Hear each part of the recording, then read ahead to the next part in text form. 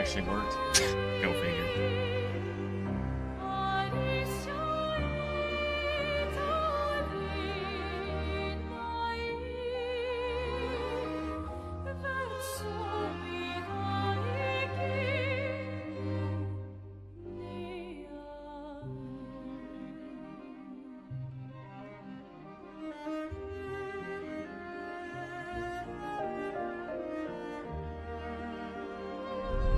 Well,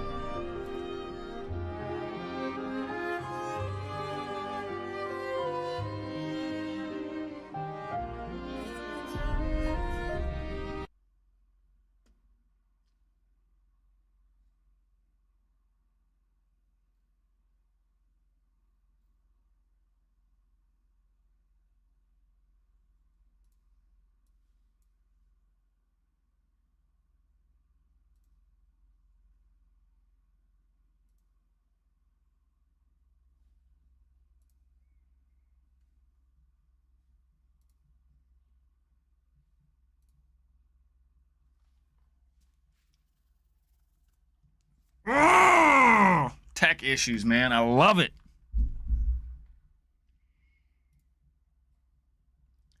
Tech issues, baby.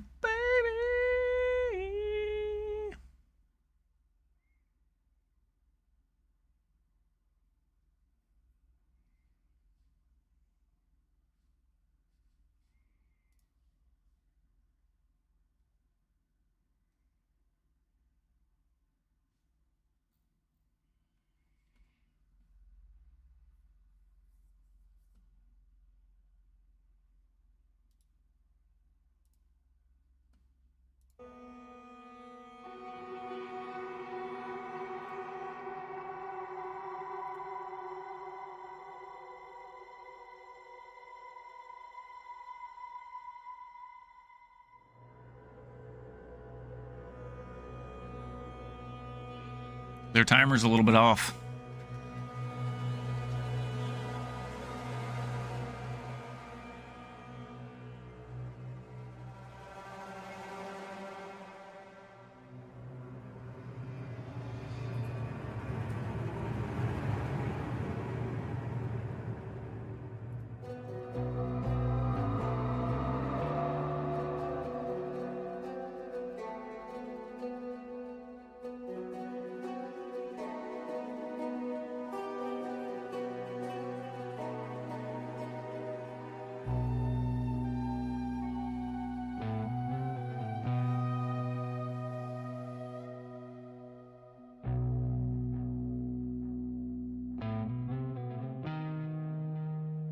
Are we live on YouTube?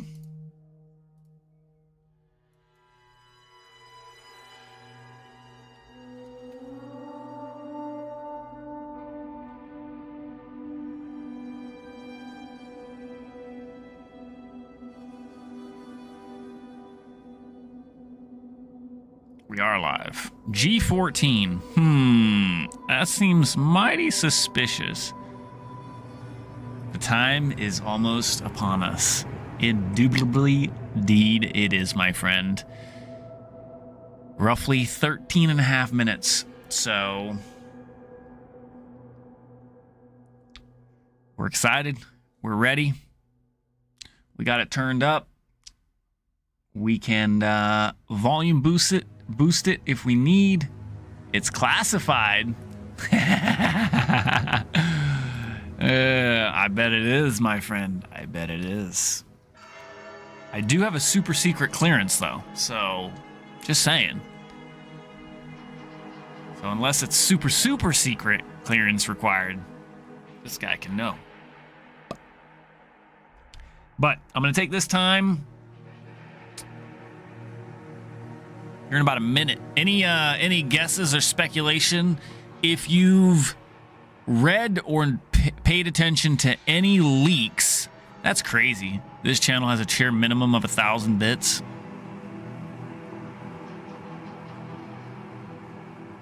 Shoot, I'd make it 500,000 if I was them. Show me the biddies.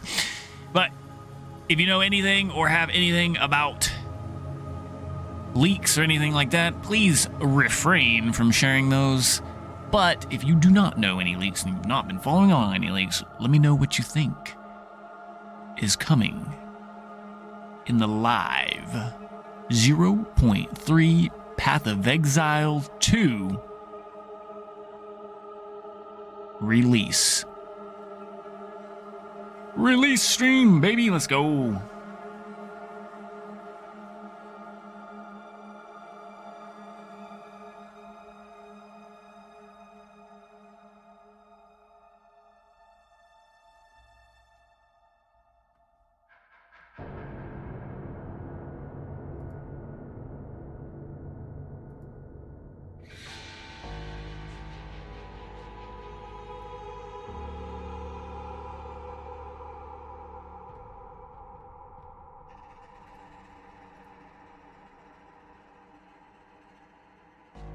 Yeah, you and me both. I heard there was like a bunch of leaks that came out yesterday, and I was just like, man, I really don't want to see that shit. Even if it is really true and it's true speculation information, it's supposedly like 40% of the live reveal here was leaked yesterday, but I stayed out of it. There's only one thing I heard, and that's pretty much it. But I will reframe to share. Yo, what up, Garrett Plays Everything? How's it going, buddy?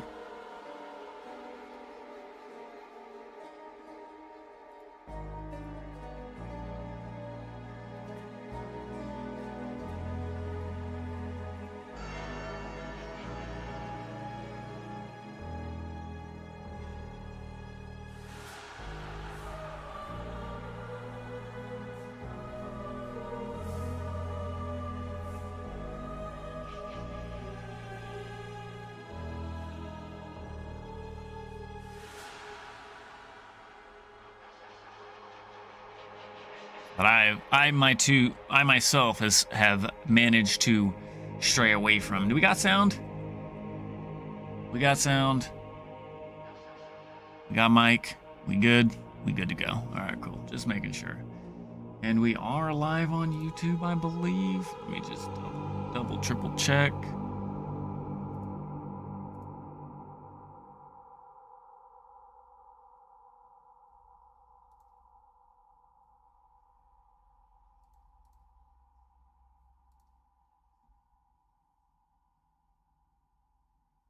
All right, we are indeed live there. Sweet. Yo, Rodney. Appreciate you, man. Let me get this working. Stay a while and listen. Or don't. Appreciate you just for hanging out, Mr. Rodney. Welcome on in. Thank you for the follow. All right, I'm going to take a minute or two. I'm going to go grab, refill the drinks.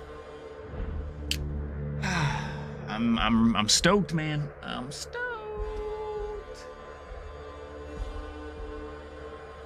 Turn that timer off. We do not need that timer anymore.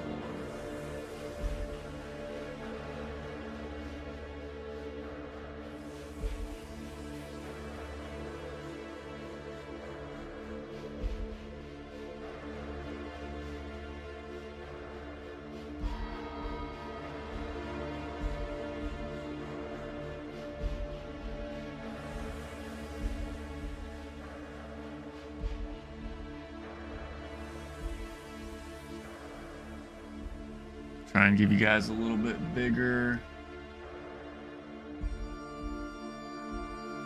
screen to see.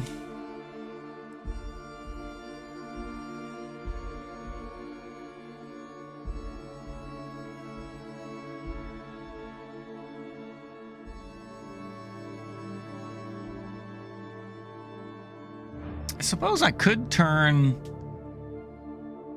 Yeah, me too. Me too. I'm pretty sure they are, because back before early access even launched, they said they had two classes really close to being complete and finished. So, and they even said that it was the Huntress and the Druid. So, I honestly would be extremely surprised if we don't see the Druid here.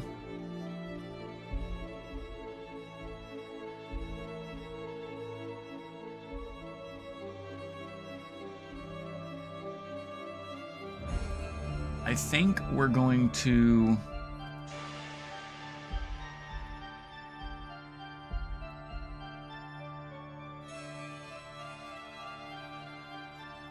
We're going to add a new scene, and we're going to call it Landscape. Oh my gosh. Just for this purpose, for you guys watching this particular thing, we'll swap back over afterwards.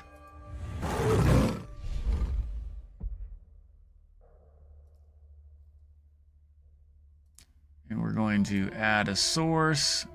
We're going to drop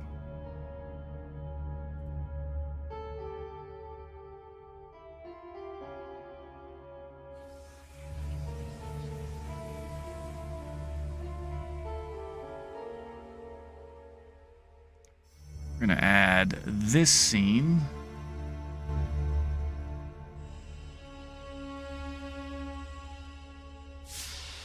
And we're going to do that for you guys. That way you guys have landscape. And you can get the biggest bang for the picture.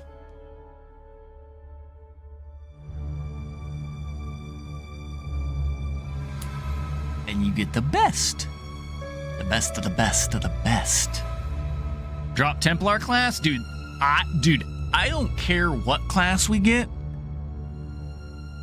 If we get a new class, honestly, I'm one of the few minorities, right? Like, I'm okay if they don't drop a new class. As long as they drop enough stuff for the game that we like and love. Yo, what up, Gurney?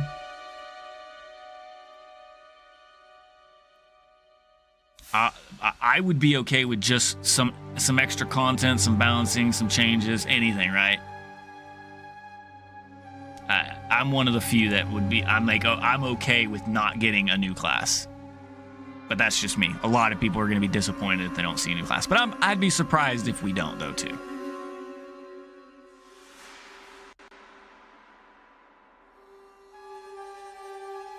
Okay, I cannot hear you, Mr. Gurney, but I'm going to step away for a couple minutes, grab my drinks, and get everything set up and ready. If you guys, anybody on the TikTok side, if you guys would rather have it the way I had it, let me know. I can switch it back. But I figured for this demo purpose, for like the live reveal, this allows you to see the whole screen and everything going on and get the whole scenery of the live reveal. It just forces you to have to watch it landscape.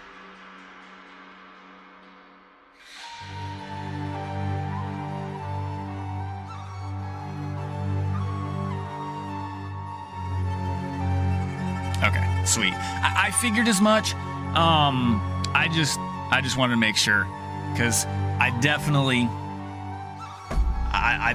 like to make sure you guys are getting what you like, because I'm here for you guys, and I appreciate you guys being here hanging out. Ready? 3 minutes to go. I'm gonna step away for a minute. Like I said a couple times now. Give me some fresh water. Yeah, just gonna need some more water. I'm not gonna need coffee, so I'm gonna go grab some more green tea and some water. I'll be right back, guys.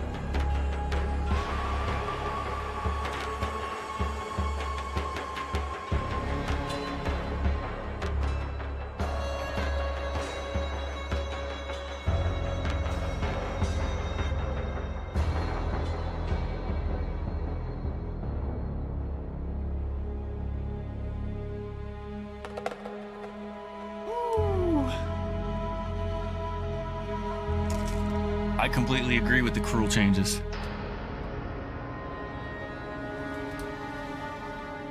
Just in time.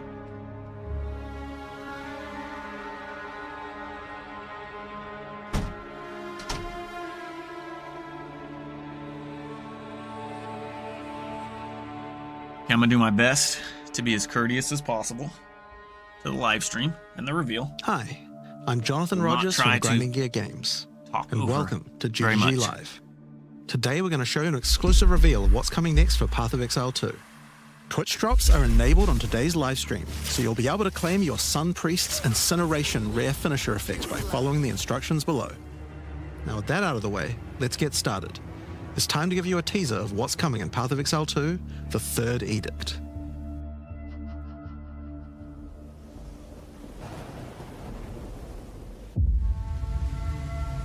Karui! I have called you here to save our people, to save our way.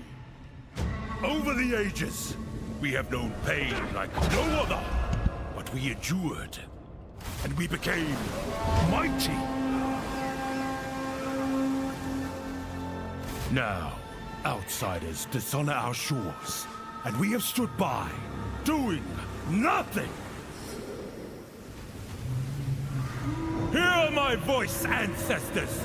Show us your strength! Show us the true way! I understand.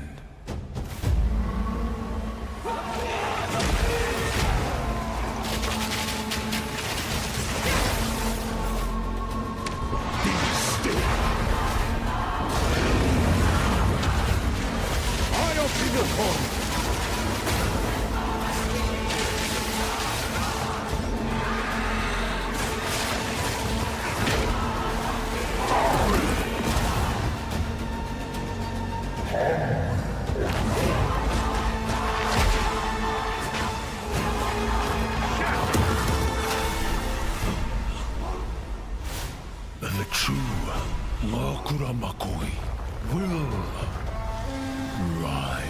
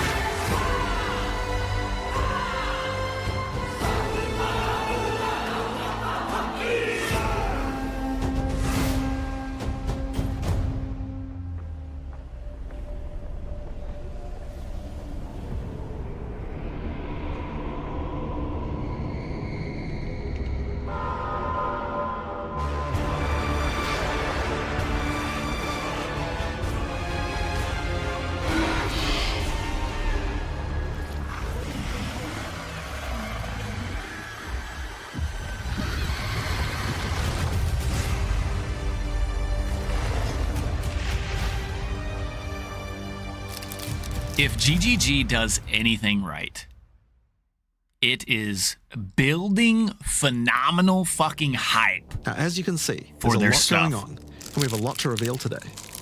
We'll start by going over Act 4, the next chapter in the Path of Exile 2 storyline. But that's not all. There's also 3 new interlude acts to get you to endgame, which means we're removing Cruel difficulty too.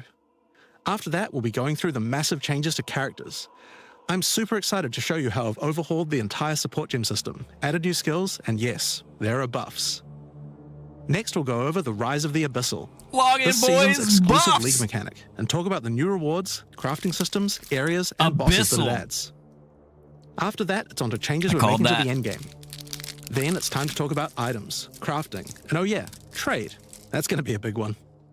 We'll then go over our new supporter packs and finish up with a live Q&A session where Ziggy D will ask Path of Exile 2's game directors, myself and Mark, your questions from Twitch chat. And after that, at 4 p.m. Pacific, hatch notes. They're not quite complete, but they should give you some nice details to chew on. Well, the same reason why none We've of got that a lot was... to cover today, but first, another announcement. When the Third Edict launches on the 29th, we'll be having a free weekend for Path of Exile 2. It's just a league. That's right, Path of Exile 2 will be free for the first time without requiring an early access key. The free weekend will end on September the 1st, so you'll have plenty of time to give the game a try. All right, let's get started with Not Act yet, 4. Kyle. Don't be too The quick to story make continues judgments. From the end You of don't Act know. 3. Doryani has agreed to help you find an ancient weapon that can be used against corruption, the instrument of the Third Edict. The weapon was broken in ages past, but he believes that the pieces may be found in the Karui archipelago, the home of the Karui tribes. Yes, Sonozi, You will need to journey to Kingsmarch, but only if you choose to. You don't have hire to. a ship, and set sail. Wait. When That's you open the map, that's a you can riot. choose to sail anywhere you like. Act 4 is completely non-linear, and you can visit the islands in any order you choose. Oh, Will that's you the visit boat the that we pristine took beaches to of get to Whakapanu Riot. Island? The Karui whisper of a curse that afflicts all who travel there. Perhaps it's related to the weapon you seek. Or maybe you will visit the volcanic shores of the Isle of Kin. The Kin have been more restless recently, mining for sulfite and driven by some dark force. I'm just throwing this out there, guys. Perhaps you will choose to consult with one We're of the seeing local a Karui lot of tribes. mace action right Their here. ancient wisdom could A hold lot. clues to finding the Third Edict. Hint, No matter hint. where you choose to go, you will fight dangerous beasts, find fabulous treasures,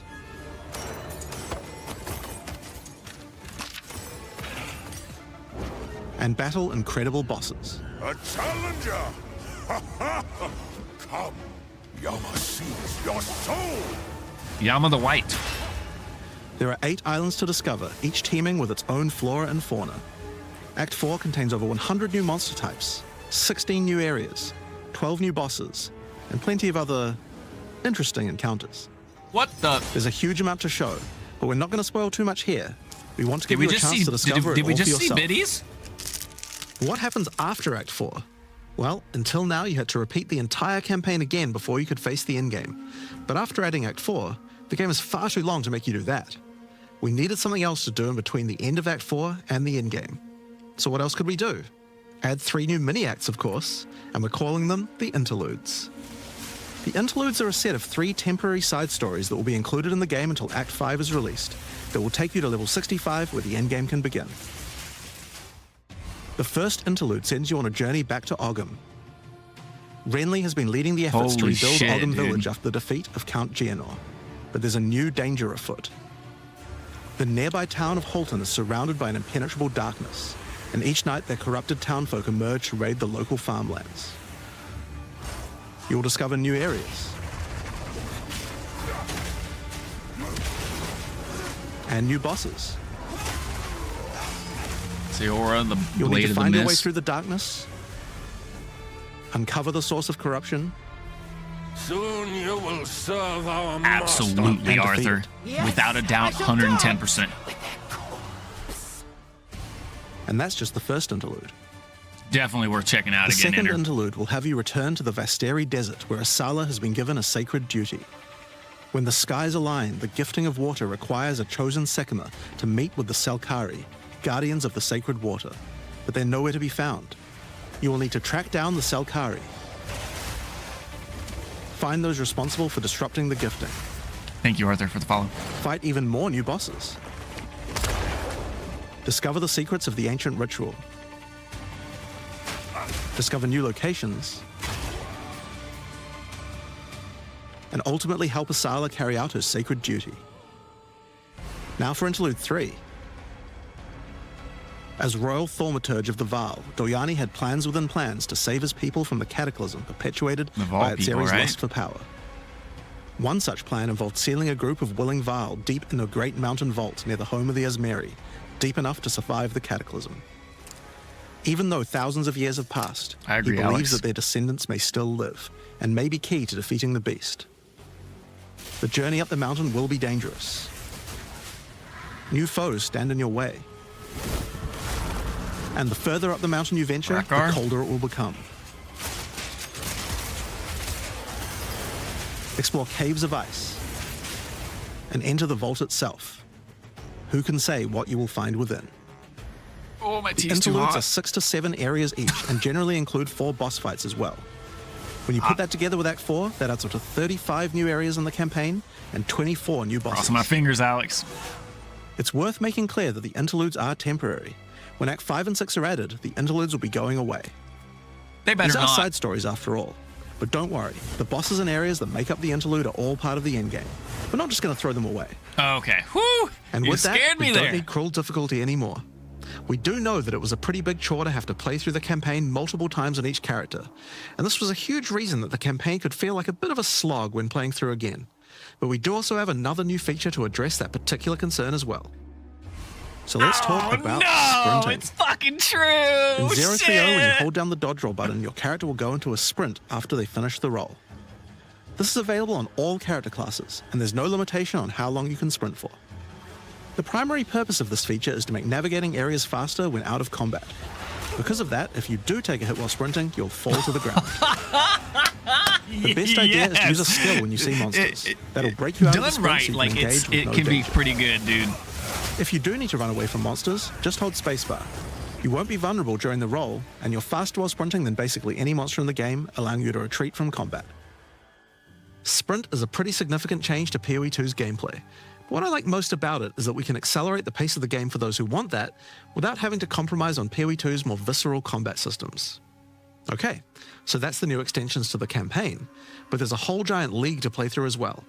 I'll leave that to Mark to talk about later.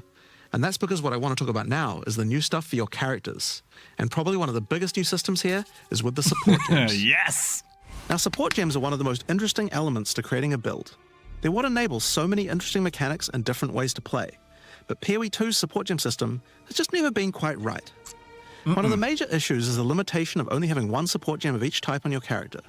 We didn't want builds to just become using the same 5 most powerful supports in every skill. The problem with this design, though, is that it's actually working against using multiple skills in your build. Yep. If you can only use each support gem on one skill, it means that you're encouraged to go all in on that one ability. And we Yep. want to encourage you to combo your abilities. Yep. Something needed to change. So with that in mind, we've removed the restriction of having one of each support gem per character. You can now use as many copies as you that's like. Huge. This should drastically increase the amount of possible builds and increase the amount of skill diversity. Let's go. There are a lot of potential builds that suffered from the previous restriction. For example, a poison build previously couldn't add poison to more than one skill. They couldn't use stacking poison on more than one skill either. Yep. This severely limited your ability to combo with anything outside of the specifically designed poison archetype, but now you can. Many utility skills previously couldn't scale to endgame, because the supports that would make them scale were more useful to use in other skills.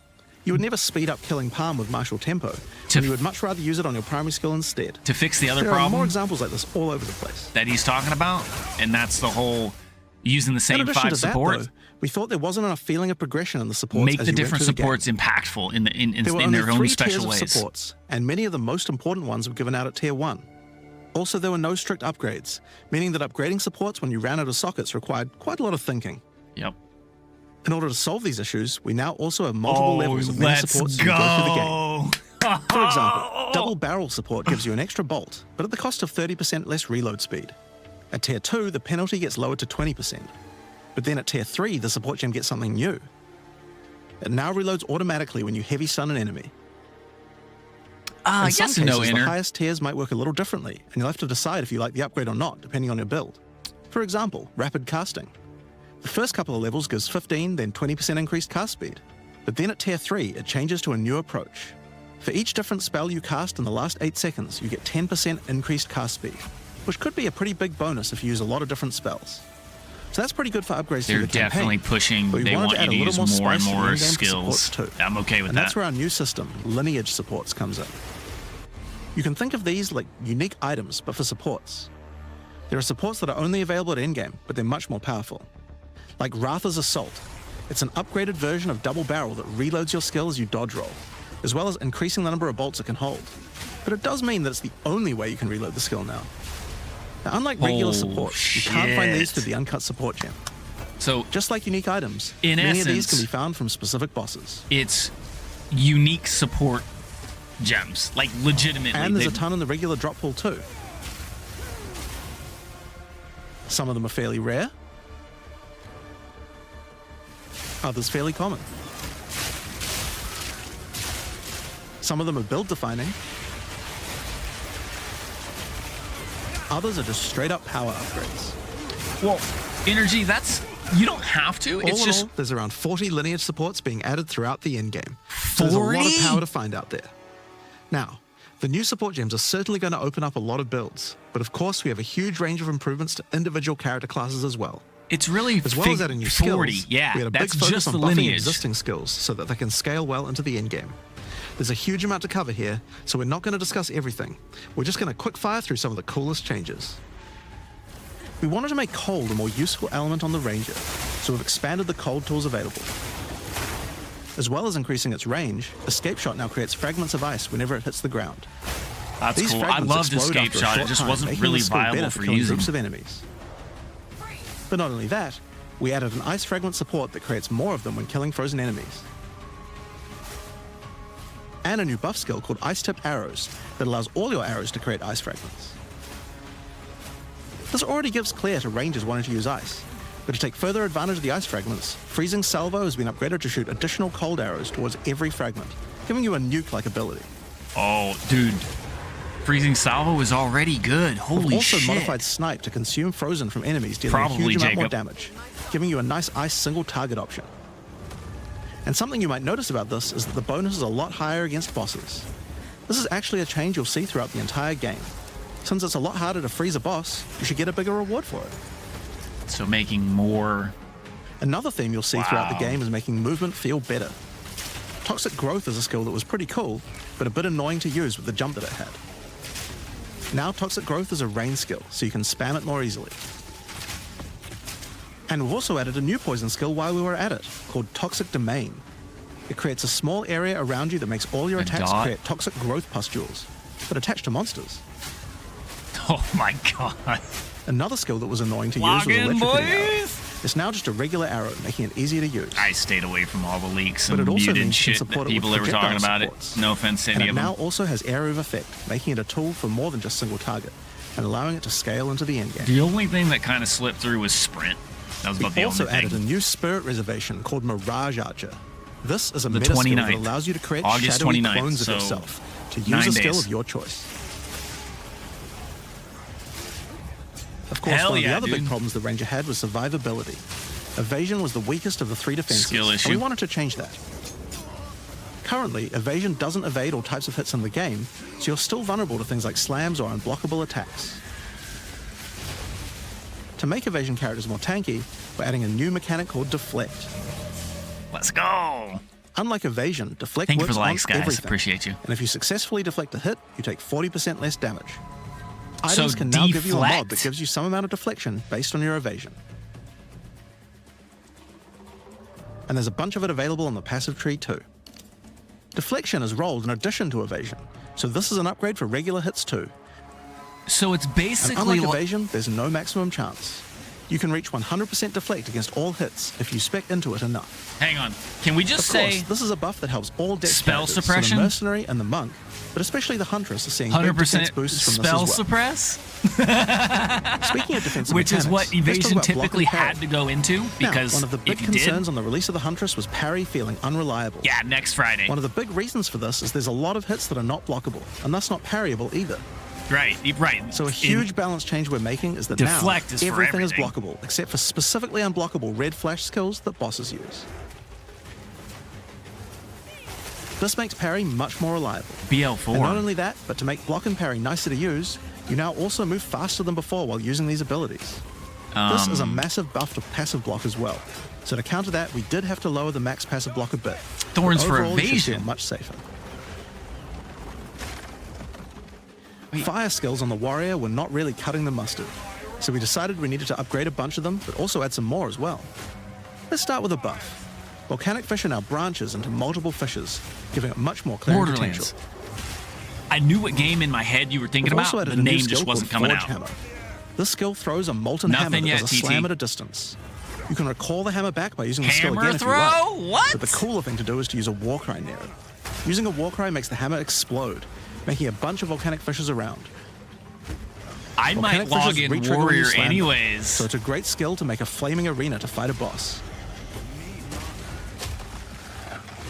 We also buffed Perfect Strike to have a much larger area of effect, Aww. and changed Molten Blast to not always force you to move forward. Trust me, it feels a lot better to use now. The skill now That has was one massively thing. I boosted chance loved to ignite Molten monsters Blast, as but well. I had to... It was just, yeah. And you're going to want having to to walk ignite into monsters the due to a enemy, new glory skill called especially on Ancestral Cry. hardcore. Ancestral Cry charges up with glory by igniting monsters, invoking King Kaum's favor. After you do, use it to channel Kaum's ancestral power. Every attack will be ancestrally boosted with fire. Just turn off your graphics card and you guys will be good to go. And molten balls will erupt from your attacks. Close your eyes and pray. Warrior shield skills were another area we wanted to improve. Now that we've got sprint, we actually don't need to have a cooldown Tristan, on the shield update's charge on the 29th, next now Friday. Also does more damage the further away you are when you use it. But it never should have had a fucking Shield cooldown. wall It should have got cost mana. significantly upgraded AoE. Also, you can shield charge right through it to trigger all the walls. Nice. We also added a new shield war cry. Fortifying Cry gives you a defensive buff, but it also builds up charge on your shield that empowers your other shield Can we skills. say Trample Toes are back, baby? And Magma Barrier now doesn't require timing in order to use. Just wait for your shield to charge up and block. Seismic Cry now stuns enemies that are primed for stun. And we changed the Sunder interaction with Armor Break. It now also gives a Sundered Armor debuff that makes enemies take 40% extra physical damage. Great for bosses. Nice. Ancestral Warrior 40% Totems undergone huge. some pretty significant changes too. We wanted the skill to feel more like using an ultimate. That summoning an ancestor to fight for you was a big deal. So we've changed this totem to require 3 endurance charges to summon, and massively buffed its damage. It also now scales your weapon damage too. What? Totem scaling with your weapon Since there's no limit damage? anymore, if you build around generating endurance charges, you can summon an entire forest of totems. In order to make that easier, we added some new sources of endurance charges. There's now a support to make Perfect Strike generate charges, and a support for generating Well, that was endurance the case charges from before. heavy stuns as well. Speaking of totems, we wanted to upgrade the Warbringer. Among the other changes we've made to this class, Answered Call now gives an extra totem, and the spirits have just been generally buffed in many ways. Use it with your limitless ancestral warrior forest to make an army of Karui that would make Tukahama proud. Armor of Karui. We've also merged the Great Wolf Howl and Warcaller's Bellow support, so that you can get all the benefits with 1 point. And Encased in Jade no longer removes the Jade when getting hit, making it a much better defense. Or may Next up, not let's want to talk go about to accuracy. POE 1 in the next Accuracy league. was always intended to be something that warriors didn't need We'll to care see. about very much, so long as they're in close combat. But unfortunately, that's not currently the case. This was particularly annoying with skills like Bone Shatter, which you certainly don't want to mess with. So we Yeah. significantly buffed your chance to hit at close ranges when you don't have much accuracy. Warriors shouldn't require any accuracy investment in order to hit with close range attacks now. I don't know how I feel about that. We also wanted to Don't get me improve wrong, it's armor. good. Now, one of the major weaknesses of armor But I is the felt that was inability to part of defend the- against the elemental build. damage. In order to mitigate this, we're adding a lot more of the stat that allows your armor to defend against elemental damage. It's now What? available on items and in a lot more places on the passive tree. Armor can One of the most defend important against improvements we've made in elemental 030 damage? is to declunk the action and flow of shooting crossbows. You can now reload crossbows without any movement penalty. But not only that, all skills that can be used while moving now slow you for a shorter amount of time. They were, This Tristan, change yeah. benefits everyone, not just crossbow skills. With both of these changes put together, the run and gun playstyle feels much better. It's hard to explain how important this change is for the feel of the class. The Mercenary is also a good chance to talk about how we're rebalancing to make comboing skills much better. Take Shock, for example. It buffs damage and lasts 4 seconds right now, but that isn't really giving you enough time to take advantage of it. If you're going to add a lightning skill into a build that otherwise wouldn't use one, we need to make mechanics like this much better. So we've increased shock duration on monsters to last 8 seconds, Holy, that's long. and skills like Plasma Blast, which are intended to be good at shocking enemies, now increase the damage bonus by a lot more. You'll find changes like this all around the game. You'll find Chill now lasts changes. 8 seconds, giving you more of a reason to weave in cold damage. So Freezing skills ailment are better at statuses freezing. are going to last double the time Burning now. skills need to cause burns that last longer. But making skills like Permafrost Bolts and Incendiary Shot double down on how they're supposed to be used, it makes using them in your build alongside other skills much more likely. We're also making sure to buff Technically, specific yes, Ender. combos too. Yeah. The freeze explosions from frag rounds now chain to nearby enemies. But they're having a free weekend And playthrough. using high velocity rounds with When it armor break will now launches that fragment the weekend, opponent's armor. the game's going to be free This for causes everyone monsters to take play. a portion of high velocity rounds damage with every subsequent hit, even tiny pellets. So that means following it with a shotgun blast is way more effective. Oh, I love shotguns, dude. And there's a lot more buffs to Shotgun crossbow of skills, but for Charthus, now, I'm just baby. going to talk about the new one we added, the Mortar Cannon. This one lets you socket any grenade Early skill, access is and using another it will word for summon a cannon beta. which loads and then fires the grenade you choose.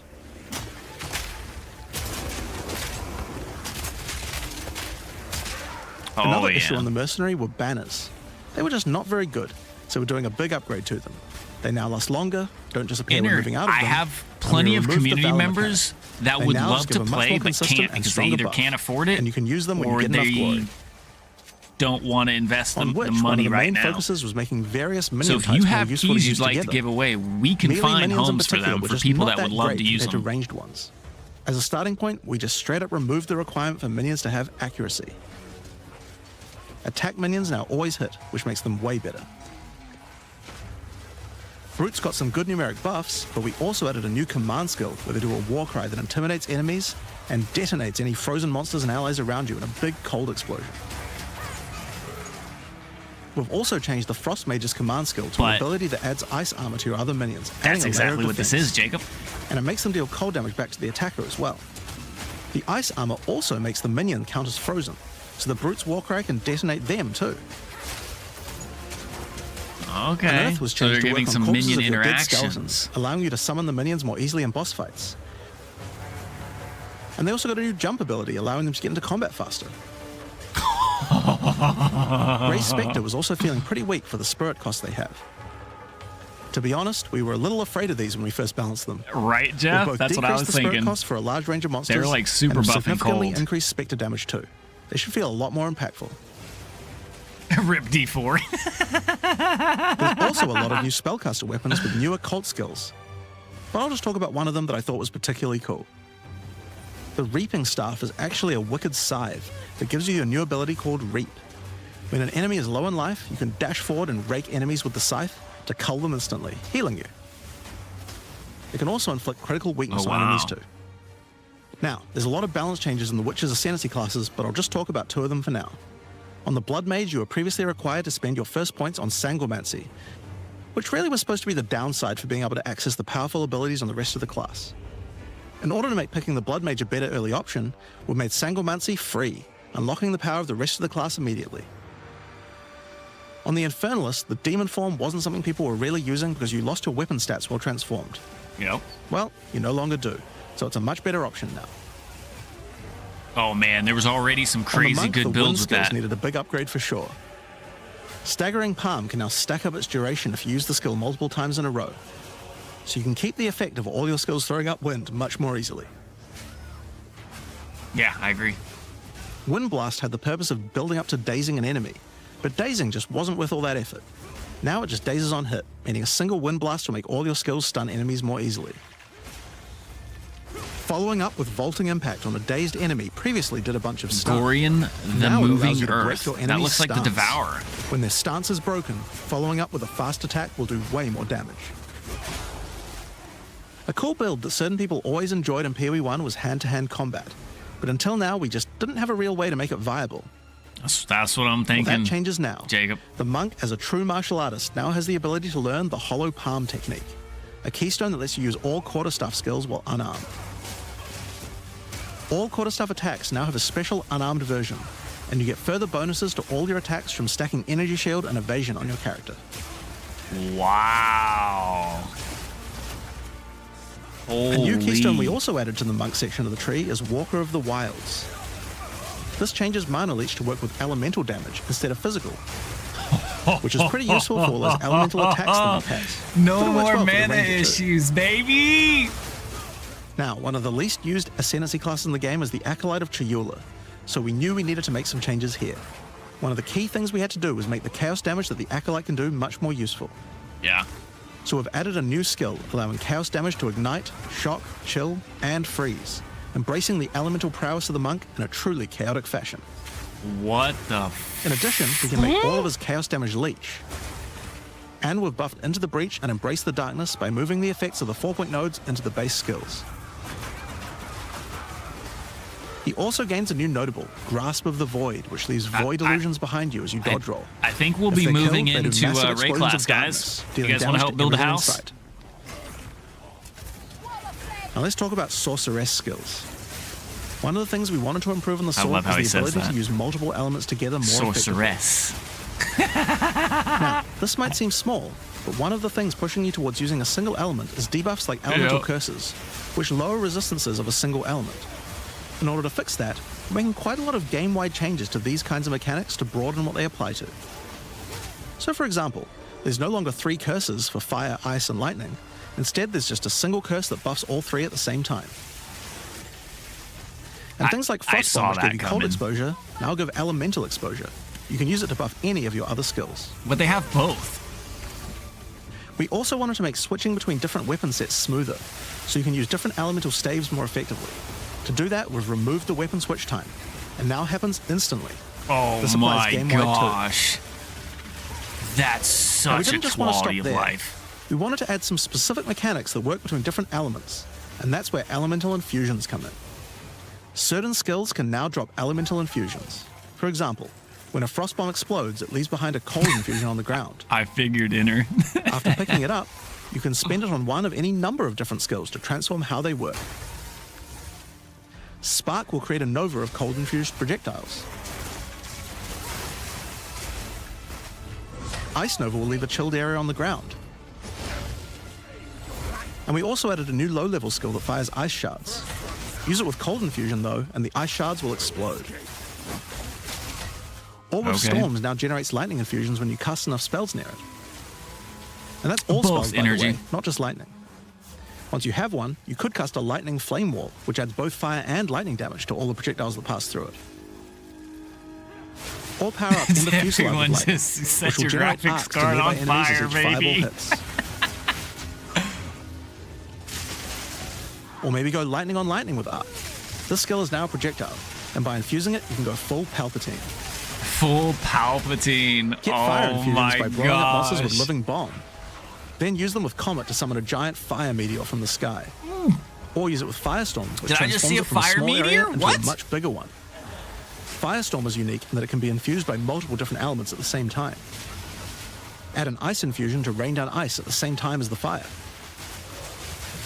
And add lightning to add deadly strikes from the heavens into the mix. If this doesn't say Elementalist, Or use it with all 3 to I generate don't a know storm what that is does. truly apocalyptic. that's fucking sick. Cold Snap has been simply turned into Snap.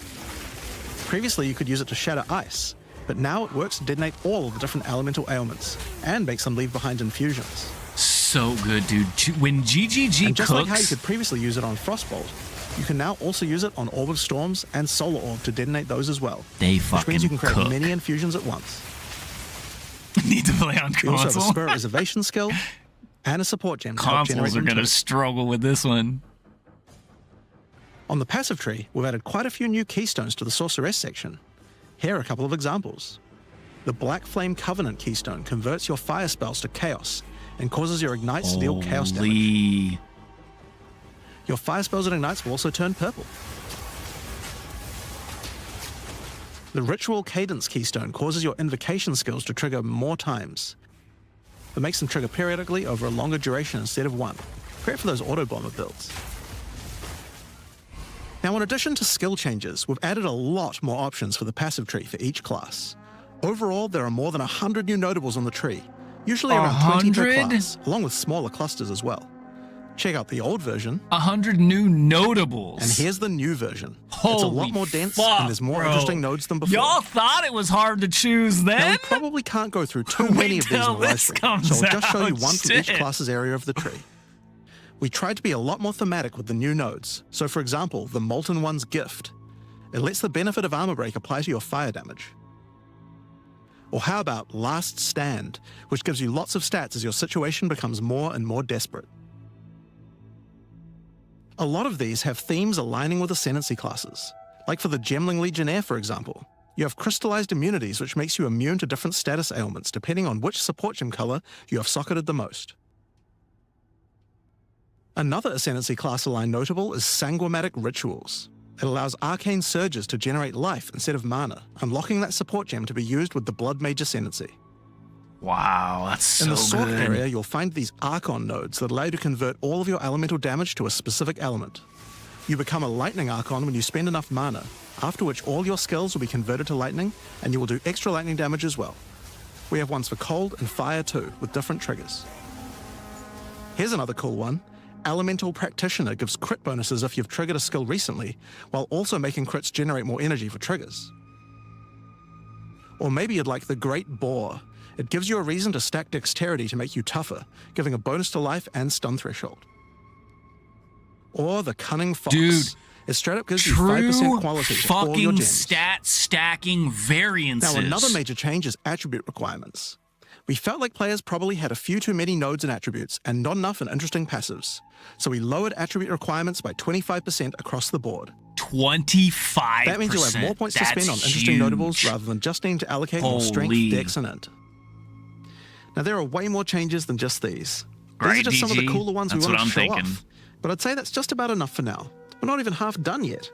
So I think it's time that we talk about the League, the rise of the Abyssal. I told my And to boss do I that, probably I'd won't like be to there hand things over Saturday. to He's Mark. like, you better be. It's a As you holiday just saw, weekend. even though there are major changes to the campaign for this update, we want to make sure that every time you come back for an expansion, each area feels different with something extra going on. Yes. It is really important to make sure your experience when returning between expansions is fresh and filled with new content. And the way we did this was through leagues. Every expansion we make has a league, which not only has a fresh economy, but also has new content exclusively available in that league. So, let's delve into the details of what Path That's of sick, Exile Jacob. 2's first official league is bringing to the table. The Abyssal are a race that have mastery of forbidden magics and necromancy. They Okay. were thought to be extinct, but have merely been biding their time underground. Of course. You first encounter signs of the Abyssal in Clairfell, where you discover that during the night, weaker members of the Undead Legion have been attacking the encampment. The townsfolk require your help to investigate where the monsters are coming from and put a stop to their attacks. Out there, ancient creatures, lurking beneath the surface. As you proceed through Rayclast, you'll find fissures in the earth connected to larger pits. The monsters normally inhabiting the area are being affected by it, harmed by it even, having their souls eaten to strengthen the Abyssal underground. yes. As you defeat the monsters, the fissure closes and Abyssal emerge, angered by you killing their food. Once all those fissures have been sealed, the pit activates, GGG. and more Abyssal pour out. knows how This to is where the larger and more dangerous monsters reveal themselves. Introduce as hordes of Abyss will spew out from the a pit to take your league soul. mechanic into the world, not just If you kill a magic pack, In one then area. magic Abyss will arise.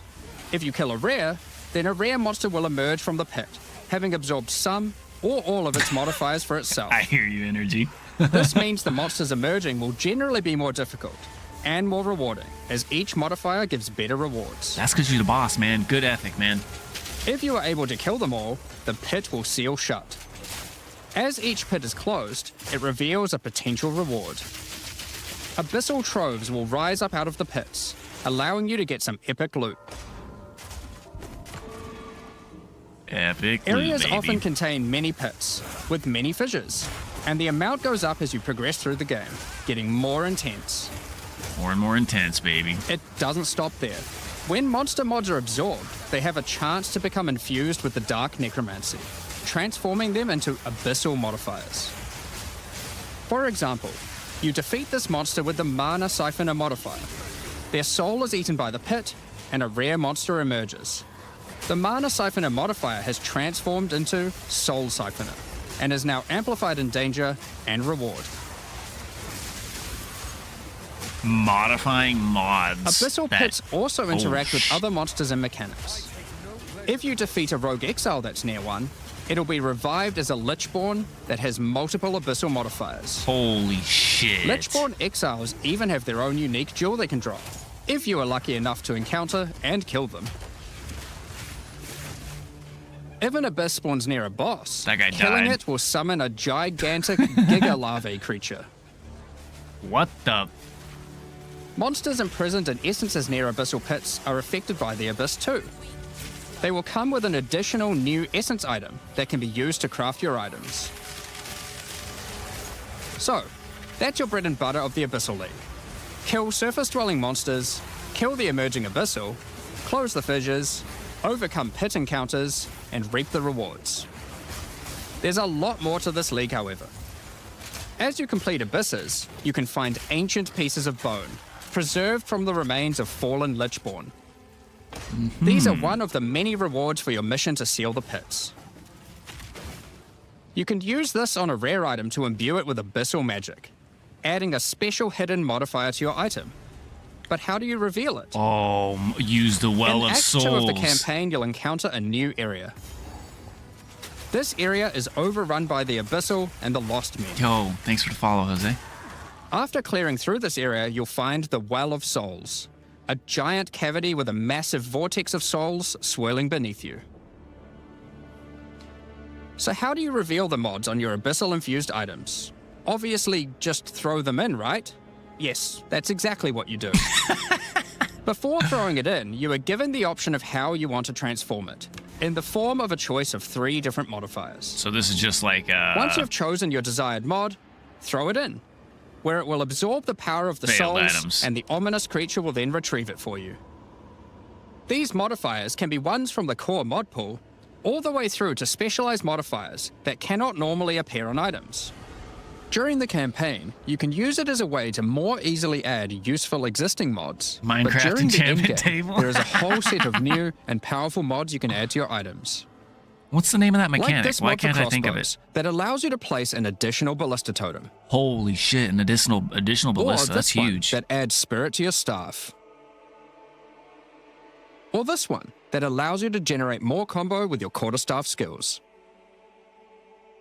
That's And speaking of sick. endgame, you can also use the system to craft waystones. With a preserved vertebrae fused into your waystones, you can get some new modifiers that push difficulty and rewards to new heights. Here are some examples of those mods. You always get a choice of 3, so you can avoid anything you don't think your character is capable of. Unless all 3 are With this things modifier, you're the natural capable and inhabitants of the capable area of. are all spawned near abysses. And there are up to 9 additional abyssal pits in the area, making it just a full-on abyss ruckus. Or this one, which causes the final abyssal pit This in the reminds me area of the to always Abyssal result League. in a boss encounter, be it either one underground or one that emerges out. There are dozens of these waystone modifiers in total you can get from this crafting. That covers the new crafting mechanic. So what's left? Well, we talked about how when closing pits you can get abyssal troves, but sometimes when closing an abyss, you'll reveal an underground cavern that leads to the abyssal depths. Oh, yeah. After jumping into the depths, you'll find an abyssal city, swarming with legions of the undead. When underground, every single rare abyssal enemy will have an abyssal modifier. And at the end of the dungeon, you'll even find a rare with a more powerful Lichborn modifier. Lichborn modifier. Once you're able to defeat this powerful rare, you can also find some nice rewards. Aside from the entire area being valuable due to the abyssal modifiers on the monsters, it has its own specific drops too. Greater One orb of example is a set of augmentation. lineage supports that can rarely be found in these depths, like Kurgel's Leash. Oh, of course not. This support empowers both you and your minions when you command them, granting unholy might to you both. Another depths-specific outcome is a set of omen-like items that amplify your abyssal crafting. Additionally, we're adding some new socketables that can drop from the abyssal depths. Take Ulaman's Gaze, which can be socketed into your armor. These are a bit special, in that you can only have one equipped at a time, but give some pretty powerful effects. Think of them as almost a unique socketable for your equipment. Unique In the socketables. endgame, where you can still find depths, you also start to find a different type of underground chamber. In these areas, you'll find an ancient spire, a device being used by commanders of the abyssal factions to plunge Rayclast into a lightless void. A Your lightless goal void. is simple. Kill this commander and destroy the spire. There are 4 bosses in the Abyss League, and there are some pretty cool uniques available from them. An example is this belt, Darkness Enthroned. Double abyss It has socket 2 belt. sockets. But hold on, socketables don't work on belts. Well, this belt has a special mod that allows it to count as a different slot for the purpose of socketables. This one, for example, counts as a helmet. I kind of want one that counts as a body armor. I wonder how rare that one is. You can also find this unique You jewel, mother trucker. Undying Hate. This jewel transforms part of your passive skill tree into an abyssal version Timeless jewels, baby. and has multiple depths. The deeper it goes, the more of your passive tree is affected, allowing you to fulfill your fantasy of becoming part Abyssal Lich. Now, the last thing that Abyssal Commanders can drop is a Finger of the Lich. But what Finger use of do the you have Lich. with a random undead finger? Well, the next time you return to the Well of Souls, with the finger in your inventory, your character will almost feel compelled. To do what, though, you might ask? To jump in. Oh no. The items you threw in came back more powerful, right? So, what's the worst that could happen? Well, you will just have to find that one out for yourself. Hercules! Along with the introduction of Act 4 and the interlude, we will be adding 25 new in-game maps. 25 These maps will contain maps. all the new monsters and bosses we're adding, improving variety and giving you opportunities to experience the new boss fights many times. Let's take a look at some examples. Rock Pools is a map where you explore a shallow rocky coastline, surrounded by coral and filled with sirens. At the end is a giant Goblin King boss, ready to eat sulfite and squish you like a bug.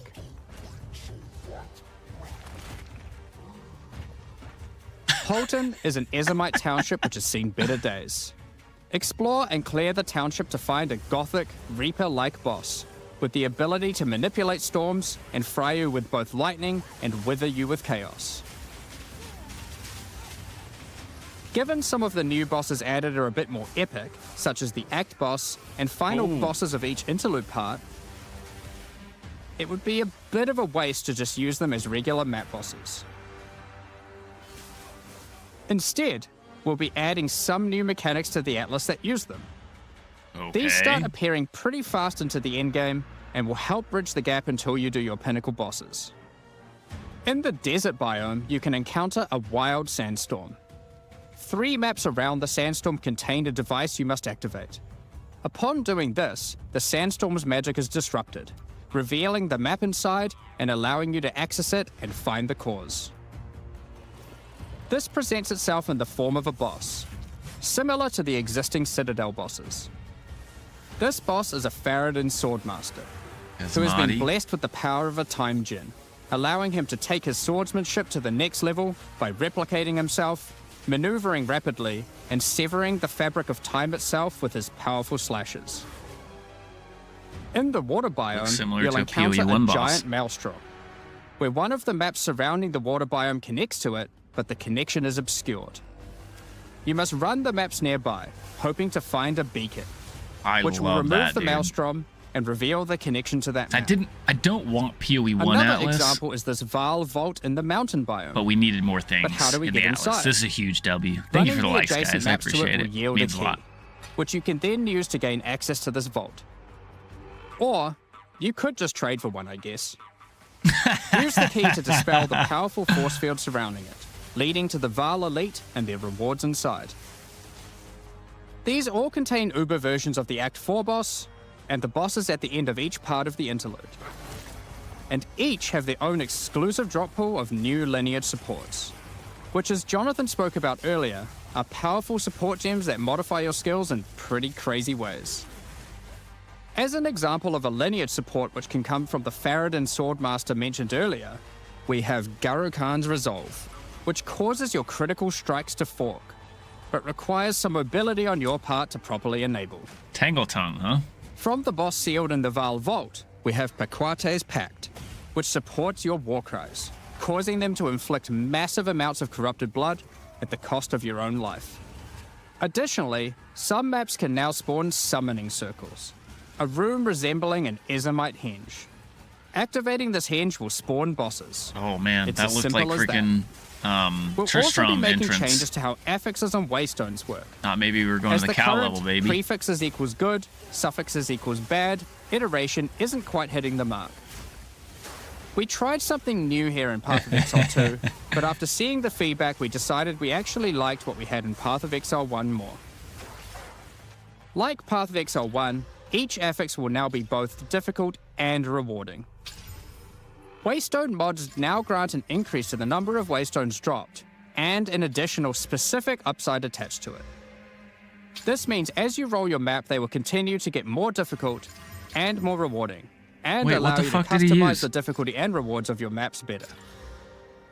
For example, the Frostbitten mod, which causes enemies to deal cold damage, also increases the rarity of items dropped as its upside. Whereas the Of Venom suffix modifier, which causes enemies to poison on hit, has the upside of granting increased pack size. Some maps will end up having a lot of rarity, some a lot of pack size, and others will just have a mixture of everything. Due to now having more modifiers granting difficulty, we will Okay. of course be reducing the difficulty per modifier to account for this. Okay. So, that's your Atlas, maps, and Waystones, but what about Breach, Ritual, Pinnacle content, and others of the sort? We're making some changes around this too.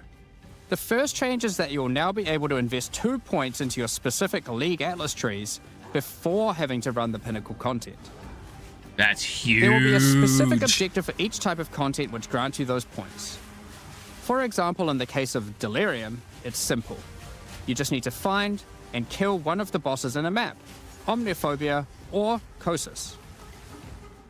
The rest of the points for each content come from the Pinnacle content, but we're making some changes to accessibility here too. Currently, access to most Pinnacle content requires the same key at the easiest and most difficult version of the content. This creates a negative feeling where at lower difficulties, instead of wanting to run the content, you're often better off just selling it to someone who can run it at maximum difficulty. To address this, each content will now drop splinters, which will not form into singular items.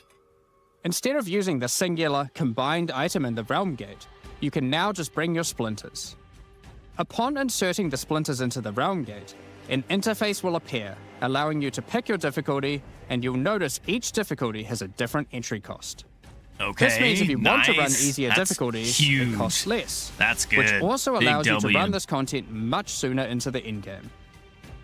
Because these encounters now just require splinters, their corresponding Atlas tree no longer affects the difficulty of them, and has been changed to purely affect the content and maps on the Atlas.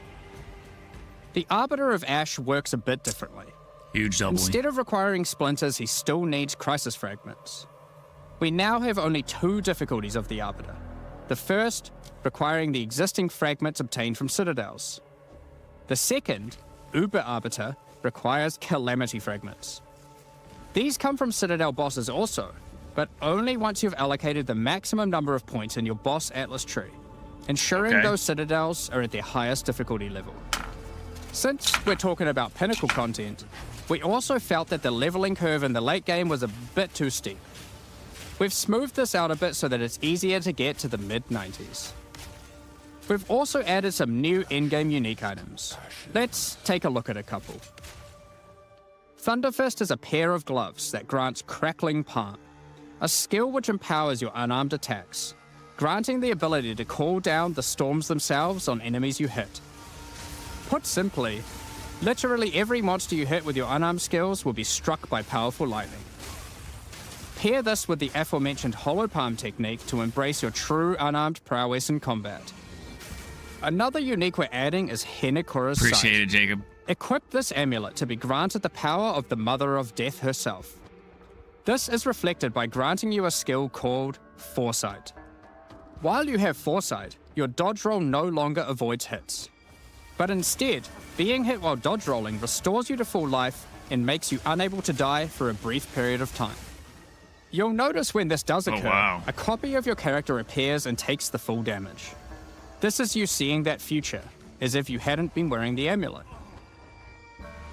Ultimately, your in-game experience should be more streamlined. With new content to find, you'll be able to invest in your Atlas trees sooner, engage with Pinnacle content faster, have less FOMO running said Pinnacle content, reach higher levels easier, and do all of that while finding many new chase endgame items.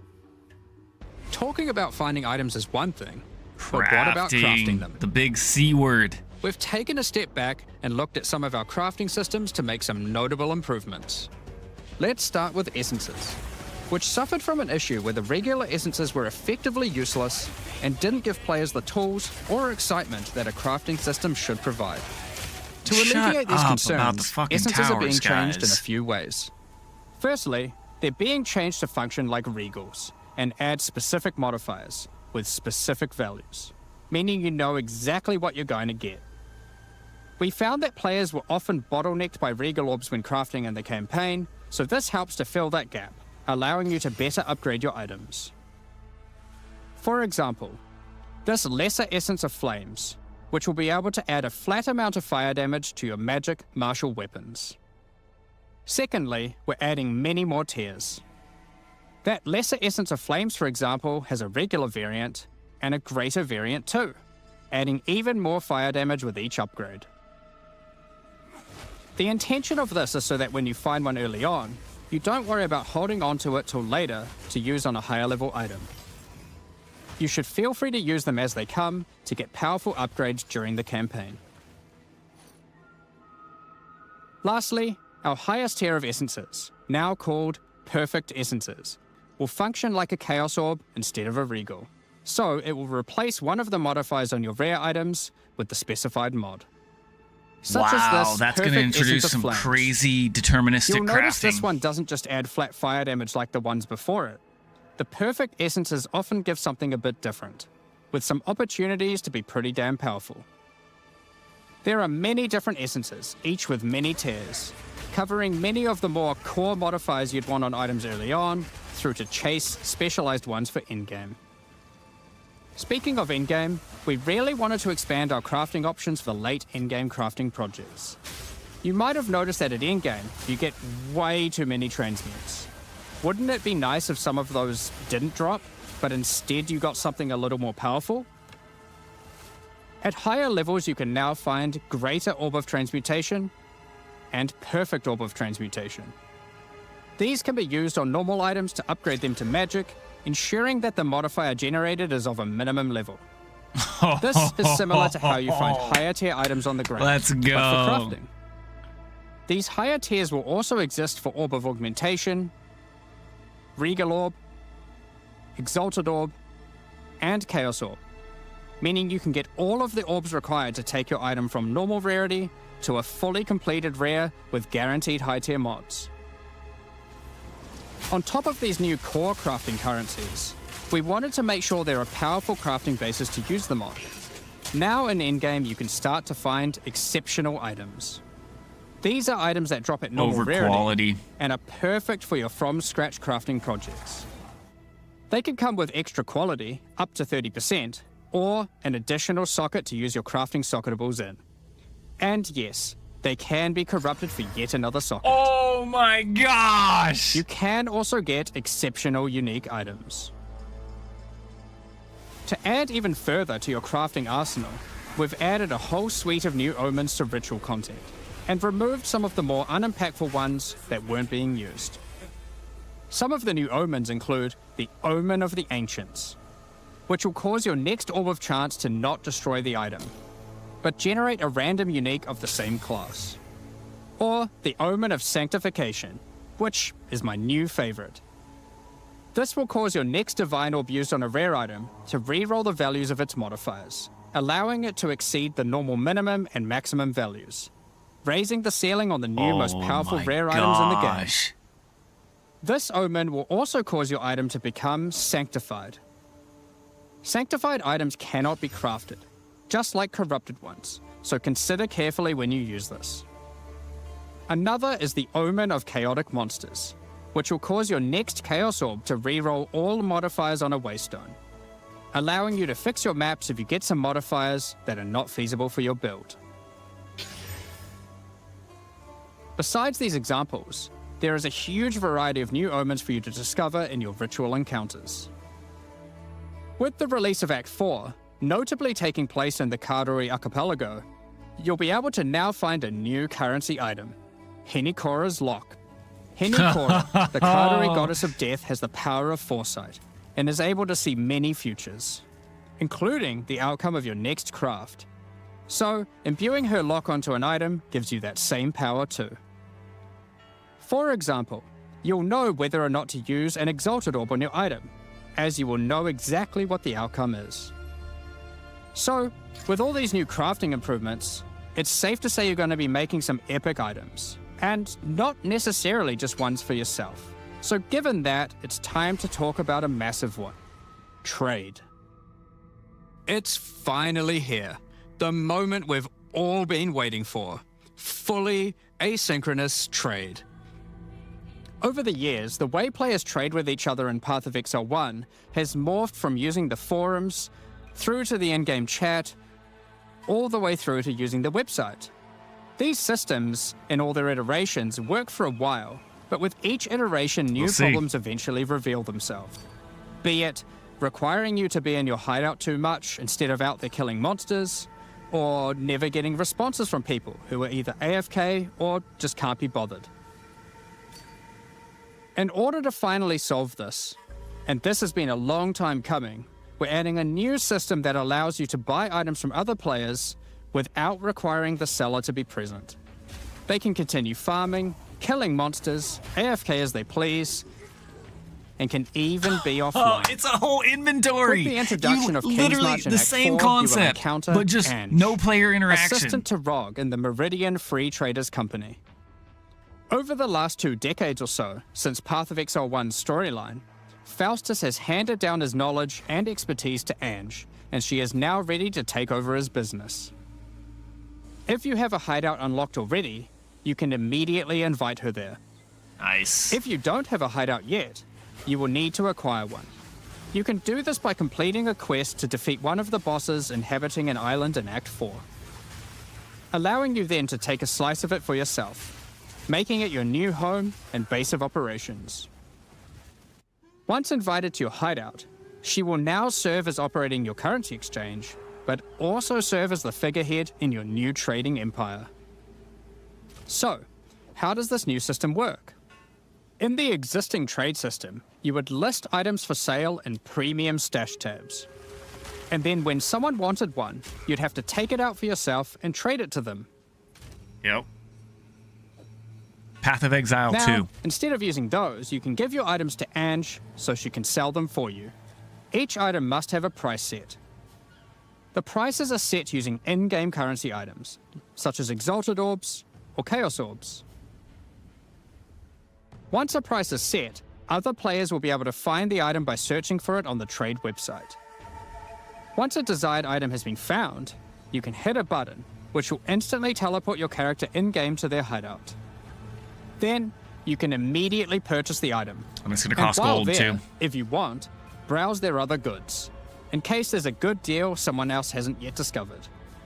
You'll notice that as a buyer, on All top I'm gonna of the say currency the seller right set now, for the price, it also costs gold to Drive-bys purchase an are item, officially as back Ange has in bills to pay business. after all. Oh, Barricade, look As what a you got seller, for sale. you'll immediately I'm gonna receive buy a it all. notification when an item of yours is sold, and can also see an effect above Ange in your hideout when she has unclaimed currency. Just go talk to her, claim your currency, and continue playing at your leisure. As many people already acquired premium stash tabs for the purpose of the trade system, we wanted to add a way for you to convert your existing tabs to merchants tabs, if you want. You can do that here, on the website, but only if you purchase those tabs before the release of the third edict. To clarify, the existing trade system will remain fully intact, so your premium stash tabs will not lose any of their functionality.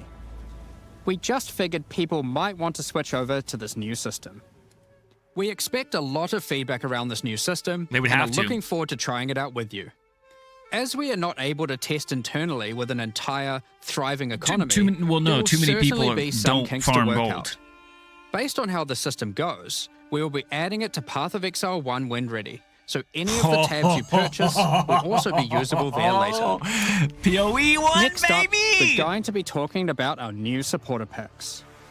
Today, we're launching 2 new series of supporter packs, the Justice and Trathan Executioner packs. Each tier contains the pack's full face value in points, alongside several exclusive microtransactions. As always, the microtransactions in these packs are purely cosmetic and do not affect your character's power or progression in any way. The Justice series of supporter packs contains 6 exclusive microtransactions.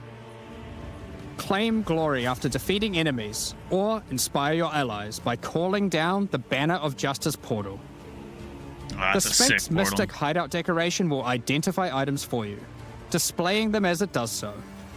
This ancient creature has been presented with many items over the eons, so has some strong expressions to make on the quality of your wares.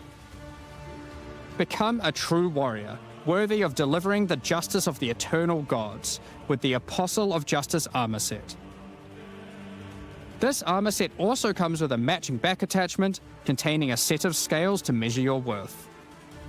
With the Apostle of Justice finisher effect equipped, the Goddess of Justice herself will appear to decide on a verdict for slain unique enemies.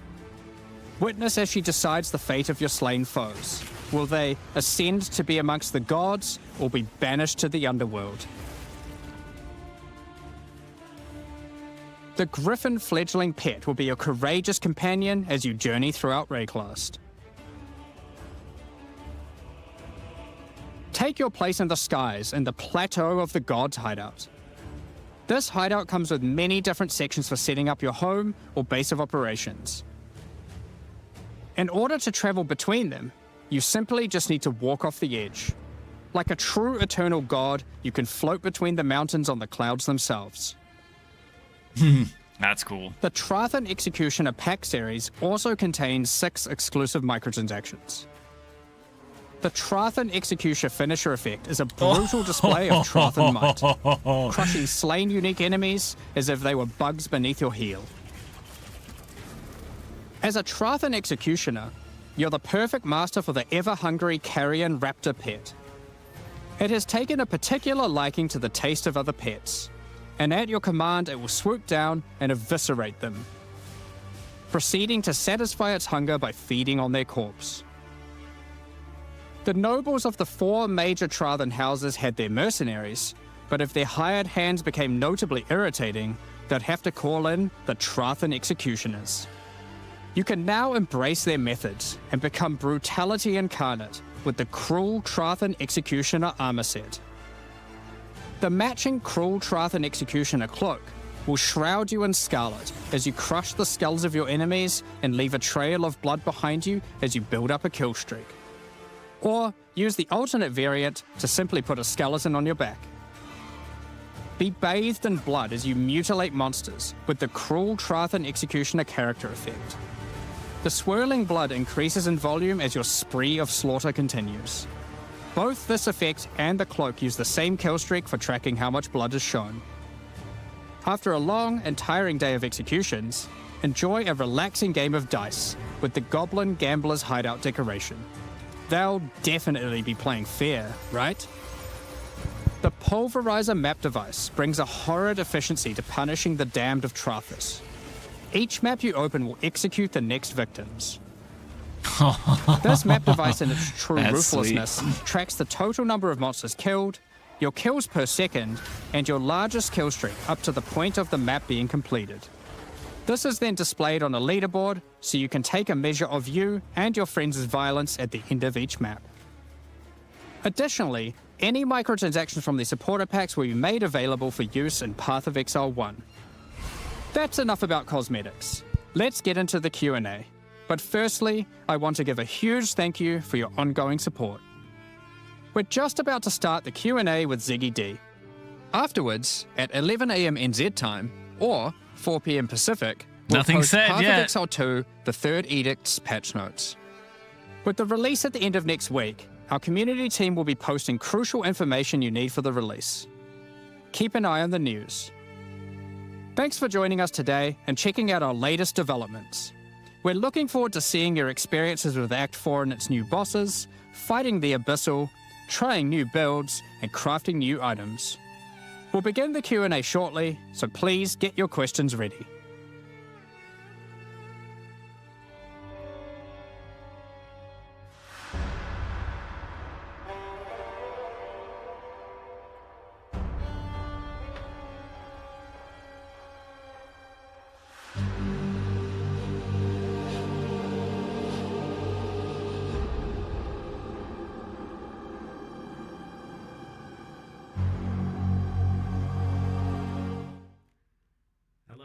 I was just about to say, I'm eligible. Very absolutely monumental reveal. We now have a suitably juicy Q&A session. I don't think his microphone's working. Like 2 hours or something. So Of course, tech issues. Grab a snack. And Knock it off settle the in. bingo Once card, again baby. By Jonathan and Mark to discuss a lot. The patch that had to fix all the things, right? That was the goal. I mean, we didn't quite get to literally everything, but we certainly managed to do a lot of things that we were very keen to do.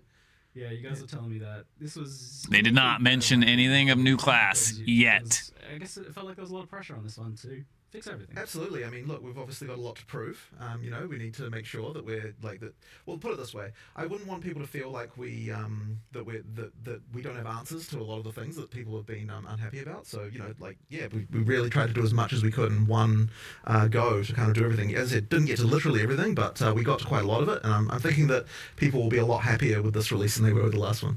Yeah, I was pretty shocked to see how much was in this one, especially given that you've moved to this kind of like 4 and 2 cycle of, you just feels like you just released the Path of Exile 1 expansion, which also had a lot of pressure on it to be a big one as well. Yep. So I mean, it's certainly hard. I mean, look, the really hard part is having to make an act at the same time. Like that's a really huge commitment. So I'm certainly going to be happy once we finish the campaign because we're going to be back to normalcy again. But it's a what it does do is it mean that there's like a huge amount of content to draw from. There's obviously a huge amount for players who are not necessarily the in-game players as well, because you've got all of the new campaign stuff. So it's like a pretty big deal enough for you guys? Can you guys hear it? Also good? meant we could take a bunch of that stuff and move it into the in-game too. So the in-game kind of sees a big expansion as well. It's been quite a good one. Yeah, I remember early on we had the process. Actually, we just literally grabbed my whiteboard in my office and we just wrote down every single problem. Yeah, and I'd say it's not a strategy we've done to this degree, this methodically before. Right. We were like, okay, we have to solve everything on this whiteboard. Yep. Literally made a tier list up there. Yeah, this is T1, this is T2. We did actually fully of every problem. And, there were things in there like, performance and things that aren't necessarily the actual, game content. I mean, the very one at the top of the list was, campaign is a slog, right? Like that was the one that we were like, we got to solve that. Things like that were just like, because we're really trying to be honest about like, here are the real issues. And the reason it ends up being a bit nerve-wracking is because we had a goal to fix all of it. And we didn't get to fix. We aren't fixing literally everything. We're fixing almost, a lot. And I'm sure a few new problems introduced here and there. However, obviously, as we're watching Twitch chat, there was a huge amount of stuff about towers. We had a plan; it was on the list. It just unfortunately we couldn't get time to sort it. So that's one of it's probably the notable one, I would say. Yeah, so we'll kind of discuss around your vision and stuff for Endgame soon as well, so that you can give people some reassurance about like where you want to go with that. But we should also mention just the other elephant in the room, or the lack of the elephant in the room, with the druid. No elephant form, but the joke kind of works. So it seemed that druid has been uniquely challenging to get shipped. It's been something you've been working on for a while now, and just getting it right. What has been the challenge with druid and getting it out? Well, I mean, okay, so we started believing that we were going to have druid in this version. And that was the case for at least 2 months of the 4 months of development that we were that we had here. And obviously, like a bunch of work had gone on before that as well. But at some point, we realized, that we don't want to have the mistake that we effectively had with 020, where like we put a huge amount of effort into the class and then we didn't get time to fix like all of the concerns that people had outside of that, right? Because obviously the same resources go into making a new class as go into balancing the old ones and making all that stuff, right? So if we don't have the balance in like a good place, it kind of feels a bit bad to like be throwing in a class that's kind of effectively disrupting that. So then what that meant was at some point we're like, okay, since we don't believe we can get both the class and all these other balance changes we want to make in at the same time, it's actually better to cut the class and then have the balance changes instead. So that's what we ended up doing. And obviously it was like a really hard thing to cut, because obviously like, you're going to have another one without a class. Like it feels really terrible. Yeah, but we've got the philosophy now of like we have to make sure that we're in the release month that we say we're going to be in. So therefore something had to go, and unfortunately that was it. But it means we've obviously got a huge head start for when we actually do it next time. And I mean, look, there was so much stuff that was cut. Like even as large as it is, like there's like ascendancies and all sorts of stuff that was gonna be there, and we'll get to it. But more important to just make sure that people are happy with the stuff that's in, and make sure all those changes are great, and make sure obviously you've got answers for stuff, right? I imagine for druid it's it's a big part of it's just the fact that the shape shifting, getting it looking and feeling. Yeah, right, yeah, no, I mean it's a huge deal. It's hard. Like there's so much animation stuff that has to go into making each form feel right. So yeah, like but we'll get there. Like I don't think we're that far away from it now. So it's just a question of prioritization. Yeah, it seems like it is probably the hardest class of all. Then might be. Yeah. I think it will be. Yeah. You're getting a bit more ambitious as you go with each class. That is true. Which is true. Every class is a step up from the last in terms of that. Yeah. Yes. So I guess on that note, do you have a vision for who's next after Druid, or is it kind of a race between them to see who ends up feeling I've finished? always said that it would be criminal to go into full release without having swords. So that's that's kind of a pretty clear. It's a little bit criminal to get this far without. Yeah, to be honest, it is. Yeah. So I'd say that is would be weird when you think about it. It's real weird. It's real weird. So that would be an obvious candidate. Is making sure that we've got so that. People can infer from that some sort of duelist or something. Most likely being a sword one. And as you said, the ascendancies are just kind of the same boat as you weren't satisfied with where they were at to be able to get those in. So that's the things you missed, but that's like the list of the things you missed. That and doing something with towers. So now we can talk about kind of what you have done. We'll jump into endgame first, since I know the towers and stuff have been a hot topic for people. So we'll talk about the endgame. This wasn't ostensibly supposed to be an endgame update, from what you were telling me, but it still seems like a pretty big endgame update in the end. Yeah, I mean, well, part of that is because we obviously get all the content that we produced for the campaign. We get to make all the endgame versions of that. Yeah. That obviously adds quite a lot, but we did want to make sure that we weren't just being like, okay, so we're adding a bunch of bosses. Like, we wanted to make sure that the more epic ones that we added to the campaign have some new mechanic for them on the Atlas as well. So that's where we had those various mechanics with, like the sandstorm and that kind of stuff. Yeah. Just randomly got way louder. And it really does contribute to the feeling of exploration to have more of that stuff.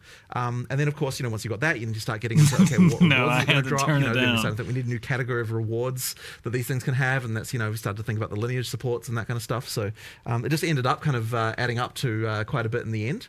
But it isn't like kind of like the big end game change that we wanted to do. Like, we had a design for that, but we just kind of haven't quite got to it. So but it still ends up being quite a lot. And one of the big things that it also, I think, will help bridge is the kind of mid-end game part. Like that's still a problem that we want to improve, but like it adds quite a lot there, because you're seeing that stuff on the Atlas a bit earlier. What's the problem there as you identify it?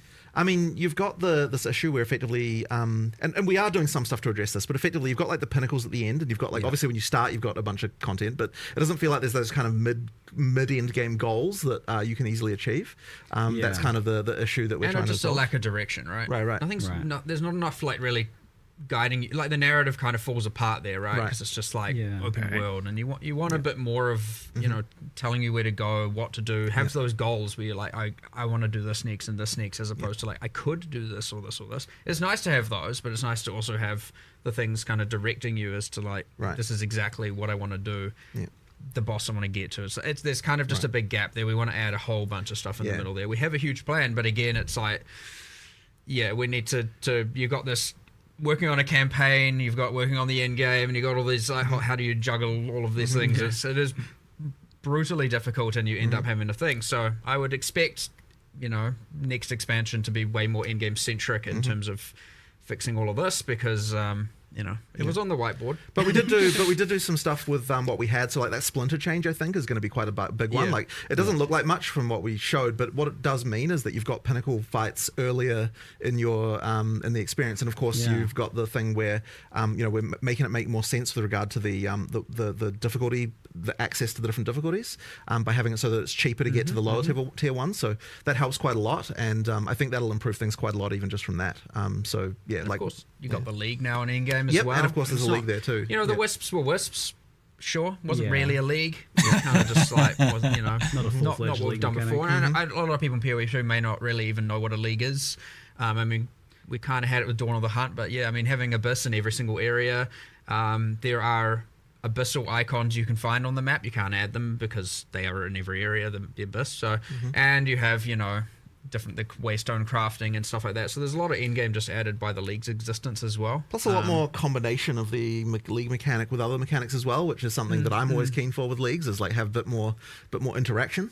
Yeah, so, you were telling me that you had specifically made it so that Abyss would have specific interactions with basically everything else. For sure. Like if a rogue exile's standing there, you get a special boss based on the rogue exile. So that's rather interesting extra combination stuff there. It is interesting because this is a league mechanic that's in every zone. It's guaranteed, that's part of a league mechanic.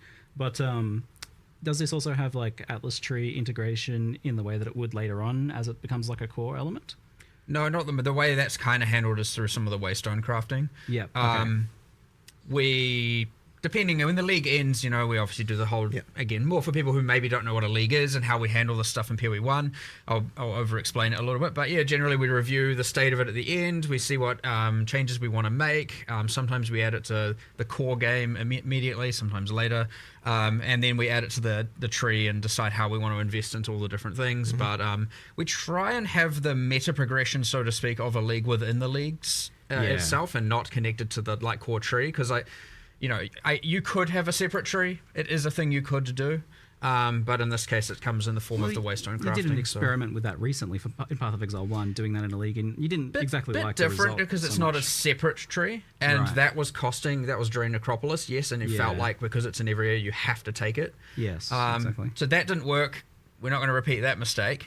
It could be a separate tree, but we just did it through the waystone crafting stuff instead, and you can invest in the Abyss and juice the Abyss that way. And I mean, we'll see how we fold it all in as we go into the 040, though. Like, that'll be an interesting one. All right. Well, one of the kind of like, I guess, endgame issues that I've identified in the past was kind of how the Atlas trees worked and progressed and what they afforded. And it felt very top heavy. Like you had to beat the boss to get points to just scale. Well, that's what I'm talking about with the lack of mid-game stuff, right? Yeah, exactly. Yeah. So that's changed now, though. Like the league mechanics don't scale difficulty of bosses at all. They're just about what the content is in maps. Yeah, right? And you get the points way earlier. So, in fact, you even... Some of them, we made some changes to that, actually, as well, since last night.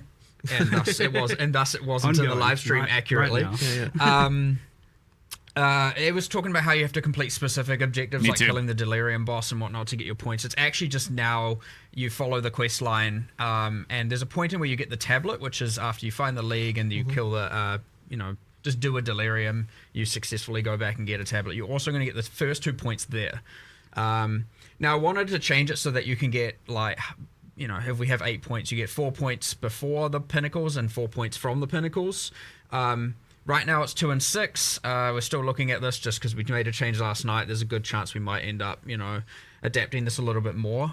So it's even, the first 2 points come even sooner and even more obviously. Like you don't have to RNG into finding a boss in order to get those first 2 points now, which was mentioned there. No longer going to be the case. But we just want to really make sure we're smoothing that progression through, getting that stuff earlier, all that sort of stuff. So the other thing, was you've got this kind of world map. It seems to be exploration focused. The recent updates you did in Daughter of the Hunt actually, I felt were a big step forwards in that regard. There was a lot more exploration with the new unique maps, and even towers. I felt like when you're using them as an exploration feature, work quite well. Like they leapfrog you to your next. You see that next unique map over the hills, and that's like a cool motivator that pulls you through, and that helps with that mid game issue you were talking about.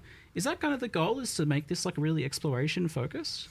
It's certainly something that I really love, and the more things you add to the Atlas, the more it feels like you're finding things. But yeah, so we definitely appreciate the concern with towers being that you've got this tension between having to turtle in one location versus explore. Yeah. And so that's something that we need to look into addressing. But I don't want to kind of talk explicitly about exactly what we're going to do here, just because there's obviously a lot in flux there still. But it's something that we understand the problem, I would say.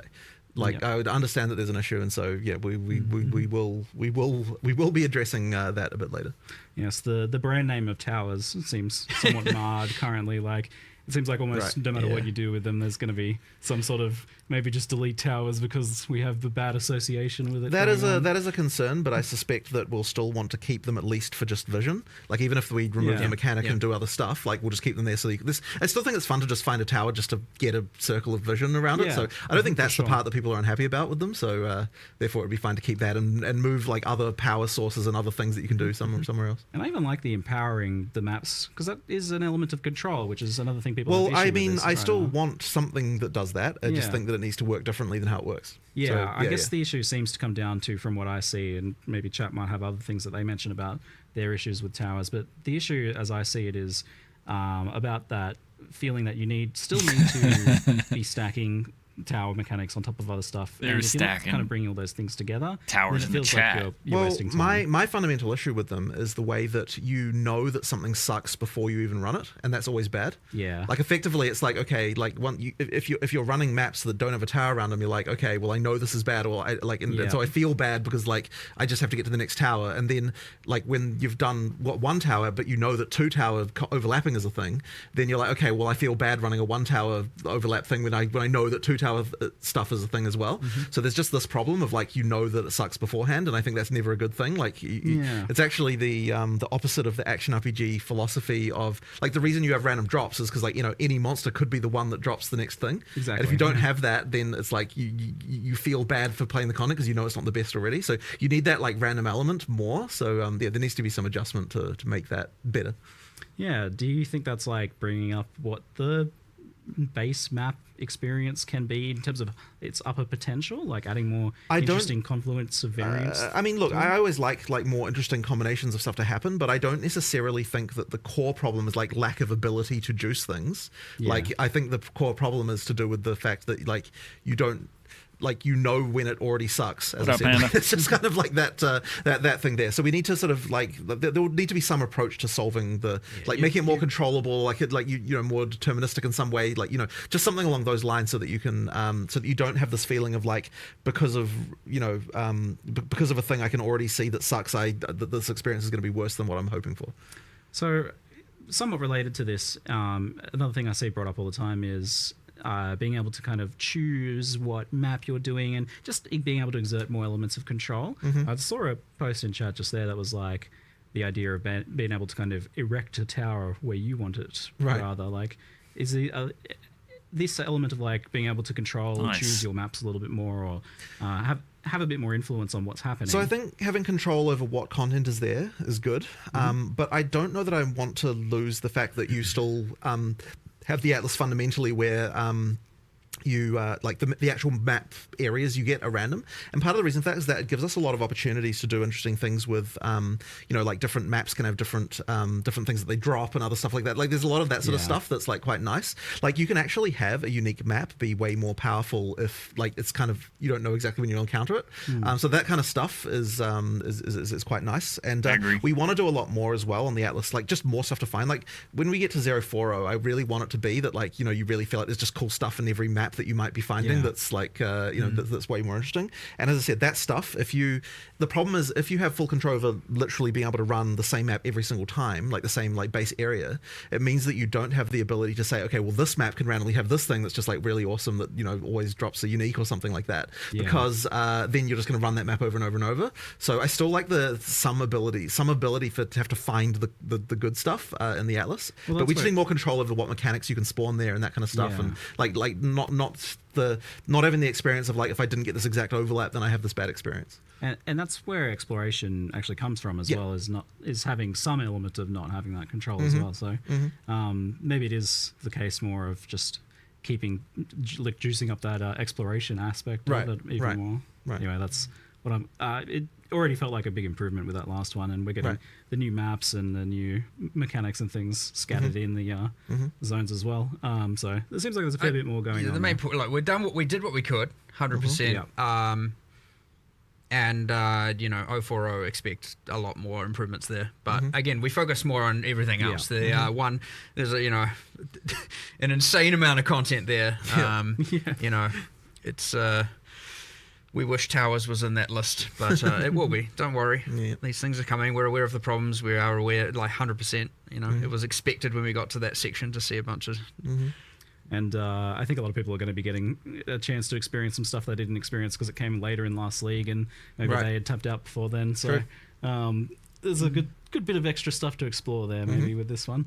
We'll loop back around to Endgame if people have more questions that they post and that we pull from the chat. But we'll move on to the Act 4 and the interludes, because that's a pretty big thing. Obviously, getting rid of Cruel was a priority. You wanted to do that as soon as possible. There's been this problem that you were laboring over for many months about how to do that, how to add Act 4 without having to add the rest of the acts all at once, or do some weird thing. Yeah. Well, you've come up with making more acts to solve the problem Yep. instead of So there was certainly some skepticism when I first proposed this about like how can we possibly do that? But basically, the main thing there was that okay, so the interludes are not exactly the same as an act in terms of like each one of them is like a straight line, like you're going from here to here. There's no there's no complexity around the plot or anything. It's just like a single goal of someone's telling you to do this, go deal with it. There's bosses along the way, there's new areas along the way, but all of that stuff we can use in in-game as well. So that means we're not kind of wasting any of the arts. The only thing we're really wasting is like a kind of like a little bit of like storyline structure around it. But as I said, it's not nearly the same level of like narrative structure as what you get in like a full act. And that's something that and ultimately what we realize is to get from the end of Act 4 to the end game level, all you need is like 20 areas roughly to kind of to bridge that gap. And so that means that I was like, you know what, like with 20 areas, I reckon we can do it if we're like, we're using a few mechanics from maps, we're taking some, we're doing a lot of art reuse, that kind of stuff. Like we can find a way to make something pretty quick, and it won't necessarily hold up for like years and years, but it will certainly be good enough for just like for a relatively short period of time. And by the time you get to that point anyway, like you're usually pretty fast as a character. You're like rushing through, just to get to end game. So I think that that'll end up being like pretty damn good for the time being. Plus, new bosses, new stuff to experience. Like, in my opinion, it was a no-brainer to do it compared to some weird thing like having to repeat Act 1 and 2 again or something weird like that. Like that just wouldn't have been good.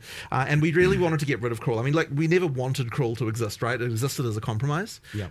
So being able to get rid of it is obviously something we were very, very keen to do. Yeah, there was something you get to the Act 1 Crawl and you're like, I've known all this content, you're ultra powerful, and that's a little bit feel good, and then you're like, doing all this again. It's just like a little bit like, just you can do it. At that point you're like, just get me to end game, like Whereas when you're playing through, the new acts, like it feels, well, with Act 4 and the interlude, it feels just a lot more natural and still fun, and you're discovering stuff, and it's not that just like, I just did this like, but no druid. At least for fast players as well, they're gonna be like, oh my god, I just did this like a few hours ago. It's like just too short of a time. Where but one thing about Act 4 and the interlude, by the way, which I think is really cool, which is very different. You already said that. Something you don't really appreciate until you play, is you get to Act 4 and you're like, okay, where do I go? Well, I have many places I can pick. I mean, Jonathan was talking about how their kind of interludes are kind of straight lines, but there's three of them. But there's three of them. You can do them in any order. There's a choice immediately there, right? You can do those in any order. You can do them in any order. You can do them in any order. When you complete one or partially complete one, it levels up the other two.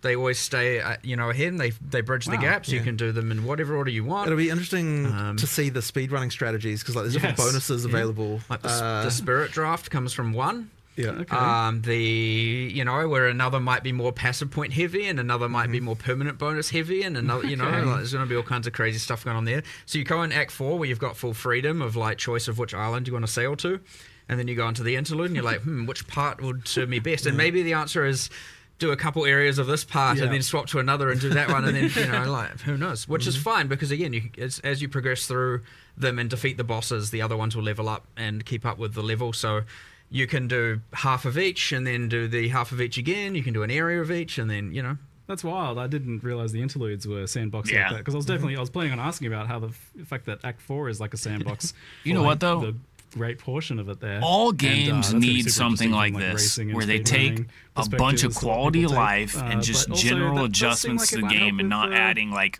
ridiculously new the campaign content. Slog, the repetitiveness of it, if you can kind of do things in a different order each time. Is there some good reasons to do it in different orders as well? Like you mentioned, like differences in rewards, differences in challenges too, I imagine, for different builds? Yeah, for sure. So, like the reward thing is probably the main reason you'd change the order, depending on what's going to work best for your character right now. So, yeah, each one has got stuff that like we're taking all the different fixed bonuses. I think that actually the fixed bonuses are different a little bit now, aren't they, than the way that they were when they were in Crawl? Did you change what stats they were? I thought you did. The passive point number is the same. Yeah. The spirit is the same, but the other bonuses we've kept. But it's not. We'll still have the resistances in Act 4 that you got before. But some of the other bonuses from like, for example, Crawls, the snake. It's in Act 3, I selectable can't remember paths the name of these areas. after Act 4, We which have are going to be the internal Act ranks, 5 old and 6 snake chambers. fillers. The reward Yes. from that will be slightly different because Yes. not all 3 of those options are available. I and fucking they're told you available in that, different Realism. ways. Some of it might be, some of No it might new not be, class, and I'm some of it will be fucking in Act logging 4, in some of it might Warrior. be in the interlude, you know. So it's kind of mix and match all over the place. But there's some pretty cool stuff in the interludes that, you know, that you've obviously got your permanent bonuses, you've got your skill points, you've got just like which bosses do I want to do first or last. That's all nice, but you have a little other things subtle. You know, like the first area of one of them, I'm gonna be as spoiler light as possible here, has a wandering vendor that sells, you know, guaranteed rare Hell yeah, dude. caster gear, and you can go and be like, I'm gonna go there, check that. If I'm a caster, Come and then on. I'll go to the other 2 acts because that might have like a straight up weapon upgrade. And then there's another act that sells a whole bunch of greater runes, and so you might be like, I need some runes, I'm going to go there, find that vendor, get some runes, and then go to another. And then one of them has, and you're going to have to find this for yourself, one of them has a nameless seer in it, and so go for it, find that. And I'm not going to tell you which. So do you know in advance some of these rewards so that you can make this decision? Like maybe not those kind of secret ones, I but think it doesn't. Does it say it on the? Does it show it to you on the world map? Oh, shit. You generally see the icons on the world map up to the point your character and the NPCs could reasonably know about. Yeah, okay. So it depends on the act a little bit. In some cases, it's like no humans have been there, so you can't know until you've opened it, and then it will, or until you have been told about it or know about it or advanced the quest, and now you see all the icons. So some yes, some not, and It'll be a bit of a discovery process. But like, so. look, it's gonna players are gonna share information pretty damn quickly.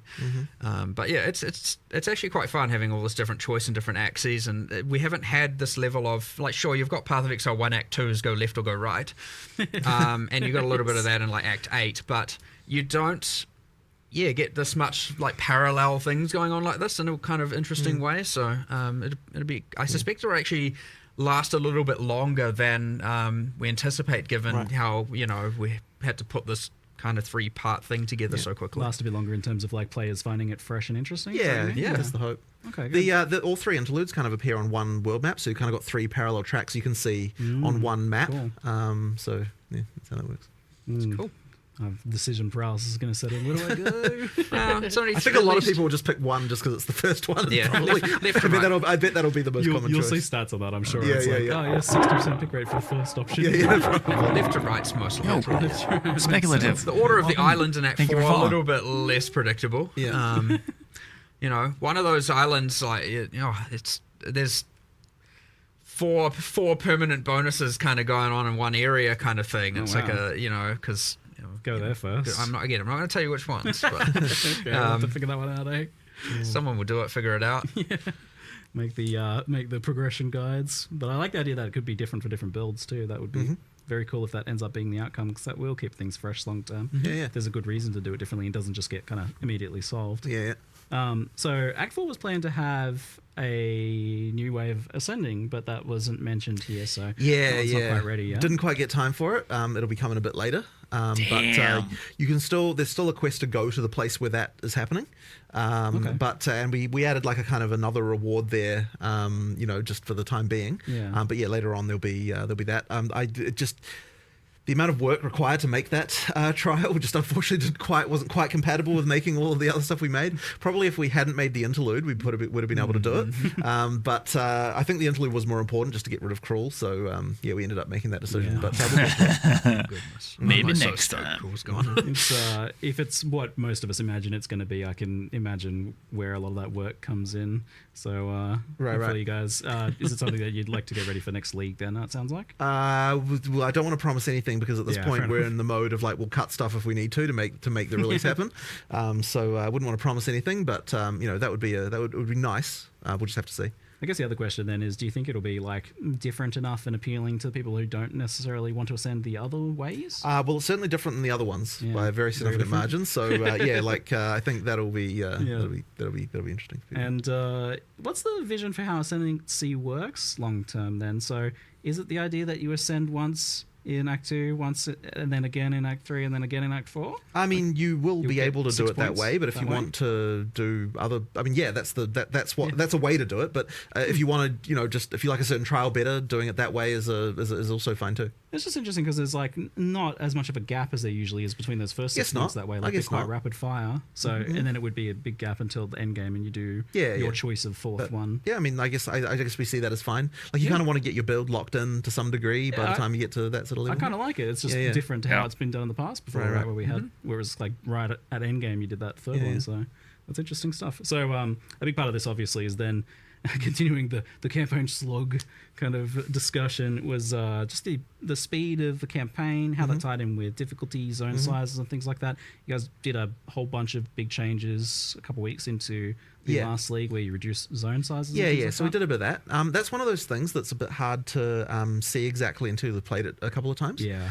So I like, for example, right now, like the first time you play through Act 4, I doubt you'll be worried about zone size. Second time, then it might then start to realize like what places are too big and what places aren't. So there'll probably be a little bit of adjustment to that, even as we do the first couple of patches in 030 as well. Just because, like as I said, it's actually a bit hard to appreciate until you've kind of played it a few times.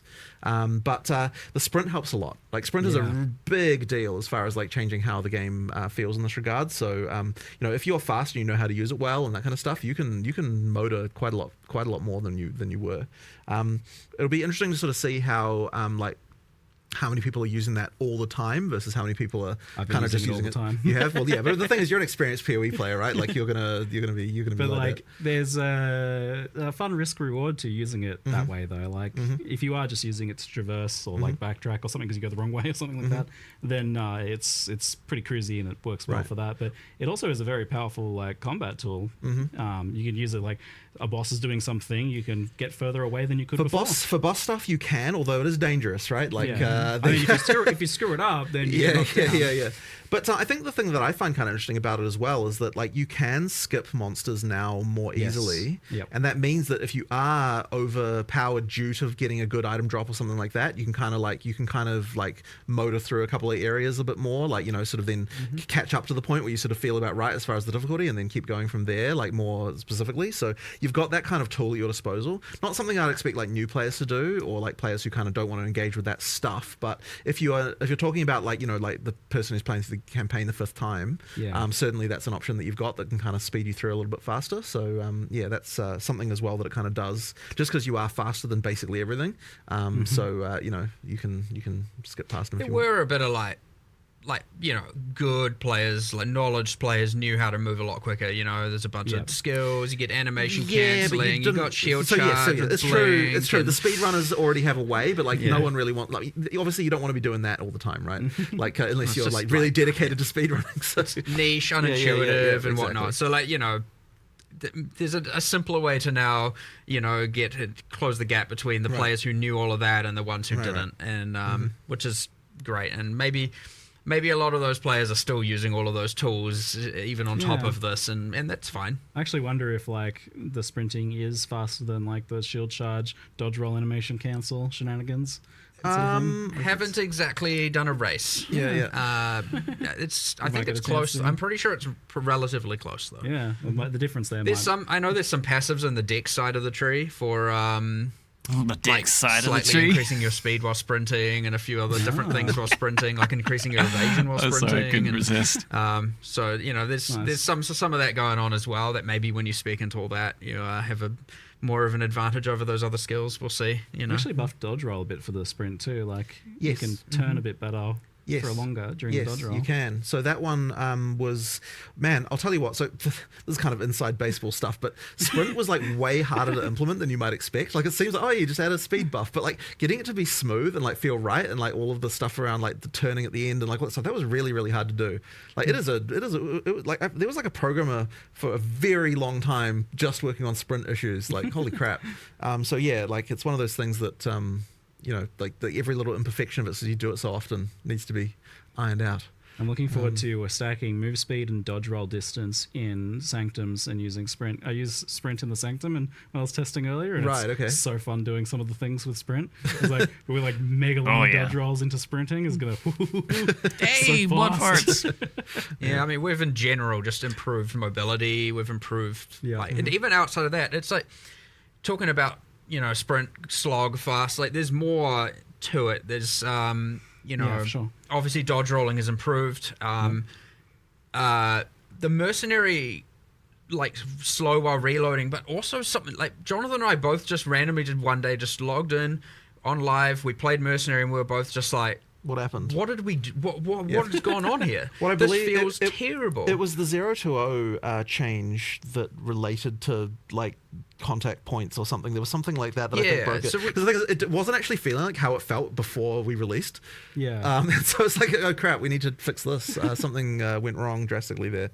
That one really improved it. But we also made a change where you're a little bit faster coming out of when you're using a skill while moving. Yeah, you're a little bit faster coming out on all classes. So that actually affects the Ranger and the Sork as well a little bit. It's not like at first it seems quite subtle. Like but when you play it side by side, it actually makes quite a difference, even though it's a relatively subtle change. Like it worked as well. And then you've got things like with the block being faster. Like you're just overall more mobile. With a lot of the stuff. Like I think it's helped a lot. But the nice thing is like we still didn't have to compromise on like making sure the combat still was right. So that's obviously been like a thing, a big worry, especially because there's so many other buffs and things for other character classes. Like there is definitely a concern that we've like overcooked, gone too far. Like things are like things are going to be too easy, and I'm a bit worried about it. But I think it should be okay. We just have to. You mentioned like the way you've designed this, not meaning you didn't have to compromise on like combat and that, and that was a big hesitance for you. Like you really wanted combat to be not optional in the past. You were talking about before, for sure. And things like that. So why does it feel like the way you designed this lets you not compromise on that vision? Because ultimately, the actual combat itself still works after trying it. Like. And generally speaking, like even though I may not necessarily agree with something, I'm still willing to try these things. So we tried it; it works. That's really it comes down to, right? So that as long as that's the case, then then I'm cool with it. I just want to make sure that we don't end up in a situation where we're just it's all just like. Even during the campaign, it's just one button, don't have to worry about anything, like there's no challenge anywhere, like that kind of stuff, because I just find that boring. I just don't enjoy it at all. Like I feel like you need to have some level of like actually having to think once in a while, during a boss fight or something like that. So there just has to be a little bit of that left over. Sometimes it can be the situation where this was a good compromise, like 100%. It again, he spoke about how long it took for this programmer to work through it, let alone there's heaps of iterations with these kind of things, trying to keep things feel grounded, kinetic, realistic, that kind of stuff. So you're not just like, and animation wise as well, there's a whole bunch. So, when you're taking a chance on a thing like that and, it feels like a compromise and you're uneasy about it, I'm glad we did pull the trigger on this one and give it a go, because sometimes it is like knowing how much resources this is going to take. If this fails, it's a massive waste. Because there was another one that was like hugely contentious, which was removing the limit of 1 per support gem. Was something that took a bit of convincing to even get people to want to try out. Like that was definitely a worry. Like the concern there is just that isn't it just going to be that everyone's running the 5 same supports on every single thing? But I was kind of like the amount of. I think what we're losing over this is much worse than what we were gaining. Like it's something really important, and so I actually now that we've done that, I wouldn't have it any other way. I think it's really, really good change, and that one is, in my opinion, the most important change we're making in 030. I mean, obviously you got a bunch of content, but like in terms of like what single thing is going to affect gameplay the most, like in terms of character builds and like build variety, that change is a huge one. So I'm really looking forward to seeing what people can do. I was skeptical when you showed me this change, because I was definitely in the camp of defending the decision of the 1 support limit for the logic of it making you think about how you build each skill differently, not just building every skill for damage, but rather like, okay, which of these damage dealing skills am I going to make more utility or do something else instead? But playing around with it feels like it kind of just lets you use it on 2 skills, like something like Fist of War. Yeah, and that's just a really big improvement. Like that's a lot more fun having 2 Fist of War skills than one. But like the skill design is nuanced enough and the supports themselves are nuanced enough that you do still seem like you end up with a lot of variety. Yeah. It definitely works. Like, it's funny because in the end, it feels like the concern that we had was more theoretical than it actually was real, and that's why it's really important to actually try these things. Like, and I would say that if the supports and skills were designed like how POE 1 was, then you totally would have ended up in exactly the place that we were worried about. Right, yeah. But because there's a lot more going on with the way the skills, or just like there's a lot more thought being put into like the exact ways that skills interact in POE 2, you kind of end up being fine, and it just ends up being better. So I'm really glad we tried that one because it's super important. Yeah, and it seems like lineage supports take over the role of this one gem a bit more. They do. So basically, right at the end, you've got the thing where you can only have one of each lineage support per character, but that's kind of like none of those are like okay. So you know. Something like multiple projectiles or martial tempo, like these things are super important to kind of make skills even viable at endgame, whereas the lineage supports don't have that same thing. So we effectively get to keep a little bit of that like interesting decision stuff, but only right at the end when you're kind of at the top end and you're thinking about like hyper optimizing specific stuff or like with interesting mechanics. So we still get to retain a little bit of that there. It's definitely a huge buff though, like this change. Like I've been playing Warrior and I almost feel like saying the new Warrior because it's not any one specific thing. Like the support gem change, the sprinting change, the faster while blocking, being able to block everything. It was way more impactful than I expected. Weapon swap instant. Weapon swap is huge.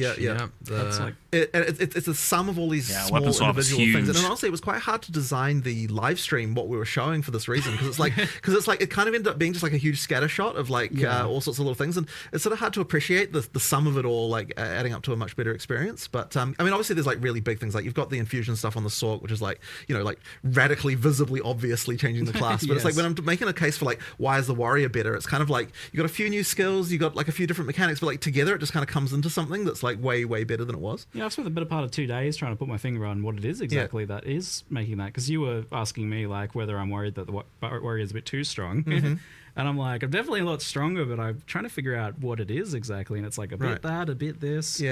Everything. Everything. Definitely feels like way more fluid, faster, smoother, chunkier all at the same time because I've got more Fist of War skills going off. We like the instant weapon swap thing is huge as well. Like that seems like a pretty minor change, but all of a sudden you're not thinking about like there's no reason to not. Right. There's no reason removing all the reasons why people wouldn't use combos is exactly the focus that we had for a lot of the stuff, right? It's like what is preventing someone doing a combo here? What can we do to fix it? So you've got like the shock change where that's longer. You've got like the change to chill and that kind of stuff. And there was a whole thing with we never even talked about Ignite because there kind of wasn't room for it. But Ignite has got a whole different thing where that it does now where there's like every time you fail to ignite, it builds up flammability. That means your next ignite is more likely. So there's like that. There's like a bunch of changes just all through like the places, just these little things that tweak stuff. One of the ones I know is actually really big is the thing with the curse and the what do you call them? The thing that lowers resistances. What the hell? Exposure. Yeah. So exposures, right? Like it seems so tiny. Like let's make it so that you don't have individual exposures for different elements. But it's like it actually changes the gameplay so significantly because the moment that there's something that's going to add 30% more damage in the case that it was before, that you don't have access to if you're going to use cross element. It's like you're never going to use cross element, right? You're never going to do it. So it's like really, really important to just remove every single barrier that's getting there because we merged we merged cast on shock ignite and freeze into a single. We did. So gem. there's no more cast on shock anymore. It's cast on ailment for that reason as well, right? Exactly right. So literally we're like, let's find every single reason that's going to stop you from wanting to be able to use multi-element builds and actually try to improve that, right? Yeah. And guess what? You can still just play one element if you want. Yeah, you can, of course, right? but yet now if you're doing multi-element, there's just no reason anymore not to. I was so stoked looking at what you were doing with the elementals because it feels for the first time it actually is like an elementalist. Like there is mixing of the elements. It's cool because that's a fundamental game design thing with action RPGs. It's not cast on focus in ignite or cast on freeze. It's just cast on ailment. It seems like you've gone a long way towards solving that issue. Well, I hope so, because we really tried to fix every single case we could see. Now, there might be still some more, like you'll find there's some random mechanic that only works on one thing, and then people pick that, and we're like, okay, we have to find and make sure that there's something that's going to attract you to every element and play it. I mean, look, part of the upgrades to the individual ailments also really helps, because it's giving you another reason. Like, it isn't just that you've removed the things that were preventing you from, like, you want to both have I'm not specializing you because this mechanic works across different elements, but also you want to have like this element has something that you're going to want to use with other elements, right? So like buffing shock, for example, we're like, okay, like, is there enough of a reason to weave lightning into a fire build, right? There wasn't enough of a reason. So by making shock better, it's like, well, then now there is a reason to use two things, but you also want the burn and you also might want the chill, and, you know, like making sure that all that stuff is powerful enough to actually tempt you to actually do it. Because like 8-second shock, and you even mentioned bigger magnitude shocks. A number of the skills have a bunch of shock effect on it. So effectively, if a skill is supposed to be for shocking, then that skill will have magnitude on it, because the idea is that, like, you know, we really want to make sure that, you know, it actually works. But so that kind of stuff, it's the same with the fire skills that are intended for burning as well. Like if something's intended for burning, it's going to have some kind of duration or something like that. So it's like you want to use that one, then you want to switch to something else while that's burning away and that kind of stuff. Yeah, because I always want to do that sort of thing, but you feel a bit silly because, like, it's just not enough. It just wasn't doing enough. Yeah, you should just like use your main skill instead. Yeah, You're wasting exactly. time. But you know, like, even like, once again, you wrap back in the support changes where it's like, okay, like, why would I want to use this other mechanic when I can't do this as fast, or I can't do it as powerful as I could have been doing on something else that I've all-in on? Yeah. Like, it's like that as well was contributing. It's like the whole lot was just all, you know, a bit of a mess in that way. Yeah, and you mentioned the Ignite thing. I did want to clarify because I saw some questions about it in the chat. It builds up now. So like, if you don't Ignite, you get 50% of the Ignite, and then the next failed Ignite will. It's called flammability, since we no longer have the curse. Right. And as you build up more flammability on an enemy, the probability of an ignite occurring goes higher and higher and higher, and once the flammability is full, the ignite is deterministic. So if you miss an ignite, you at least contribute towards the next ignite being more likely, and eventually it is inevitable. But one of the other amazing things we got, which was huge from our perspective, is that the way that ground effects work now for the fire is that it has to build to 100% flammability and then it sets them on fire, which means that if you use a level 1 flame wall, it doesn't ignite shit anymore really easily. So that means we can actually add mechanics that trigger off ignites and do all that sort of stuff without it being a disaster. You don't have to worry about people being full degenerates with it. Exactly. So if you're using a high level flame wall, it'll set on fire real quick. But if you real quick. But if you're using a low level one, then it takes forever, so you won't do it anymore. Yeah, so, nice. It's finally a good solve for that, instead of I know it's been a bit of a disaster for a long time. But so now we can have ignite triggers and more supports around that and that kind of thing. And let's be more liberal with the power you can give out to that sort of thing. And just the consistency has been a pain for any Ignite builds for a while now. So that's just going to be actually consistent now. Yeah. So that's really good news. And I saw that freeze was getting a lot better too. The same idea of like any freeze skill. So the freeze skill, for that one, we didn't, I believe we didn't change the sort of base freeze balance exactly. It was more that freezing skills just have more freeze going on. Yep. And then there was also the other change, which I guess we didn't even cover really, which is that anything that consumes, we'd use the word poise, but basically what that means is that anything that's like harder to apply to a boss. If the mechanic is harder to apply to a boss, then we want to increase the reward for doing it on bosses. Yeah. So then we've got like an extra damage versus unique monsters, like kind of in quite a lot of places and different skills now, because, you know, once again, if you freeze a boss, it's way harder to freeze than it would be a regular monster. We want to make sure that the payoff for that, for utilizing it, is now. So what do you think, Johnny? And this was substantial enough that you could actually see it in the footage. Like you saw the boss getting chunked from those shots in the footage compared to like the regular. But there were other ones as well, right? Like, so with the armor break, for example, it's like you weren't really incentivized to consume armor break on bosses. So the way we solved that particular one was like, okay, if you're an armor break consumer, rather than consuming the armor break, we're going to upgrade the armor break to a new state, like a new higher, like a level buff that's going to do something different. Like in the case in the case of Sunder, you're like upgrading from plus 20% to plus 40%, but then it also refreshes the duration, and then so effectively you're more incentivized to do this, and then because it actually extends it now. So that's like another thing where like let's actually make this combo work. The high velocity rounds one is very good. Yes, pretty crazy. It's so that's crazy, it takes your armor break into, I don't remember the name, let's say T2 armor break. Shattered armor. But it's then for the next however long the duration is, 5% of the, I think of it like a kind of infinite impale. Yeah. 5% of the damage dealt by the high velocity rounds is dealt on every single hit Excited, man. for the rest of the duration. And that means every single pellet of a shotgun is doing a percentage and of the high fragmentation velocity rounds is 10 hits. Yeah. And then I'm also the disappointed. consume days on Monk is the exact same thing. So if you do the days vaulting impact, and then you have, if you have staggering palm up in a temper spell and you do whirling assault, you're doing all the whirling assault hits, all the projectile hits from staggering palm, all the temper spell hits, each of which are doing a percentage of the vaulting impacts thing on hit, and you just melt things. So juicy. I saw Days was like instant application too. Yes. Well, that one was kind of worthless before, so we're like, let's just make it actually work. This idea of like buffs that get escalated into tier 2 buffs is like a kind of cool concept. I like that one. And the other funny thing about it that's like less obvious but really good from our perspective is that it means you can't repeat the combo piece immediately either, because once you've upgraded the armor break, it's extended the armor break, which means that you can't just reapply the armor break immediately again either. You have to do something else. So it actually kind of generates that rotation kind of naturally, which is kind of a nice one. It's chunkier and it feels like you're not an idiot for doing it. Right, exactly. Before it's like, why would I want to remove their broken armor and make them tankier again? Like it never really made any sense. That's a good one. But it also like prevents some of the weird edge case stuff that is a pain for you guys. So huge improvements there. There's a lot to take in with the supports and skill changes and things like that, but it's like with the amount of supports that are getting added now, and now tiers of supports and lineage supports, do you feel like there is a point where it's a bit much for players to like take in? Like, well, so I've got something.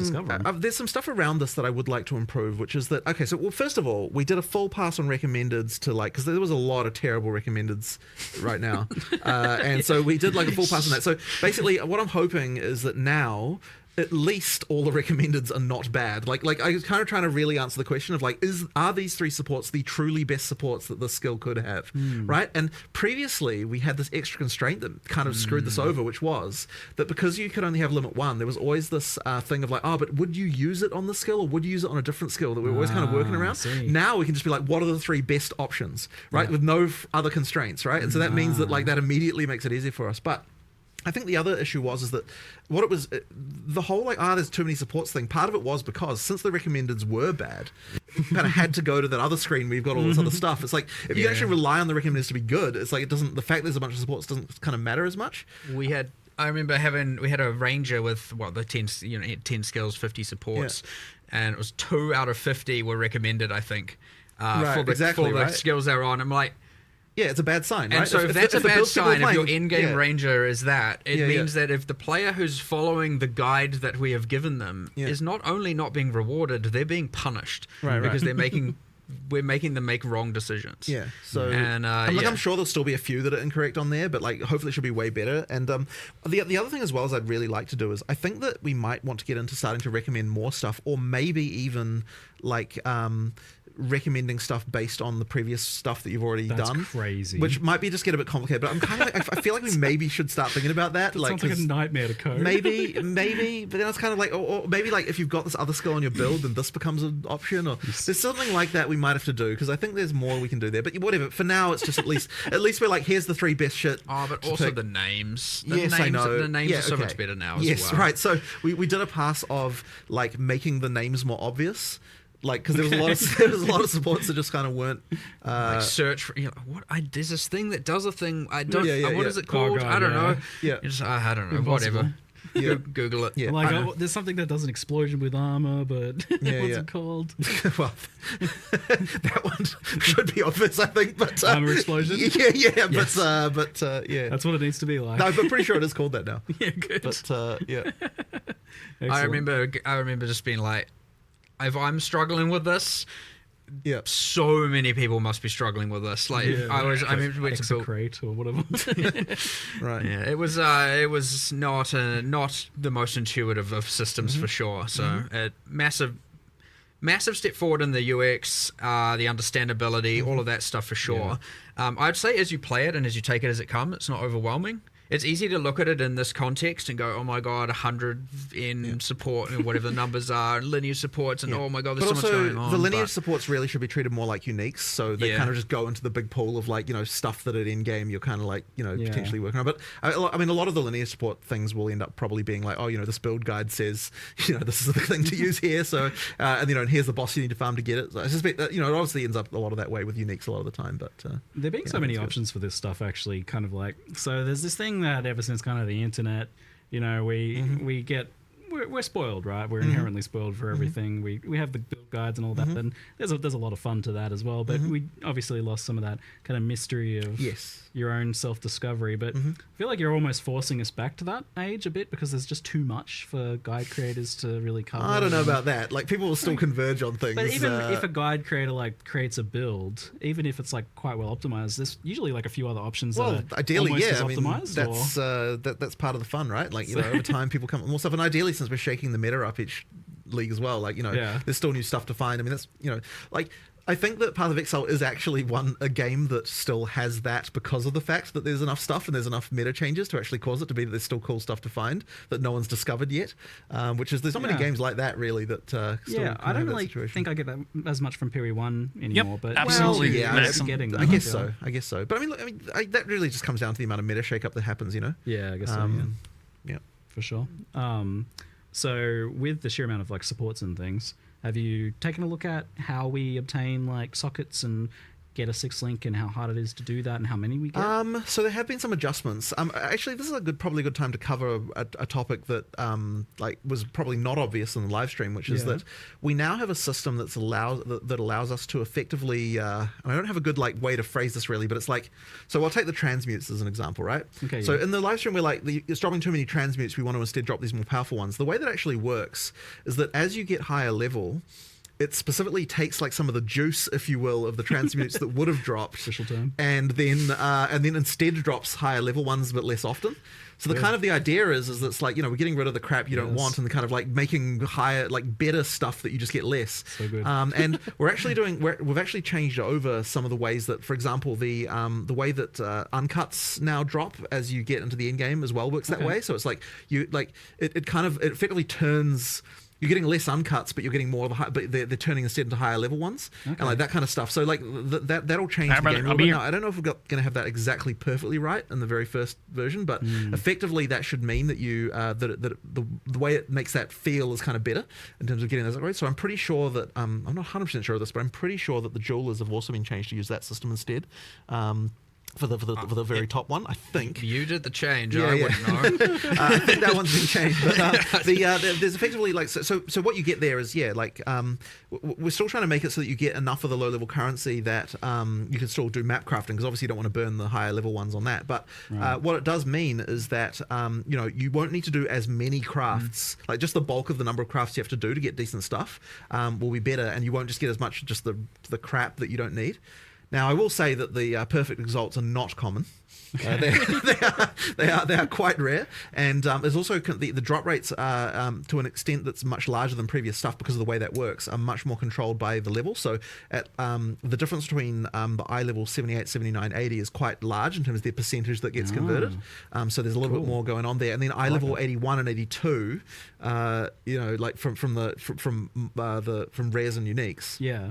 That is even more. So like you kind of there's a little bit more of that going on with that to make it you know, you can cube them down, right, as well. You can so down cube. You can't up cube. You can down cube. If you're SS, So that's probably not a word we should be using. But you can split them apart. Like if you're an SSF and you're not getting enough of the basic stuff to roll waystones, and you happen to be getting some of the higher tier ones, and you don't need them for your gear, downgrade them so they can and split them into 3 so that you can apply them to your maps, you know, like that's there. Interesting. Criminal to split a perfect exalting. Well, no, you wouldn't do that, obviously. It's more about the greater one going into the other ones. Exactly. Yeah, nice. Yeah.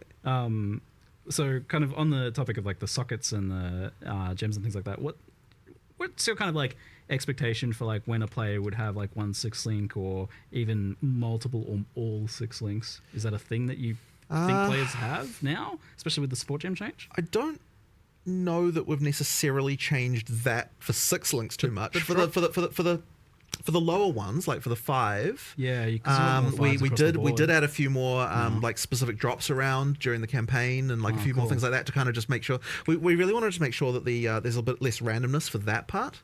For the 6 though, it's still kind of like supposed to be the peak, like top end stuff. So it's really the 5 that we want to kind of make a little bit better as far as like we guaranteeing significantly changed the drop rates of these as well in 021.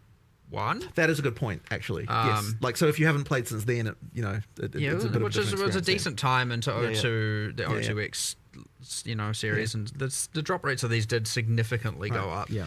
Because it is worth mentioning, of course, if you didn't play post 021, then you've probably got a very different experience from what the drops are now compared to what they were before then. Like we made a pretty big difference there. Yeah, the changes that you did over the first few weeks and stuff. So just worth mentioning that's still a thing, right? Like we still have those changes too. So if you stop playing after like a week or something in a 020, the item drop stuff changed quite a bit. Yeah, and is it kind of the same thing for like level 20 gems and stuff like that? That's something that's I'm not meant exactly to be kind of like a chase long term. It is supposed to be chase, right? Like getting those higher stuff. But one thing that you shouldn't get anymore is the just like spam of crap you don't need as far as the uncuts are concerned. Well, during that 02X when we were looking at item drops and everything, I looked into the gems, and it was okay. So obviously we added that Venter's gamble box, and that was dropping them. And I was like, why does it feel like 90% are coming from that? And we looked into it, and then it was like, oh, these are like only dropping from the way the levels had been set up. It was assuming that the tier 16 maps were 83. Like in POE 1, the highest tier of maps. That's why they weren't dropping level 20 and gems. so the drop levels of drop levels of level 20 gems were like dropping from only the corrupted +1 level areas and all of that, and only from super restricted. Yeah, and so I was like, oh my god, this was just a straight up error. Early So access, we went back and we were like, I'm just gonna -3 levels from everything there. But that was a 02X change, to be clear. That was already fixed. Nice. That was a bit of a disaster. But also, inherent items. There's another change. Just speaking of gem levels, it just like clicked in my mind. We've actually, what we've done is taken all the wand, staff, skills, and whatnot, and we've effectively balanced them. Because the idea is you find your, like, let's say your volatile dead wand. You're going to use that for a while, like if you have good affixes, especially in the campaign. So what we've done is effectively balance them as if they were like 3 levels higher implicitly. And you can now get up to level 20 gems dropping 20 inherent skills, even on unique items, for the ones that did level up from the ground as well. So like those are playing to add to the sorceress and other classes' arsenals. Those are playing more of a role as well, and then you can get with the uniques. It's not you don't get to a point where they all drop level 20. You get to a point where some are 18, some are 19, some are 20, and so you're gonna get this like kind of you want the perfect unique with the perfect level 20 gem with the perfect plus that kind of thing going. Plus exceptional. Yeah. And but the inherent skills should be a lot more impactful and a lot more meaningful now as well on the wand. And we've added a whole bunch more. I think we ended up adding like 10 or so new wands. I think it's 8. Something I think like there's that. 8 new inherent skills, I think was the number. Quite cool. One's pretty There's cool. some quite cool stuff in there as well. These have immediately been reasonably got the effective. unleashed staff finally back in. Oh, cool, For those who were at the OG or the from second back in the day. ExileCon. From way back in the day. So that's been removed off Chronomancer, and a new passive's been added there, and so since There are a bunch of other Ascendancy class changes, by the way, that we didn't cover. Oh, in yeah. there, like just balance things and so. All the existing stuff seems to have gotten touched quite a bit. But especially in like Ranger, Warrior, and Elementalist, it seems. every class got changes. Yeah. I think. Sweet. I don't think there's one big that we patch were notes coming like some later less, today, then. sure, some less than others, but I'm pretty sure every single class got a change. Yeah. So I think it seemed that you get the access to the level 3 uncut supports pretty quickly. Like it was like Act 3 I found one. Yeah. So effectively you get So now those there's aren't effectively rare. a tier per act. Those are rare. Like No. yeah, like so because that's what I was thinking. I was like, oh, these tier 3 ones. Yeah, but bear in mind have we've sort of different rearranged effects everything, will right? be Because we've got things that level up. So effectively in tier 2, you're often getting things that are level ups from tier 1, and so then we can push a couple of those up to tier 3. But then in tier 3, there's some of them as well. So you it's sort of spread out a little bit more evenly, and the extra levels kind of mean there's more interesting upgrades. And one of the other things I just wanted to mention is there was and part of the issue with the supports before is that there was kind of this decision fatigue you had a little bit with them as well, where it's like you didn't want to remove something to add a new thing. Like you'd more likely wanted to just all in on the thing you already picked. So having some level ups like that kind of actually just eases that a little bit, where it's like there's a really obvious upgrade sometimes if I just pick this, and sometimes it's just nice to have that. Gives you a little break. Yeah. I really like the new tier per act. I actually really value the fact that no matter what, when you get to that new act, obviously the interlude is kind of considered one and a bit act, so it's not you're not getting 3 tiers of supports there. But I really like that no matter what, obviously you get to the new act, you start seeing all the new base types, and now you have this new tier of supports, and so every time you get to an act, you're getting just like straight up like, all right, let me just get a bunch of power upgrades straight away. Yeah, it seemed like there was a much better breakdown in the progression now, in terms of both skills and well, like every second act you get new rune tiers. Every second act you'll get new every as well, can't remember how that's split. I feel like that's 1, 2, 3, 4 and interlude, and then end game for essences. So like there's a lot of you get to act 4 and you get a new tier, you get a whole bunch of new base types, you get a new tier of essences appearing, and so on and so forth. It's like just feels really good getting to a new act and getting all the power from it.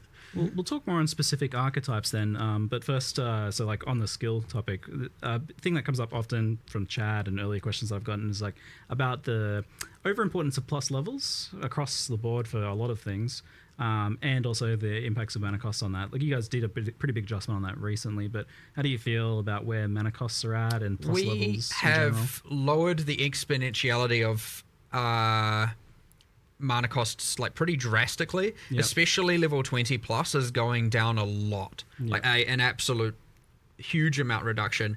We're trying to keep the campaign relatively intact.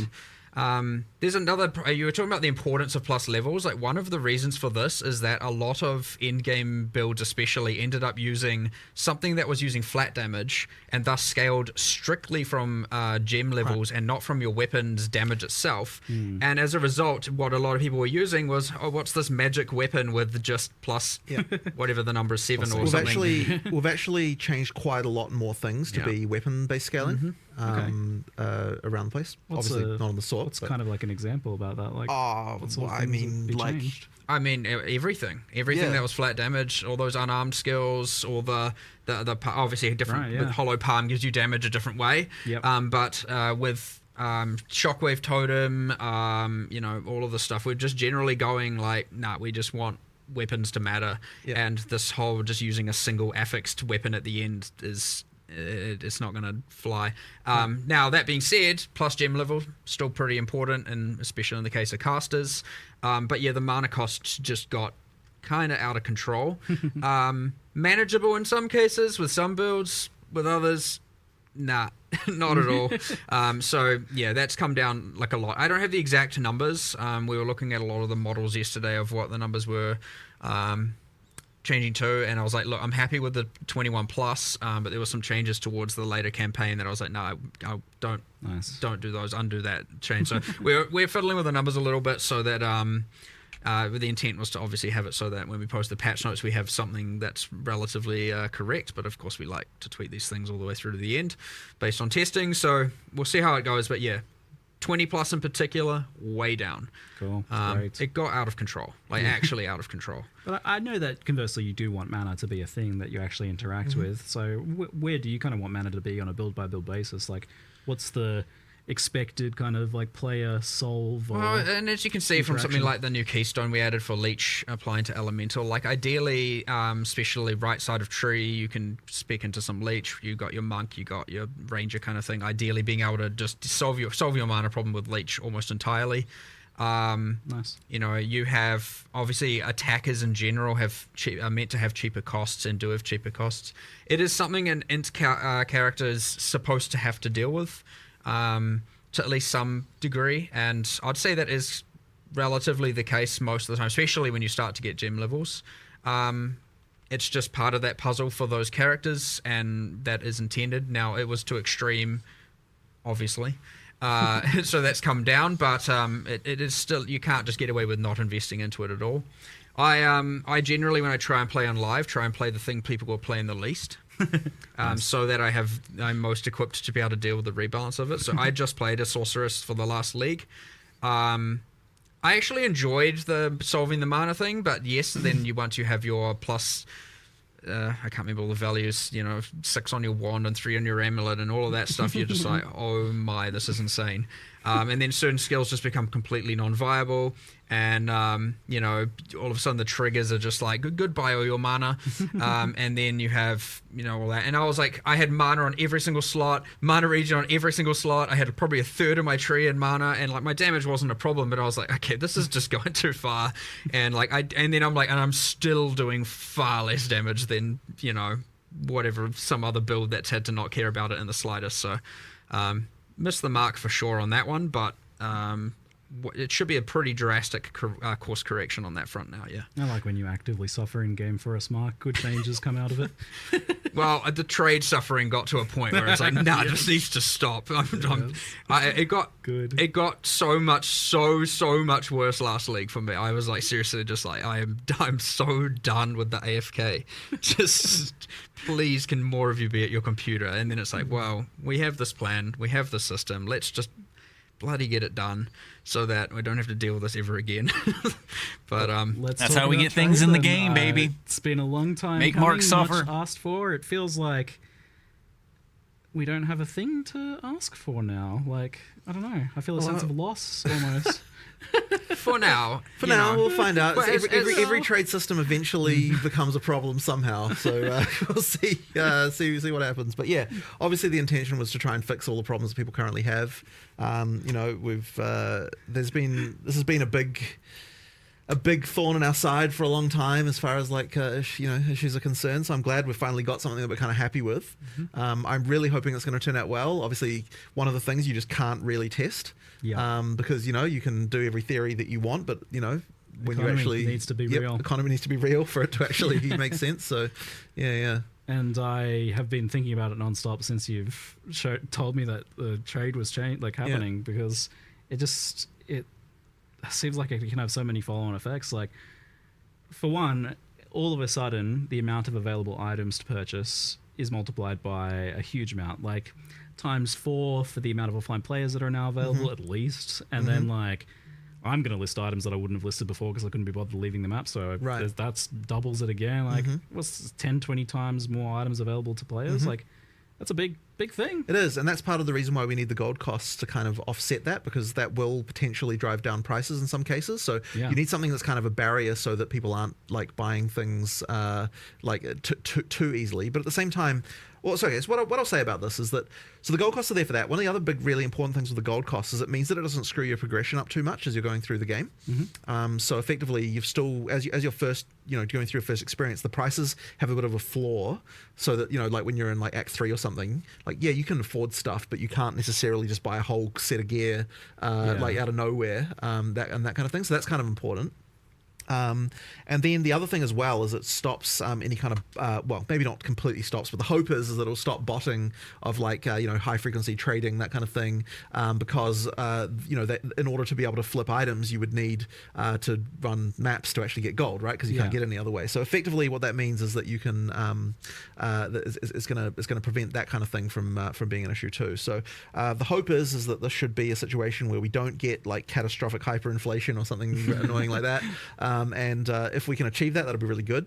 We did pitch the gold prices on the high end to start with, because we're a bit afraid. If it turns out everything's fine, we can lower them down a little bit, but they'll be a little bit high to start, just because we're a bit afraid, and we don't really want to have to jack them up after they're when they were low. You said this, that they were pitched on the high end, but then when I asked you about how much gold it actually costs to buy something, like what amount of gold does it cost in terms of time or maps? The discussion was that buying a rare should cost you about 1 map worth of gold. That's seems like nothing to me. That doesn't seem that high. Like, I mean, it's you enough end up with a lot of gold. It's a lot for a botter, but it's not exactly much for right. A player, it's a lot for a botter. That's the thing. Yeah, sounds perfect. A little bit earlier in the game, this is a little bit different because you want to make sure that you know, you're not screwing with the progression too much. So you know, Let's it has to be a go. little bit adjusted. But effectively, yeah, that's kind of the goal. Just to it's enough of a barrier to stop the flips, basically, because you know you still actually Like playing. that sounds low enough that the currency cost of the items is more likely to be a. Well, I bottleneck mean, than that is the gold. part that the players receive, so you'd want that to be Yeah. something that matters. But yeah, like as I said, the floor shouldn't be too bad.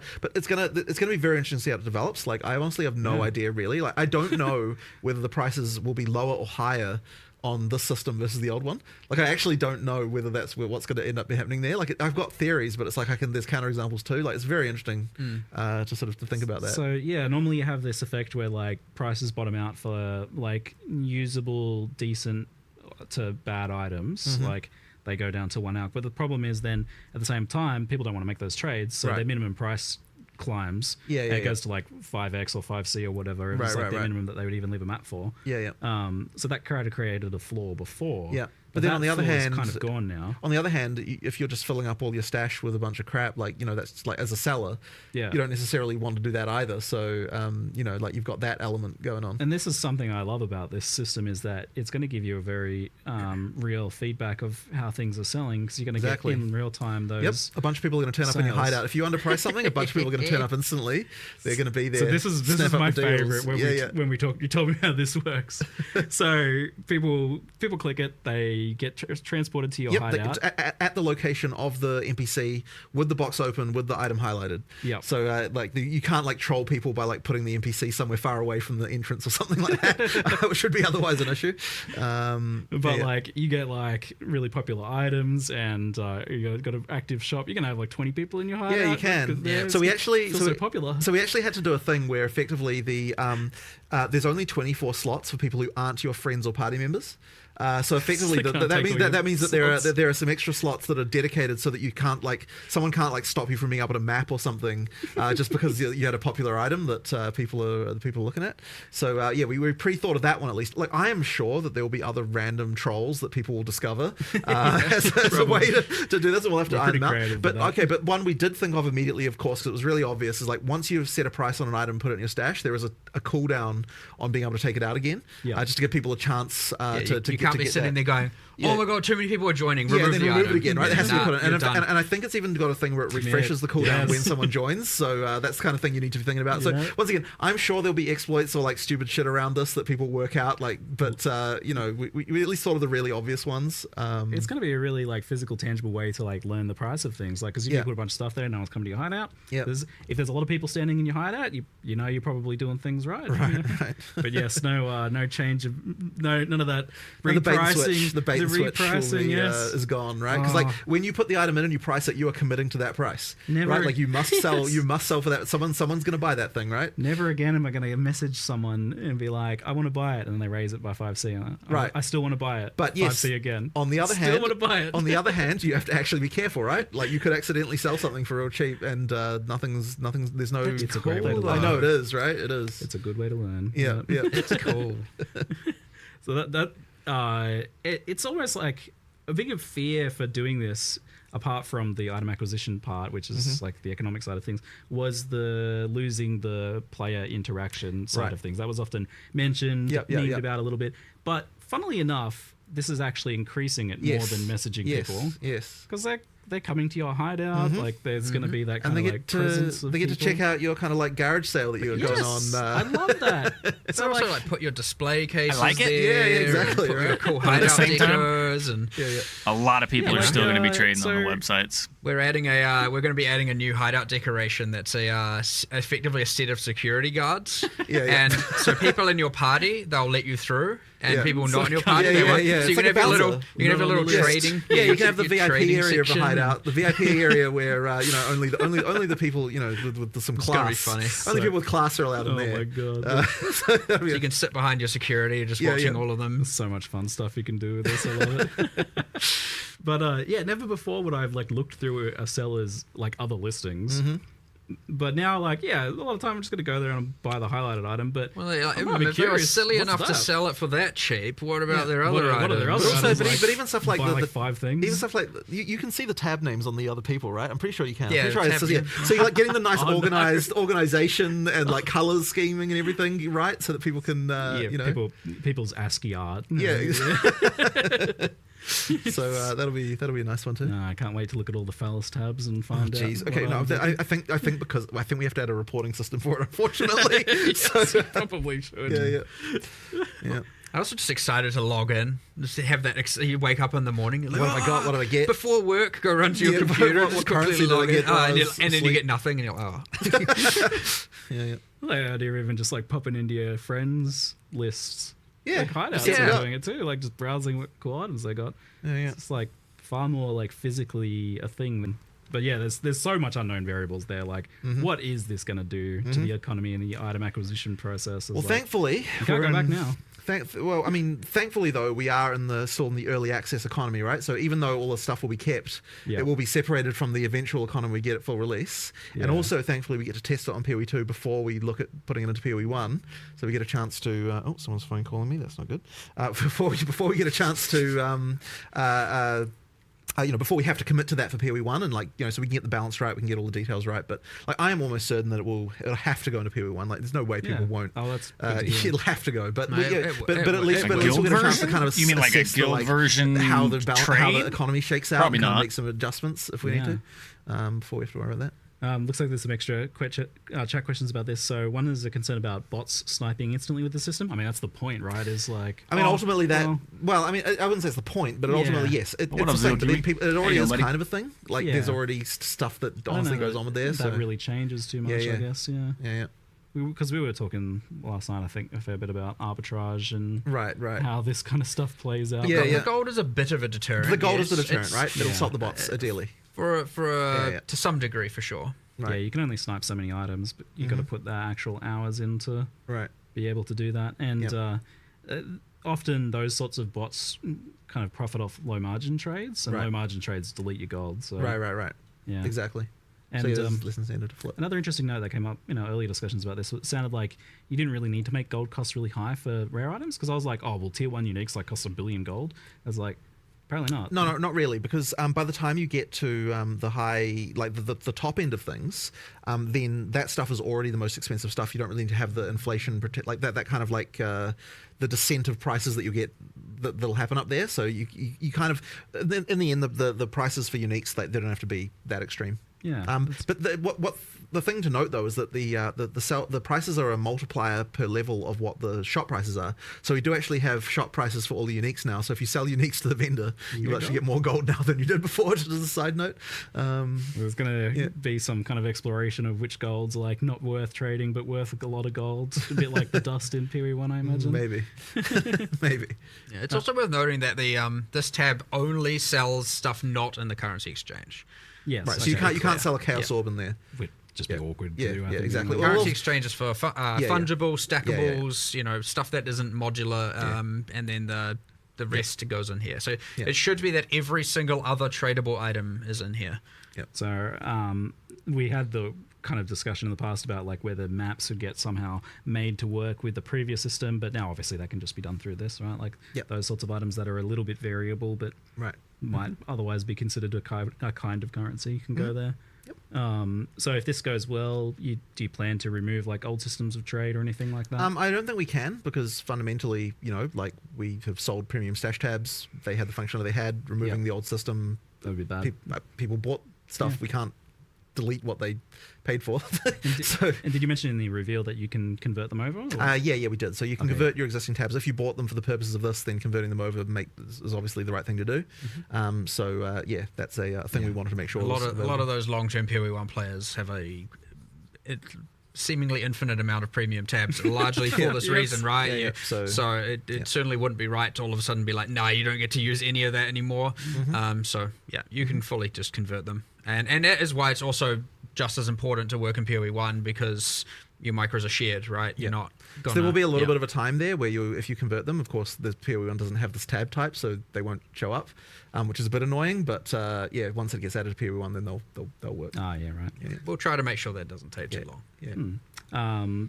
There's the question of, will functionality of the trade site be in-game in some capacity? So that's something that we really want, and we even had a prototype of this. I saw it. Yeah. So it's a thing that we are working on, but unfortunately didn't quite make it for 030. There's some stuff we want to do. I am personally still a believer in that the website's going to be a better experience because, like, you know, the typing, like, Web is just designed web for stuff that. is sort of designed for this kind of thing. Yeah. And ultimately, when you click the button on the website, your character in game still moves. So, like, if that's a thing. But on the other hand, for discoverability for new players and that kind of stuff, it is And good it's to have huge something for in game. console. And well, here's the thing. I reckon for console, it's still better to use the website because you can use your phone and you can search for stuff on your phone. I suspect like, a little console there's a- control, typing text with a console control is just fundamentally crap, right? So, like, you know, like typing with a phone is just easier. Often you don't have to type anything in text in these It's searches, true, though, it's true. But look, we are going to do it. It's just that, like, it isn't quite There's done. a bit of each to their own as well. Sure. A lot of people are very excited about the idea of an in-game one, and It is a feature that we it's in will do. progress. It is a feature we will do. We just haven't. It's in progress and it's close. Yeah.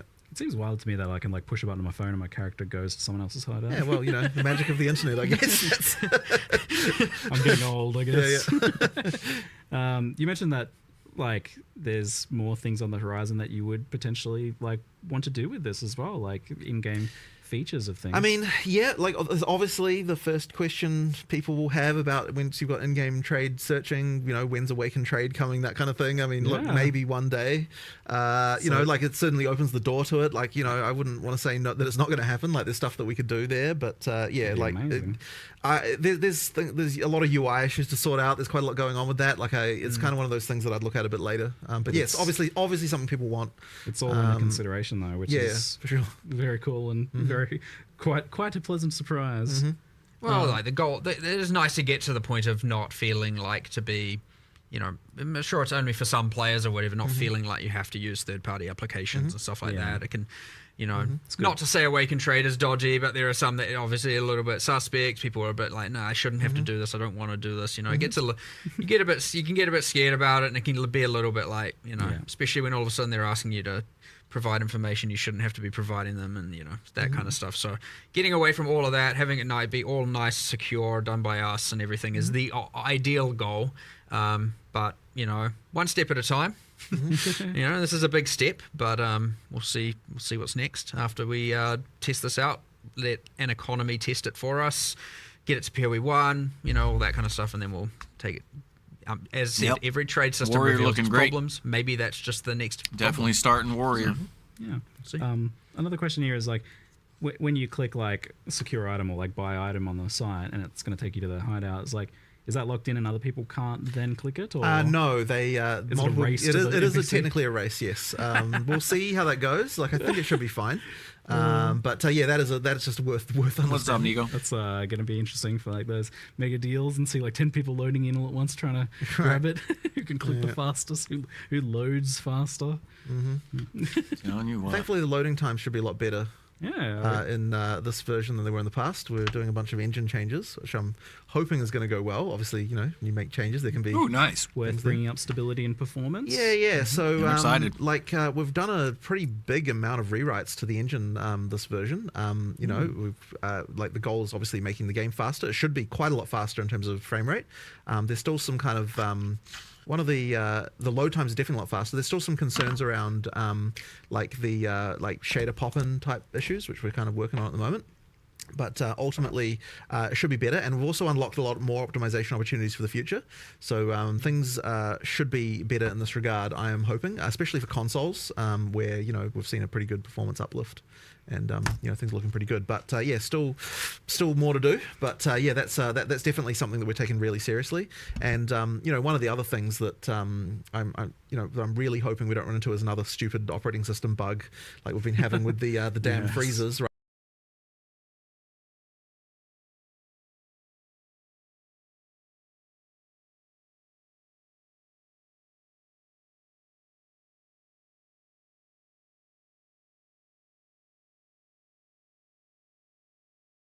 Right, like we've made changes that I think will work around those, but fundamentally the Windows 11 scheduler is completely broken. So you know, ultimately, No, we performance just kind of have to issues. do what we can there. Damn freezers and then he I know, freaking it's very freezes. annoying, but that's the just the life, unfortunately, of a game developer life, yeah. to deal with that. But yeah, the hopefully the full OS freezes will like we basically managed to fix them for almost everybody, but they were still happening to a few people. So missed I'm everything. pretty sure we should be sorted out now. Yeah, and the EU servers and things like that have been right. So that's the other thing, of course, is hammered. all the DDoSing problems and everything like that. So yes, that's been a huge focus of our server guys. They've been working pretty much non-stop on trying to deal with that problem. So effectively, what we've done is we've actually retired some server hosts that just weren't able to be sorted out. We've got a lot more anti-DDoS protection stuff going on. We've been working on that. It's been a huge amount of work to get it to the point. But effectively, as we go into this free weekend we're about to do, it's huge. we made sure that every single server provider that we have is armored up. That we've got things like in place for it. It does mean that there's a couple of locations that we couldn't find an adequate solution for that had to get cut, but we've tried to make sure there's other options with just almost as low latency nearby, and overall things should just be significantly improved over what we've had in the past. So yeah, it's really sucked that the previous launches have been so decimated by this stuff. So I'm hoping that it will be a big improvement for that stuff. Are you feeling nervous for that free weekend? Certainly it's a concern. I mean, so one of the big things we've been doing recently is we've been DDoSing ourselves to test that the actual anti-DDoS stuff is working. We never did that in the past. We just kind of relied on on whatever the solutions people had. But now we're like, okay, when we do this type of DDoS against ourselves, this one doesn't work, this one does, that kind of thing. So that's been a thing. It should be fine now. But free weekend, there's a lot of players we could potentially be getting here. We need to make sure that we're up for the challenge. So but then at the same time, part of the reason to have a free weekend in the first place is in fact to test that all that stuff is good. So I'm hoping it'll be all right. Speaking of new players, how do players onboard with the new trade stuff? Is that introduced in some way that helps them figure it out? Because it was never really the case that people were explained how to trade. To be honest, we haven't really had any time for tutorialization of this stuff. So is it we'll have to see. Honestly, I have to see how it goes. We'll have to see for that. But yeah, it's to be honest, right now we don't even have a sprint tutorial in. It's been, we probably need to get that in there at some point. But the focus right now is get the features working, get them good, get the people testing them, and then we'll get we'll make sure that we've got the onboarding for that stuff. We'll circle back into a big. What do we need to tutorialize again? Maybe a zombie chase you at the start of the game. Everything. I don't know. Everything should be tutorialized. The harsh reality of tutorialization is unless you put a big red wall in front of the player and say, no, you have to learn this. Which you literally they literally won't. So, I always appreciated the kind of lighter tutorialization. I do as well, but sometimes something that's so tutorializing the trade system will be a little bit more intuitive and easy, at least for the sake of purchasing. Once we have an in-game searcher, I wouldn't have even said to do it before because it didn't. It's you go to this site and do this. But also, if the tutorial tells you to go buy a microtransaction, it's probably not the best thing in the world. But for purchasing, right? Ultimately, once we've got the in-game version, it's way more easier to tutorialize that because then you can be look, here's the place where that is. So. Okay, that makes sense. Kind of on the economy thing, I can't stop thinking about it. So another thing is, in POE 2 at the moment in particular, there's been some pretty wild exchange rates of currencies and inflation and things like that. I believe the current price of apologies is a little bit off. It's a bit hard to track down exactly. It's 2,000 exalts to a divine. Right. That's quite a number. Part of the when we were looking at this, actually one of the reasons why we did the whole higher tier currency thing was partly to add stuff in the middle between divine and exalt, but also absorbing some of those exalts into other things by having the higher tier ones be dropping and that kind of stuff. There was a little bit of thinking around that. I sit like that all the time. But also the implication of this is that we're not syncing enough exalts. You must be out of the ordinary. We have to think about whether or not we want to start doing some more syncs for that. I'd say that's probably the main thing is that exalt exchange rate would be the... I'm curious from your perspective, when do you look at something like this and consider it an issue and why? And I think it was up to 969 before, and then we were like, this is... I specifically remember the screenshot that was sent to me of the exchange rate, and I was like, oh okay, this is bad. I also wonder whether it's just that the divines, people are wanting to value those more, they're sinking more of those into uniques, maybe. I was surprised that they ended up being valued as much as they were in POE 2 because of the way vials work, but we're talking about this and you're saying that like, well, the idea is maybe at the highest end you do sink a bunch of divines in case you land a socket, and now you've got exceptional items too. Like maybe divines become even more valuable. Yeah. I don't know that's a problem, but the other thing of like exalts being devalued maybe is a problem. But I don't know. I'm curious. I expect exalts will be not that valuable still, and that's fine because ideally the more common, especially in-game high trade rate, will be the higher tier ones. There actually will be a slightly more sync for exalt in the way the map mods work now, because you've actually got a reason to go up to 6 mods every time. Yeah, so that'll sync a few more exalts that way. And so I guess we'll see how that works out too. Yeah. I'm curious, like, so when you look at the umbrella, you see 969, and you're like, that's a problem. I'm curious, like, what from your perspective is the problem with that? I'm curious what the delineation is between something just being a market phenomena. And it's like, that's the way it is. Your average player, like, it's a bit different when it's a mirror. And it's hard to explain why necessarily, but I guess, most people can probably relate with that.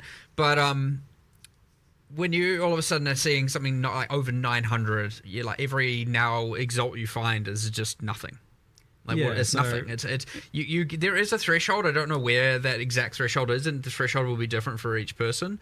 But like turn at your least loot filter to be able to exclude quantify it exalts. as like I've We don't found need to pick 'em up 1% no of a more. divine They're every time I devalued. find an exalt, assuming 100-to-1 ratio. Yeah. You still, at least that feels like something. Feels like something, you're right. And now you're like, okay, I'm getting 0.1 and now it's 0.05. You're like, what are we talking about here? We're just in a point where like every exalt is, you're getting into filter it out territory kind of thing at that point, which is not great just because the value is so. I mean, you're talking about it being like worth a Reign of Chaos card for POE 1 kind of thing. The higher tier ones. I mean, look, I'm really interested to see what the trading dynamics end up with the higher tier ones. I sit like that, Zero Kiwi. Like where the stuff starts to get Just priced FYI. in Yeah. I don't know greater if you caught results that. or something like that. I'm Like, curious to see I people have no pricing. idea honestly what will happen, but we'll see. There's not a set currency to price your items in. Like, what are they going to be? Like, all different things? Or It'll normalize into something. There'll be a thing that everyone knows to do.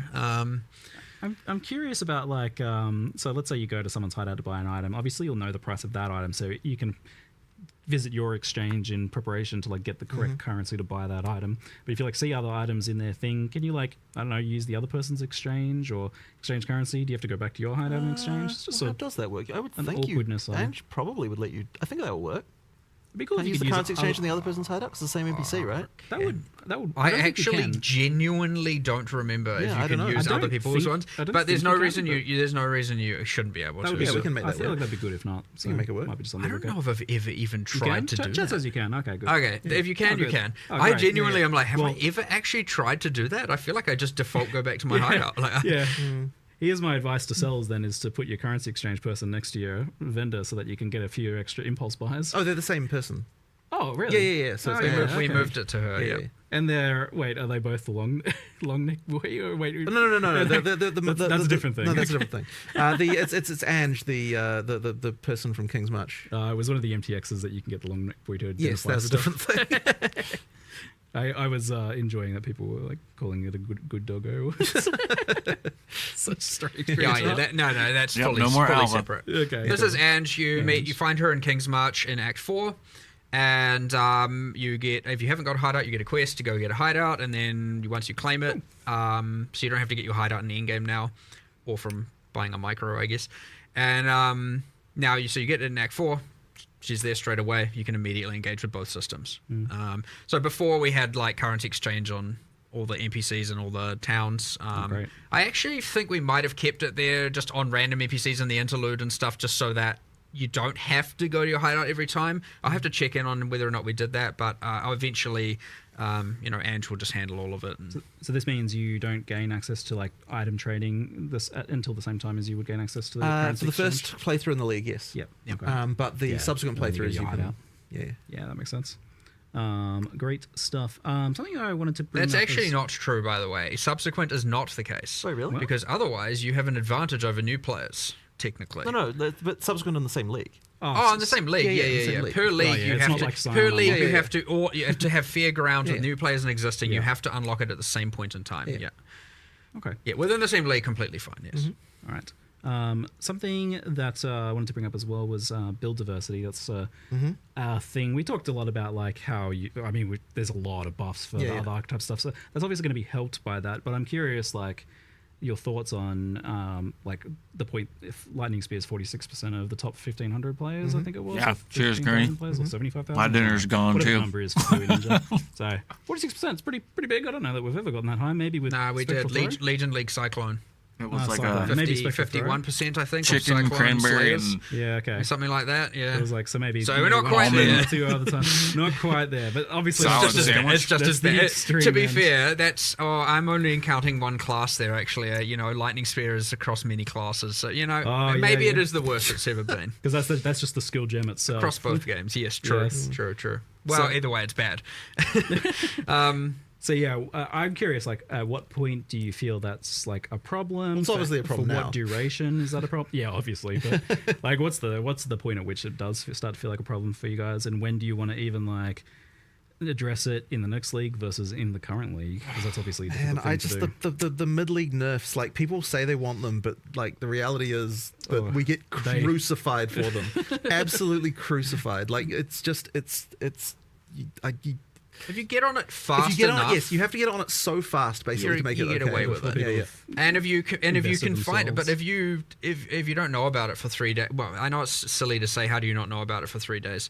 If you like misinterpret the severity of it, for example, and everyone starts doing it, you're like, oh no, it seems kind of fine, and then boom, out of control, and like it's now been even one full day, you can have a lot of the player base completely pivot. As That soon as happens on a somebody releases a weekend. video on any build, If nerf certain it. people are away and busy, especially people in balance, Jonathan or I, and stuff like that. Obviously, we'll, Oh, this is a good build, nerf support it. other people forward. Like you get Ah, our build got nerfed, we're trying this now, nope, and nerf all it. that. So like this stuff does get around, and we do learn about it. But like if you slip by even a day, you get to the point where you now have to make an excessively hard decision, which is like make 50% happy or 50% angry, right? And it's like it's lose-lose. And so often, and sometimes you make the wrong decision. It happens. But look, it's less about like there's a number that's wrong, and it's more about like the way we looked at it this time is like look at all of these bad builds. Like why? Like these need to not be this bad. Like you shouldn't be able to make this many That's the problem. mistakes, this many bad decisions, this many wrong decisions through supports, passives, everything, all of that. And it's like we just need to bring all of that up. Now, by doing so, you're bringing everything up. You can't just have Lightning Spear go up proportionally to everything. There's no one's gonna swap and play all this other stuff that's now, in that kind of same level of balance. So yeah, the outliers have to come down. It just has to. You do it, and in this case, I feel like the last we hour definitely has thought it been would be literally best to, like some no people will say real you should have done it in the questions or league. answers that Maybe matter. they're right. Whatever. We're doing it now. We're bringing down those outliers. So yes, Lightning Spear is nerfed. Let's just rip that band-aid off. And honestly, if you're surprised by that, come on. But like there are, an insane amount of increases to bad things, wrong decisions. They all should be brought up in line. There should be a lot more viable options, a lot more good things, a lot more viable different classes. The hard part's going to be that the support gem changes are certainly going to result in a bunch of new exploits, and that's going to be real rough because we're going to have to then make all those hard decisions again of like, do we nerf this, do we not, kind of thing for each of those.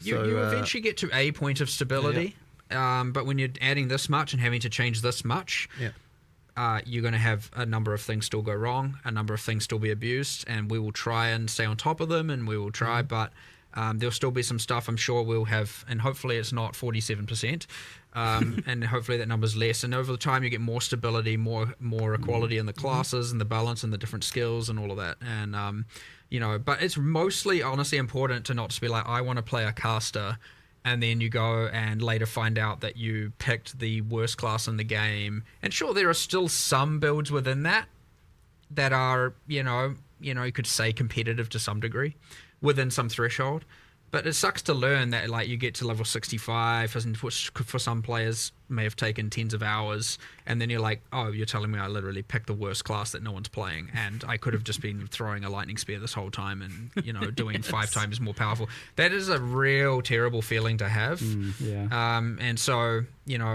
making it that you don't like, if the worst was only slightly worse than the best, slightly, so within some margin that you're still at least feeling powerful, you're just not, it's I feel like or a can, complete idiot. then at least you don't feel absolutely terrible about it but when people are just like, you made the wrong choice, like you have to re-roll, you're just like, well, that's demotive. Like, I'm demoralized. How are you supposed to know that at the start without doing a bunch of research, right? And so yeah, that hopefully over time, and I'll say this is a huge step towards that, we eliminate as much of that just really wrong, bad choices as possible. Make things more obvious and intuitive and all of that, and bring up the floor really, and yeah, keep you don't bring up the floor, not bring up everything, because again, otherwise, what is a 0.1 second boss fight when it's now 0.09 second boss fight? You know what I mean? Like the ceiling has to come down when they're that extreme in particular. So. I wish you guys didn't have to worry about balance so much, but the reality is that unfortunately you do have to get it to a certain point so that you can even assess that whatever changes you're making or new systems matter, that they are good or fun or whatever. You just can't assess that when something's too far out of alignment. So do you think, like, if something is looking like it's getting to the point of a lightning spear again in the future, that would be a mid-league nerf, despite not being like a bug or anything? You can't necessarily tell, Yeah. because at the point where, like, it's what Until Mark it's said too far earlier, like gone. you look at it and you go like, is this actually that bad? And it's very easy to be wrong, and you don't, like, by the time 20% of the community is playing it, it's too late to nerf it. And Well, it's because Dr. they're invested JMCA. items. Yeah, They've yeah, invested they've their invested wealth. stuff, Thank you for sharing right? the live, man. I appreciate now it. you nerf So it. you have to make the call before that point. And It's tough. you drive a portion of those players to then quit by taking away the Well, fact literally that, all of them they will. will, yeah. Well, probably, yeah. Yeah. Well, you could argue real. the nerf is in line such that it's still competitive and good, but they won't feel and see it that way necessarily, right? Like, they put all their investment and their wealth of the league into that, and they're taking that away as brutal. So it's like, who do you make quit? And that's it. It's a ultra terrible decision. So, but again, eventually they will taper off, and you won't get that level of extremity occurring that often. Like, I and hope so for you guys, because on the flip side, like I imagine the POE1 went through the same thing. Still happens there I as think well. part of the Especially thing, though, is like when that. we were going through it, there were less tools for everyone to see what the, like, disparities were. Yeah. And so, like, I feel like as more information is there, like, people feel worse about their bad choices than what they previously did. I can realize just how bad I am. Exactly. So it actually, I think, does exacerbate it a little Quantifiable. bit. Like, we're going through this now in a bit of a different time than what we did initially, when we had, because like early POE1 had tons of terrible balance going on all over the place. Like, I remember like some of the stuff that was happening. Yeah. So, but yeah, we just can't get away with as much now these days. The old guaranteed crit flask Yeah. Yes. Yeah. with your 1500 That crit restores multi. charges on crit. Right. Oh Right. no. Yeah. On leveling, so leveling builds are kind of another topic in general as well. Like, do you guys are you looking a lot at like leveling build diversity within each class, or even across classes in some cases where some things are strong enough, like Rake Stomping Grounds where spellcasters are doing it?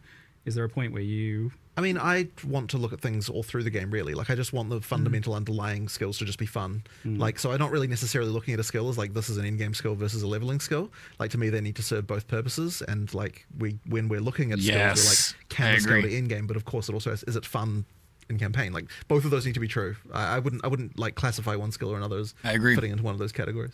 Yeah, do you kind of like aim to have at least a few for each archetype that feel good then, so you're not kind of like feeling like there's only one way to level a certain character? I or mean, something like that? as I said, ideally all the skills feel good. I mean, I know that we need to improve some of them, but that's part of the It's a- goal of it's what a- we're doing it's a here, tall right? order. Not always the design makes Well, sense it's like early with on. the monk, for Some skills. example.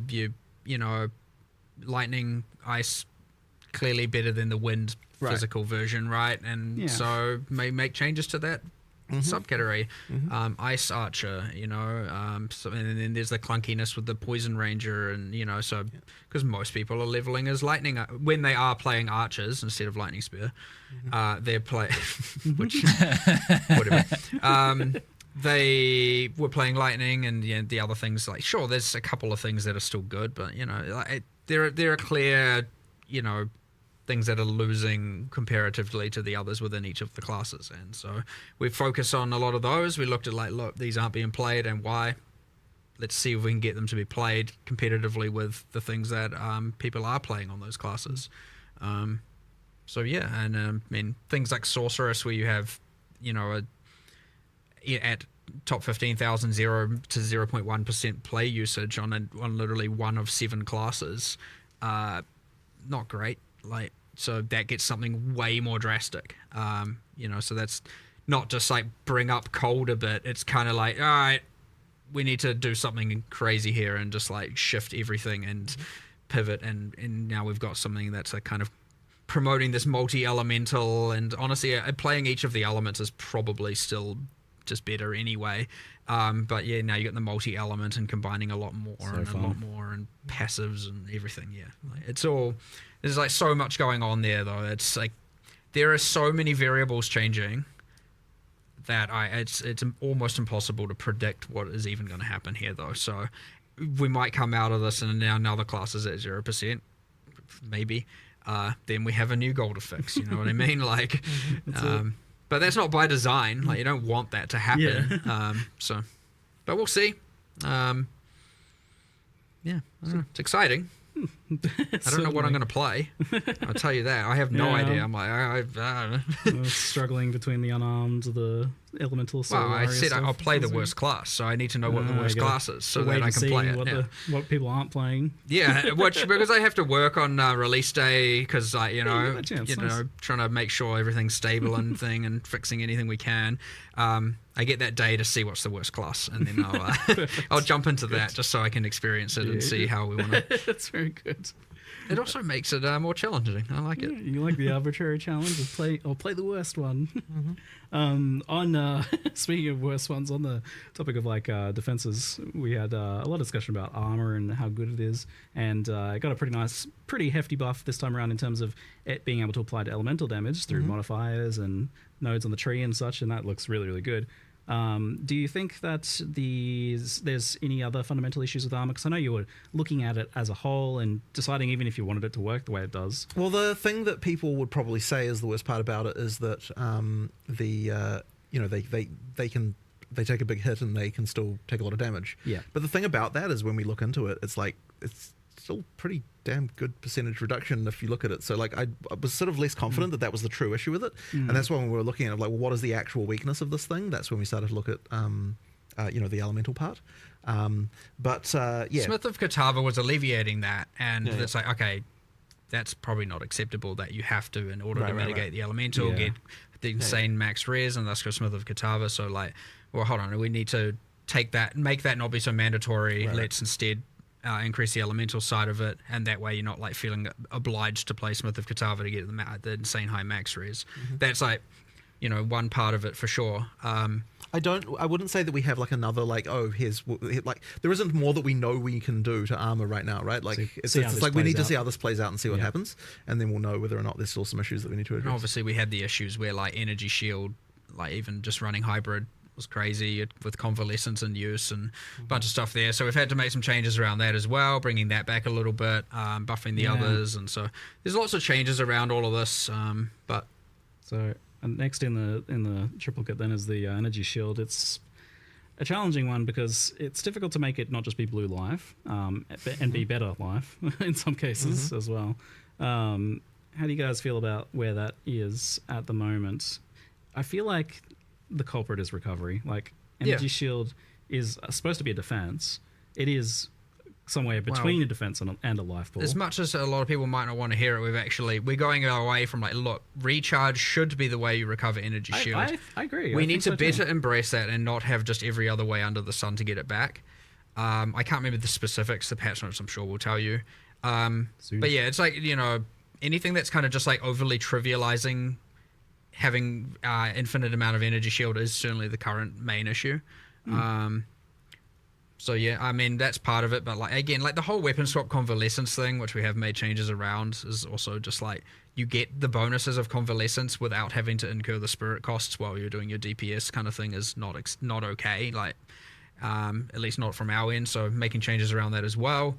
But yeah, I mean before that it was Grim Feast, and so it's been a couple of problems, but ultimately, I'd say they're more equally balanced now, those three defenses, and on average, armors come obviously up, evasions come up, more predictable things, less, and then energy shield, some of the recovery means have come down that are not recharge, and we've added a lot more ways to make recharge better. Cool, yeah. That's what I want to see. Just to be clear, it's not.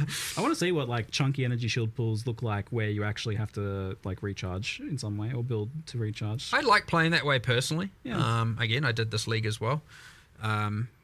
It can be I really quite enjoy rewarding. Like when I've played that sort of like Wicked Ward styles and stuff It's in just the past. you get into the problem where because especially with the mana thing, you have to put 30% of your tree into mana, and then you have to put so much into not only Into increasing tax, your energy yeah. shield but also into the 2 recharge axes.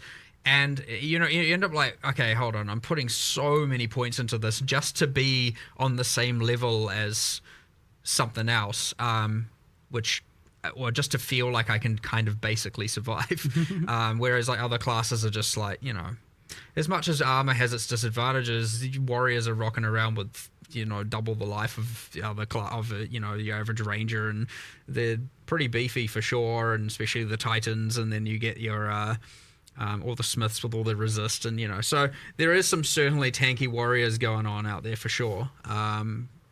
But yeah, doing the elemental thing with that will go a long way, and the deflection with evasion will go a long way. Parry and block being way just predictable. It's huge. You don't have to go like, is that so blockable? nice, that change. I don't know if that's blockable. No, it wasn't blockable. I'm dead. It's kind of lame. Do you find myself? You see, didn't do that with evasion though. Like the guys that slap with statues, for example, those guys will still hit you as evasion, right? Like guaranteed. The slams will still hit you with evasion, yes, Yeah. but the deflection applies to everything. So curious about. So was it the case that you put deflection in? And you felt like, okay, we probably don't need to do the evasion thing like we did with block because There was we've got discussion deflection. of that, and I can't remember. Generally exactly speaking, why yeah, we decided Zilkiwi, not that's what doing creates metas. Well, it was kind of one or the other, and we thought that the deflection being because both are too strong, you'd have to water them down to some degree, and having one watered down seems bad because then you could have that and have deflection be 20%, and then you're like, what the hell's the point in this? Like you invest all of that into it and don't really get much. So having to not water them down was the main idea, and thus you get to have both, and you get to have deflection being the thing that is like ultra predictable, and evasion can obviously still be quite strong, but not with the whole applies to everything thing going on. So I agree. I can see both ways. We landed on this one. We'll see how it works. But yeah, I always agree with the I don't know if I can avoid this or not. Yeah. At least deflect, that's great. And with block and parry now, that's also great. So I don't know. We'll just have to see how it plays a little bit though. But I fully see both sides 100%, and I wouldn't say I'm confident that one is necessarily completely perfect over the other. So. And good job in advance on solving the spell suppression issue with deflection by tying it to evasion, so that not like I don't have to play my Templar and have a mandatory investment in deflect. Yeah, we made that a specific goal, and we kept getting stuff like suppression. It being granted from other. I'm like, no, it must come from evasion. Otherwise, we're just going to have like every single character in the game having to get 100% chance from flat things from sources, and then we're going to have now every single character has their like specific way of getting 100% suppression equivalent. I kind of wonder if you don't just do that in POE 1 for suppression as well, but that's a topic for another day, I guess. Yep, different live streams topic. Different live stream. Not to say we have any plans there right now, just to calm anyone down before they're like suppression dead. Just hold on. Yeah. But different live streams topic. How's your schedule feeling overall? Like you feel like you will be moving into the next Path of Exile 1 expansion in the 2 months expected, and then having the next POE 2 we're definitely going to hit those deadlines, like there's no question of that. Yeah, you guys are however, it's certainly like Nice. it's certainly hard to get to meet them. Like it's difficult, but like it's so much better to commit to the date, and just make sure. It is. It's been difficult to adapt to this new cycle for sure. We obviously want to do everything we can for every patch and the next patch, and this requires a more parallel work going on and parallel thinking, and to be able to make sure that each game gets the correct time, you need to make sure, okay, if you're working on 030, you got to make sure at some point people are pulled off of it to work on 327, for example, right? That has to happen. Otherwise you don't get enough time. And especially considering after 030 comes out, you've got an amount of time of fixing things and addressing problems. Hopefully not too much, but you always have a little bit of that to do. And so all of a sudden that can extend even further. And so you have to at some point, and it can feel very unintuitive to be like, well, 030 is what the whole team's working on. The team's excited. Everyone's like, yes, we're doing it. We're prepping all the marketing. And it feels weird to then just start pulling people off of the thing that you're kind of working your immediate goal towards End of service and have them KOM. working on a future thing. And same with vice versa. You get a little bit of that. And it is a little bit hard to obviously deal with, and we're adapting to it. But we're doing pretty well, and we're on track still for 327. So it's like 2 really good expansion updates, with the recent Path of Exile 1 doing, like, I think really well, and then this one is huge. I hope that you guys can settle in, and this feels like a reasonable workload soon, because What is it right? It isn't this week, I can tell you that. no, seems people are going to need a bit of sleep soon. But we'll go down to the bottom of our Q&A doc if we can, and we'll just wrap up with a couple of the last random questions. And if you're watching live, the patch notes are out, so we'll try and get you over to them soon. But there's got a few random questions here. Divination I literally cards coming to just Path of Exile checked 2 like soon, a minute or ago. Is there like a plan for Yeah, that? they or- literally just put them no out like 30 timeline, seconds but they will ago. be coming. Yeah. All right. Hot swapping between controller, mouse, and keyboard. Unfortunately, wasn't ready. A bunch of work was put into it. So it sounds like it's getting close. It's then. getting closer, but Okay. it just unfortunately wasn't finished. Yeah, fair enough. In chance we get mercenaries in PoE 2. Mercenaries are fun. I like them. Not anytime soon, I would say. Like, Yeah, that's it more of a seems like a later much- thing, I would much say. later thing. Yeah. Because they do like, it's a big thing that's just always going to be there potentially, and that's like skewing like how you build characters. Yeah. They have a lot of impacts, the mercenaries. They do a lot of things, curses and utility and stuff like that. It's a big one. But did you like how they played out overall in PoE 1? Well, I mean, As allies, like in many ways, yes. I there's a few elements I don't like. Again, it's pretty weird. I don't know how much detail to go in talking about this when we're talking about PoE 2 context, but there are some problems Game of. design of it. I don't like that you just end up putting uniques on them and it has like minimal consequence in terms of their survivability. I don't like some of the, I'm not entirely happy with patch the notes are Dorian's out. prototype kind of situation. Exclamation mark patch if you want The them. combat with them itself, it's like you insta-die or they insta-die is often what happens. Not great. So that's the kind of thing where if we were to do it in PoE 2, they wouldn't just be like recycled character skills and recycled character animations. It would be A lot more consideration. well, even if it was, at least we have new animations. So you'd have a lot more telegraphing, a lot better fights. It'd feel like actual skill fights as opposed to just like, what is this ruckus going on right now? So there's ups and downs to it, and I'm not saying any of that will necessarily drastically change even within PoE 1 or when, but there would be things I would want to do, because I would say the combat of fighting them in PoE 1 is not meaningful. It's very much a like who dies first, and you don't even necessarily know why. So, but overall pretty fun. Like overall pretty it turned out cool. way better Big than I expected, change. Like very cool. yeah, genuinely pretty happy with how it turned out. To be honest, just a few bits and pieces that need some improving for sure. Cool deal. I wouldn't want to add them to PoE, something like that to PoE 2 that has such an impact on character builds when we don't even have a good stability within the build diversity and the build structure. Like, I would say that kind of thing comes last thing once you need. Once you've figured your stuff out, you know what classes are at a baseline, then you can add a lot more of that. Like 8 years or so, maybe. yeah, well, hopefully not. Hopefully, we're not too far away from that being like in a much better state. But these things are endless. So yes, that's it. We'll see. Here's a funny question: can you sprint on a row mount? There's like the row sprint. So there actually was a plan for that, The but did it roller actually is get implemented? the roller is currently it's not sprinting. The roller is currently faster. That's but right, I when you remember that. but it slows down a little bit when you're shooting. Yes, that's right, I remember that, Not yes. slower than normal run speed. Yes. Yeah, okay. So it is inherently faster than base run speed, but when you are attacking on it, it slows down. So that to the old speed that it was. Yes, so it is more competitive. So that it is more Oh, so competitive. row is faster, yeah. But you can spec out. You can I believe spec out of that penalty even, and then you can. It kind of is so that when you're just running, it's more comparable to sprint and movement skill usage and stuff like that. Yes. So it's just it's faster. That's all there is to it, really. Does the sprint work with blink? You like teleport and start sprinting the same way that you that would was It supposed to work, won't. yeah. I don't think it will. You can, but it won't resume sprinting straight afterwards. Like believe. if you sprint Am I blink wrong about sprint. that? I feel or like I was something? trying this literally What do yesterday. you mean, sorry? You don't just like blink and keep sprinting. It's a different action. It's an end there's an end animation to it. You'd have to go back into a sprint. So No, but it does work if you hold down and then you blink and then afterwards it. This is the interview. Isn't that The how it interview works? with In that Ziggy regard, D. I think it is. I would hope so. Yeah, no, Yes, that's how it yes, works. yes. Yeah. Sorry, I thought Patch you meant note- patch you were notes sprinting are and then you exclamation mark blink. patch No, if no, you no. want to. It's Goes back if into you it. hold Check down, them you out, blink, you Luna. go. You sprint. You That's know, how it works. I could be just entirely wrong about how that other thing we'll works. see when it's live. I was doing it yesterday, I thought it was like, yeah, I understand why it's like this, but ignore me. I was probably just wrong. No worries. Does the elemental damage mitigation from armor apply before or after resistances?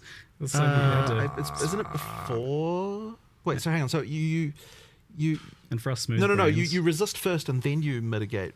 I with don't armor. remember. I'm pretty sure it's that way It's around. the I'm one pretty that sure. means the values have to be higher, so which means it's the order and where it's the less effective one, so because the values are quite high and juicy as a result. Yes. Oh, okay, so in that case it will be. I think it's pre. In that case, it's you armor first, pre-mitigation. then resist. It will be. I think that is Yeah, what okay. it is. Yes. I love it. Fantastic reveal. I'm very excited to get into playing it. Thanks for spending a solid 2 and a bit hours chatting Q&A here. Very fun. I felt like half an hour, honestly. Yeah, so I good. feel like I could spend another hour or two just talking about economy from like the impacts of the trading stuff is fascinating to me. I can't wait to see how It was that our plays first out. Q&A where we didn't hold the patch notes hostage. Yes, at That's a a big preset change. time. Yeah. I think that helped. People went like, "Stop holding them hostage." Yeah. They're just coming out when they're coming out. But yes, this is post-reveal. we'll leave it I'm there for sorry. now. Thank you very much, Jonathan. Thank you very much, Mark. And thank you all for watching. Yes. See you later. Thank you, and thanks everyone as well. Yeah. See you later.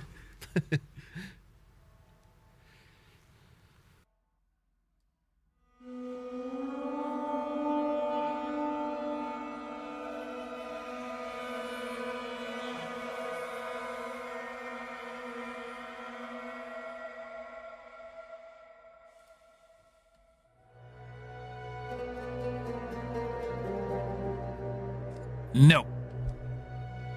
Went way longer than I expected as well. No new classes. No new classes.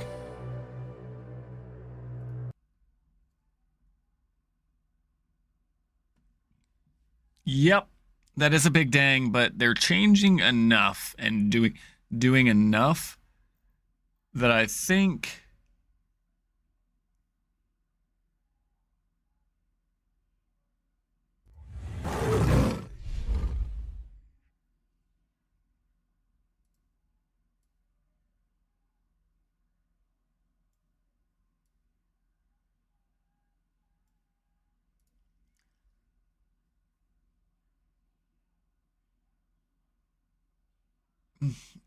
interludes. Yeah, they called it interludes, which is basically three mini acts that's going to help progress you from act 4 to endgame, which are not going to be in the finalized game. They're going to go away once they release act 5 is what they said. Well, I was semi wanting to go over the patch notes, but at this point I just want to play a game. So I will go over the patch notes in my own time. ! Patch if you guys would like to see the patch notes. Let me make sure it's working on the YouTube side. Oh, DM's going over his interview with them too. Now that they can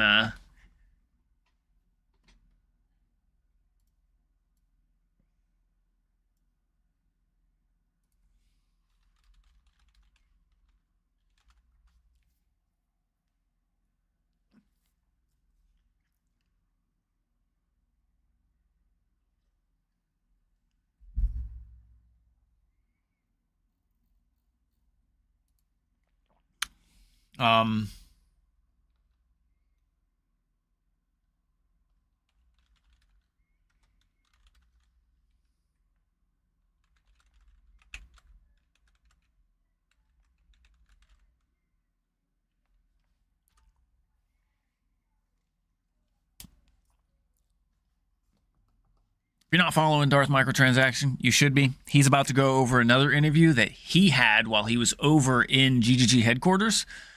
So give him a follow. Go check him out if you want to see that interview. He's about to start it now. That's going to be also information that isn't been put out yet. So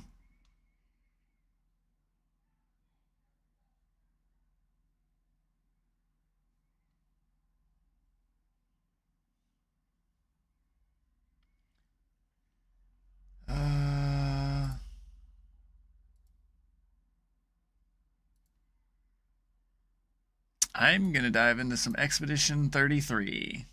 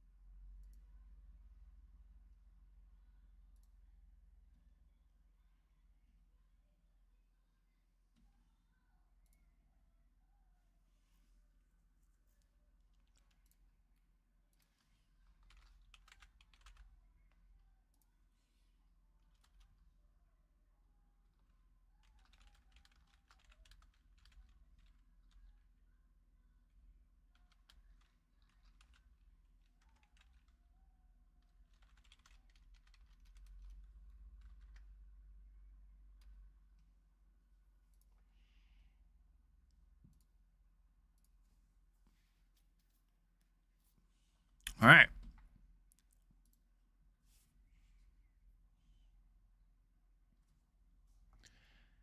Appreciate that, Maxim. Thanks for hanging out.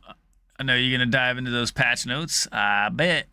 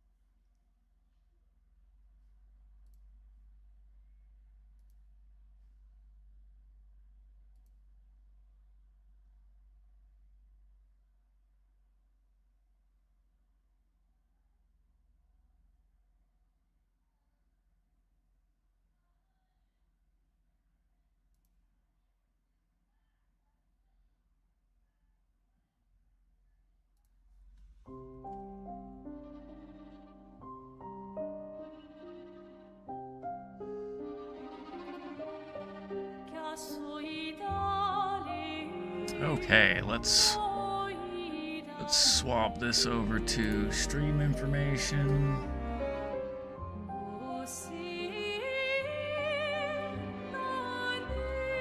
And we're gonna swap over to Expedition 33.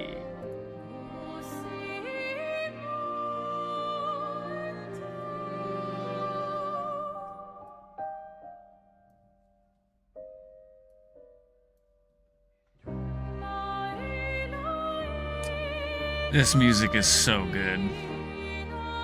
So good. I love this music. Alright, we're gonna do a little bathroom break, and then we will start some Expedition 33. And then we gotta learn the little town layout of whatever the hell they were doing.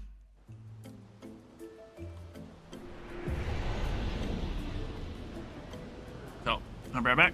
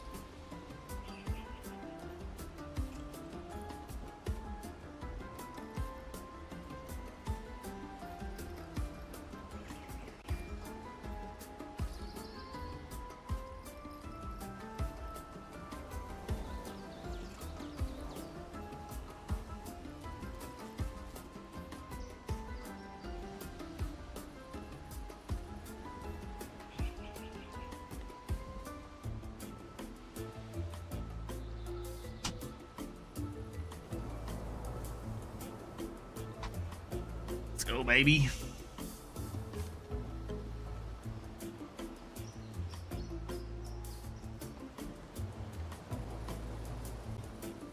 Video game, let's go! All right, let's turn this down a little bit.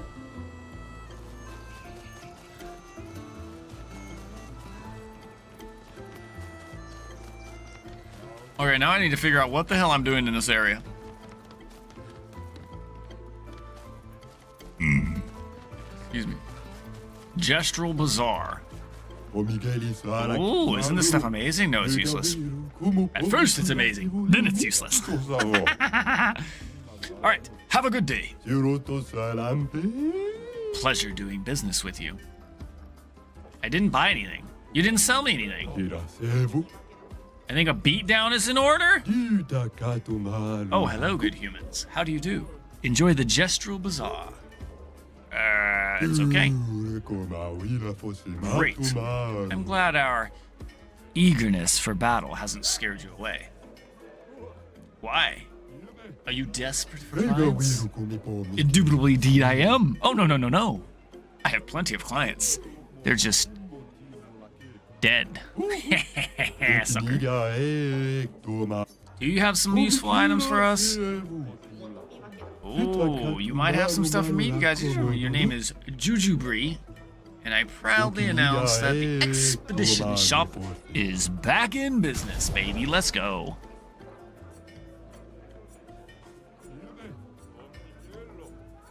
Okay, so we always fight the merchant, I guess. 50% increased critical chance if health is below 30%. Ooh, that could be deadly. I need a crit to kill him off.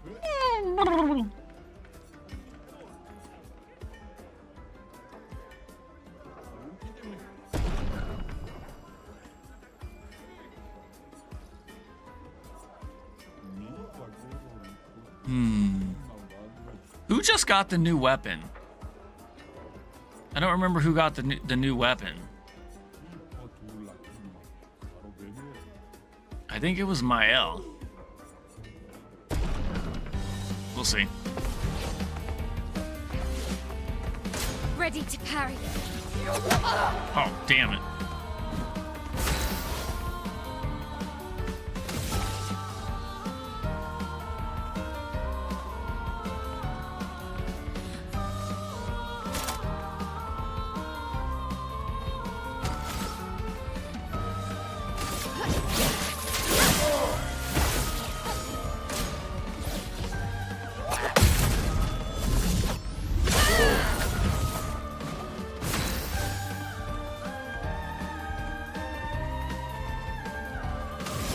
This is offensive.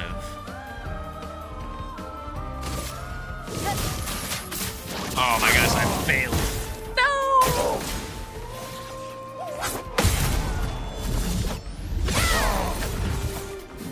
I'm gassed.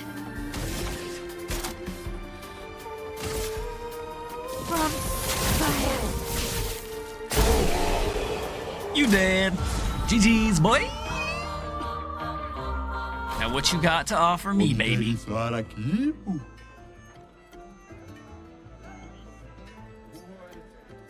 Let's trade.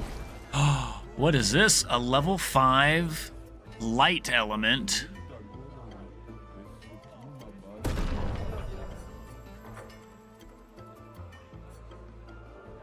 Oh, these are the ones we want.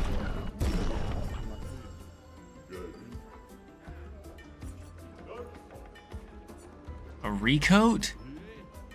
Do I need a recoat? I don't think I need a recoat, do I?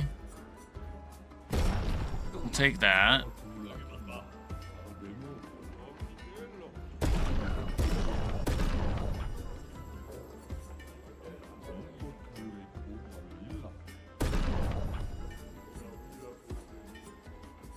Oh, it's for Gustav.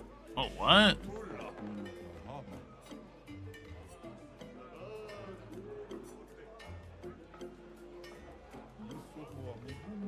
I did not mean to fight him again. Oh well. We'll just kick his butt real quick.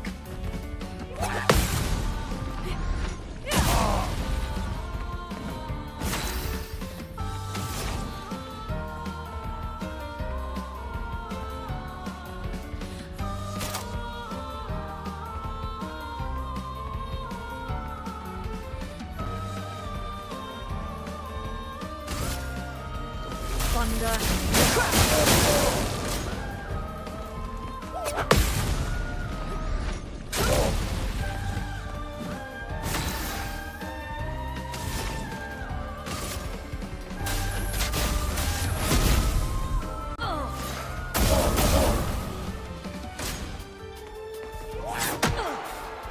Oh, he got me. Storm is coming.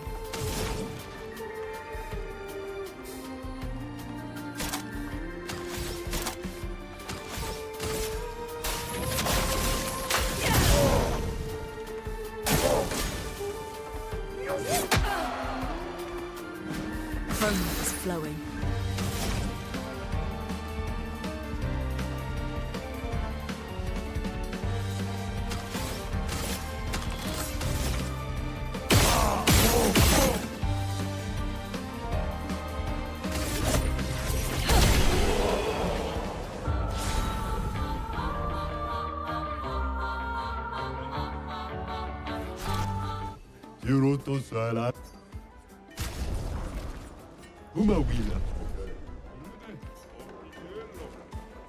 Okay.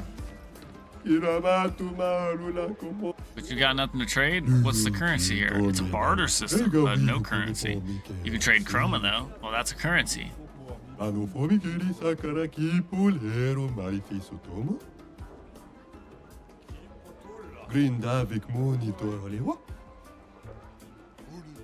Yep, I knew that.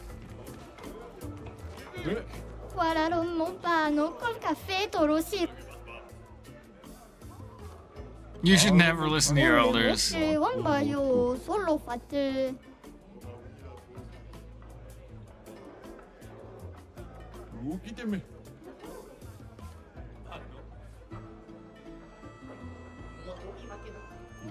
Oh no.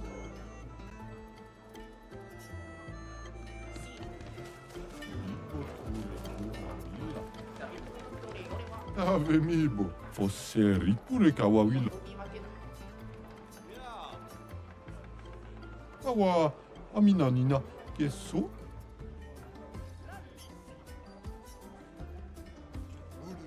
Kiwi govi. Did he just become old? Okay. Dita che tomato? Nisso mo miva. Geri sara che potola che mosa. Ah, yes. Lisillo.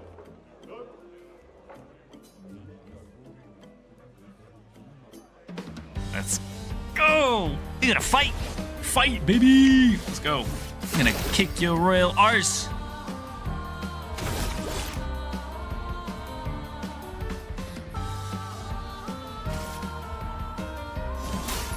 Let me help. Guard up.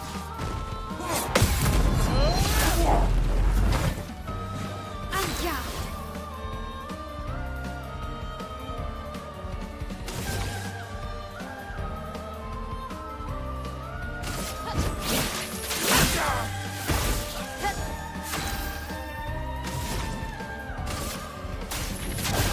Feel the burn.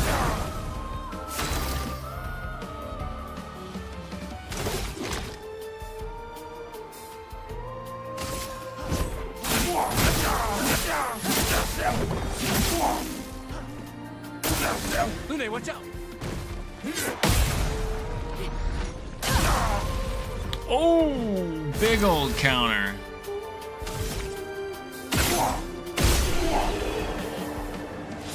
Let's go. You down. And out of here. No damage, 20% bonus XP. Let's go. Bimbo. Vege paspo. Pitto savagina piga.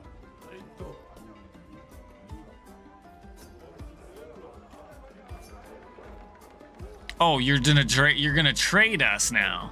What? What? No, you're gonna give me your shit for free. What? What do you mean you're gonna trade us now?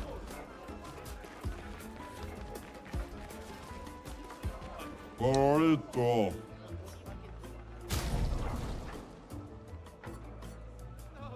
Oh, whoa, what is this? A level 5 Secarum.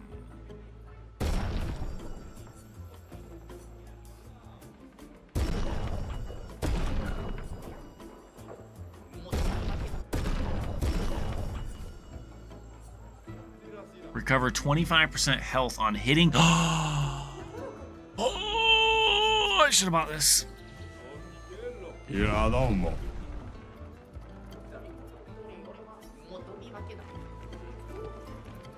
Okay, so I guess we go to Mael. We have a new weapon that does almost double damage. Switch to virtuous stance on breaking any shield. Nice. Critical hits apply burn. We'll take that.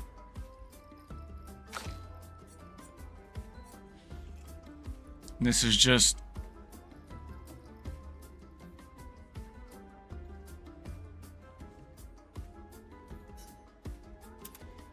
we'll take that.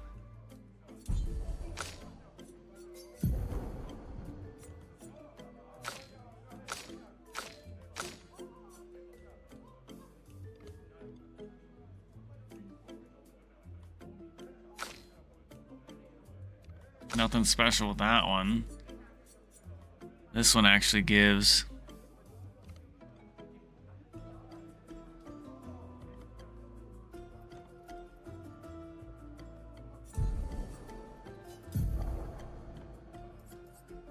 okay, so we have stun boost, roulette. Every hit has a 50% chance to deal either 50% or 200% of its damage. So it's either going to do half the damage or double the damage. Huh.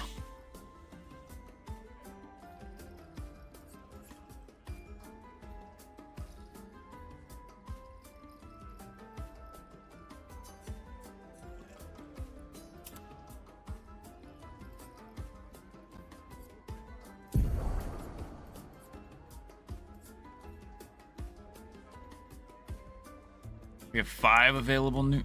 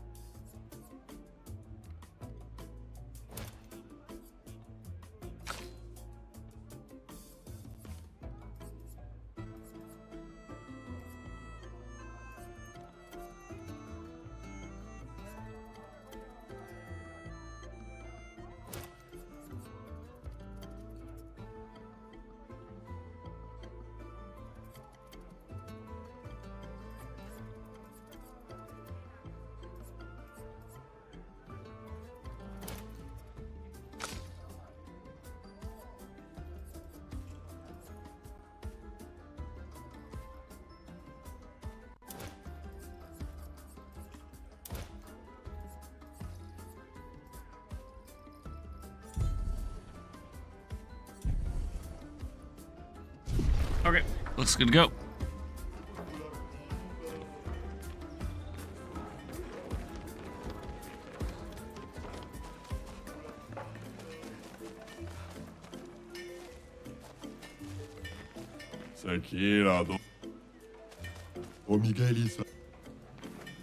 Ah, tous les comme na Willow, fosse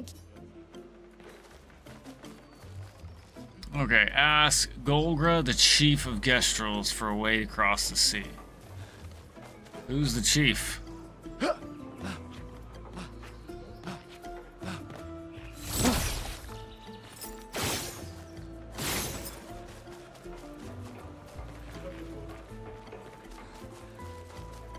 Omigiri nasaki potura nasai.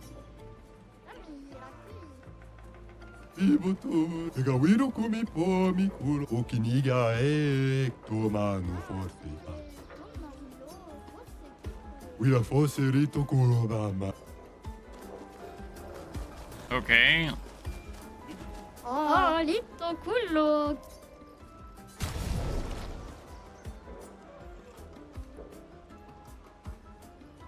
Find a missing expeditioner to unlock this item in the shop. An outfit for Gustav and a haircut for Gustav. No thanks. 아, 루티도.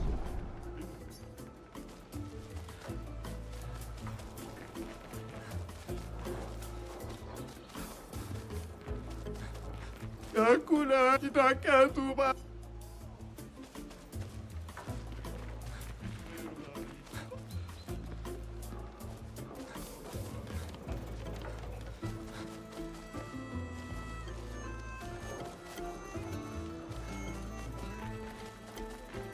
아, 오, 게리.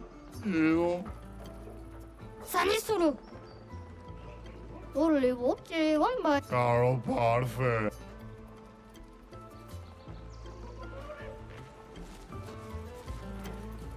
Isso gamma biveto una willa fossili banana seta. Au café. I got spare kneecaps just in case.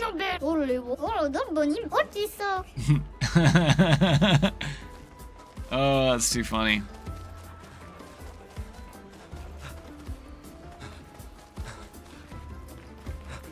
Kitakatumalo. Isubano pomiga. Ate grindavi. Roserito. Kirasevo. Grindavik mun. Kitakatuma. Pomigiri narkisubano pomi. Pomigeri. Ate grinduma wila.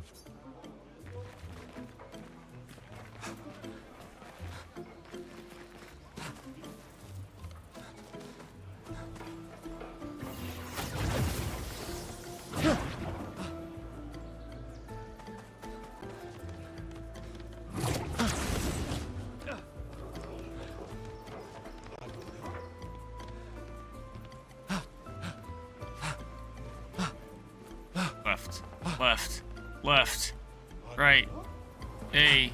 Oh, no, down. Down.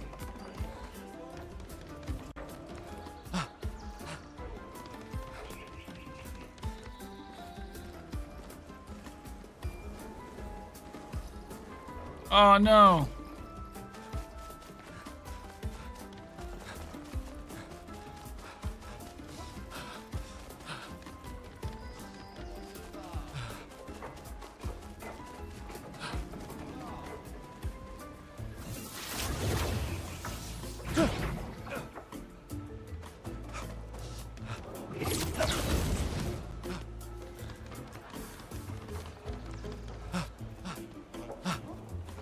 All right, now we just need to stall for another week and a half, and we'll be good to go. Sounds like a plan, right, guys?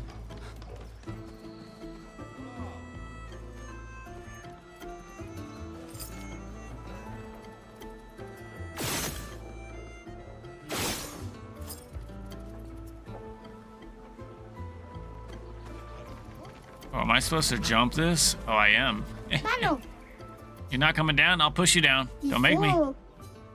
Omikira sevu. Okiniga ektomano. Yuroto salam. Isso?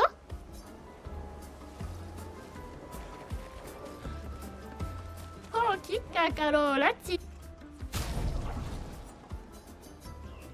Eso kido.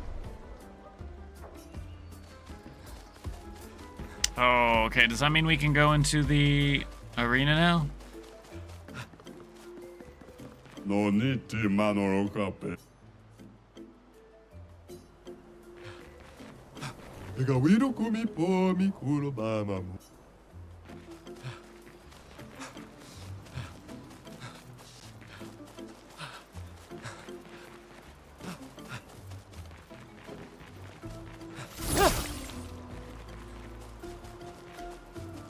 Let's fight.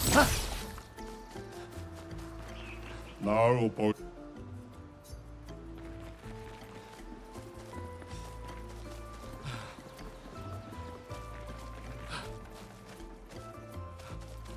Ina katoma tomaro lako ema kima porito.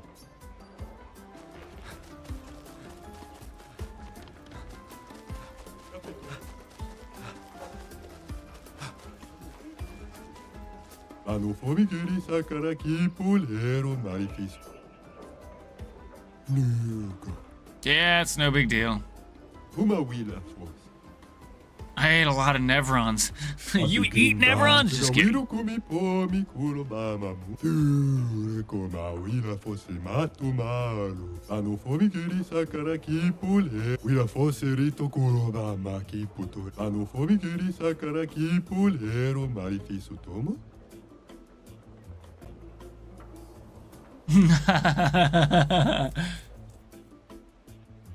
Ega wiru kumi pomi kera seru. Ano formigeri sakaraki wira foserito foserito. Formigeri. Ano formigeri sakaraki.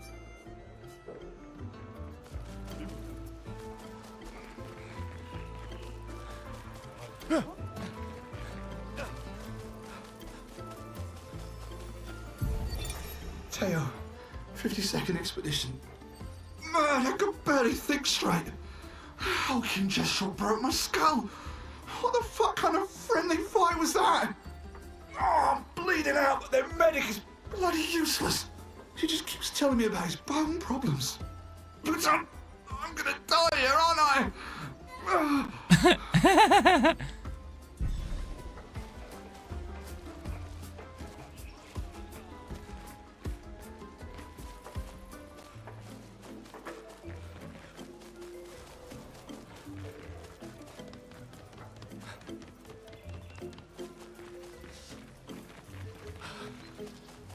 Galop parfait. J'estalo. Ege passe pas. Ke momina. Kivek. Ega. Noko. Rgolgra.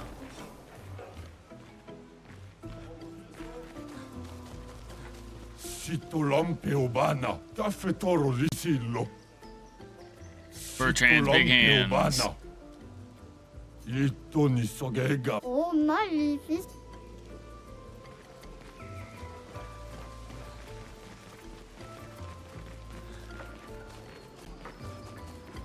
So much shit here. I don't even know where to go or what to do. Rules are simple. You get one hit. If you deal 9,999 damage, you win a prize. Sure, I'll try again. I don't think I can.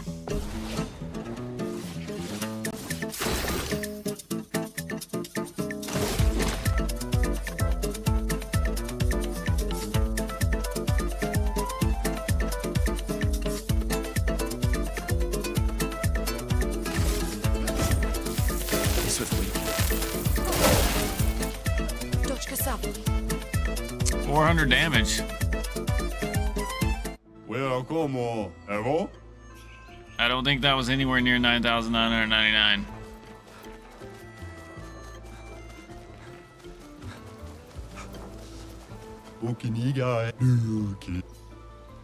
So...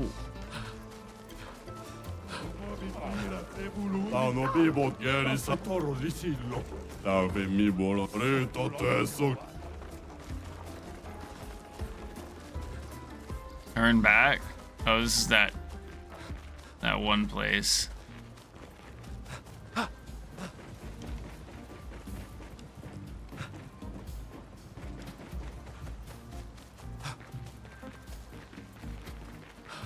Damn, dude, I don't even know. We are forced to coma. Luki tome naru pokita. Ega wiro kumi pomi kuro mama mune. Ano formigeri sakaraki pule oserito.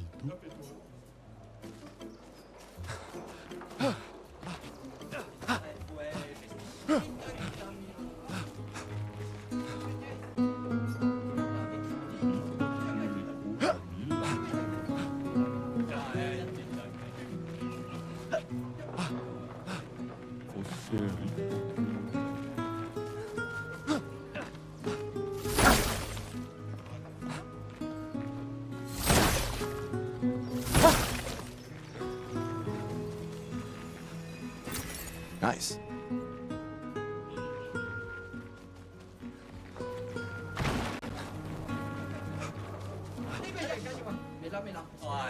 Boy.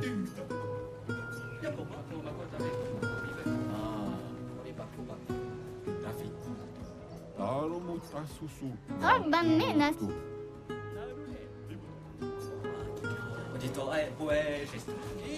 Ah, volevo che un ba-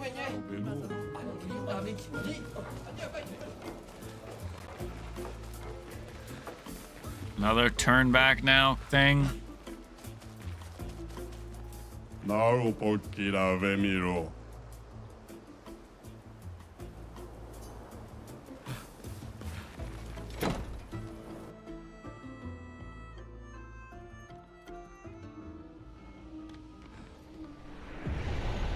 Oh, it's the manor.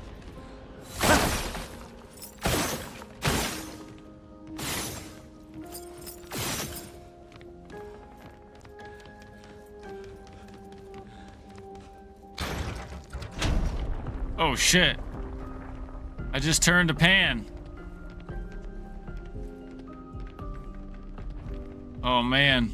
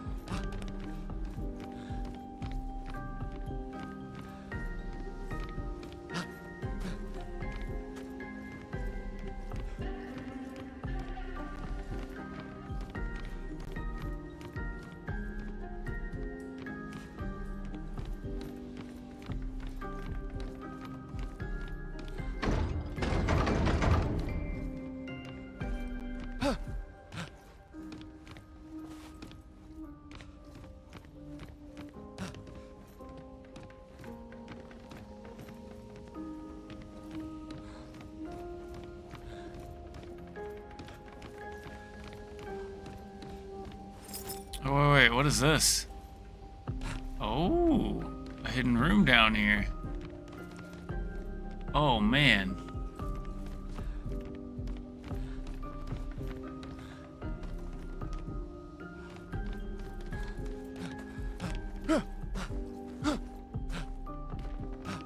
Fatty, fatty, boobaladdy. Guess who's back? Back again. Mr. T is back. Go tell your friends. What up, Mr. Terrible? How you doing, buddy?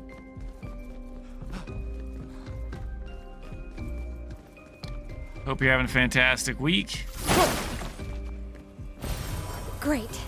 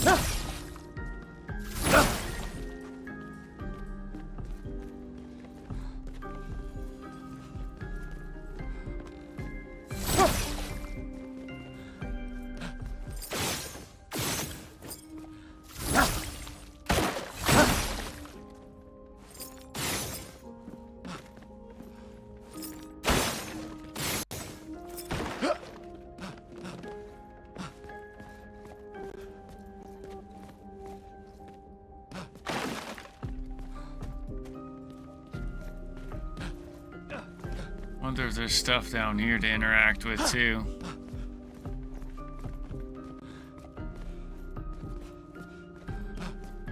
Wait a second. There's stairs here too? Oh, there we go.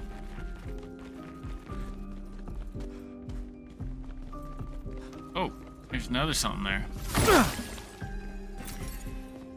Ooh.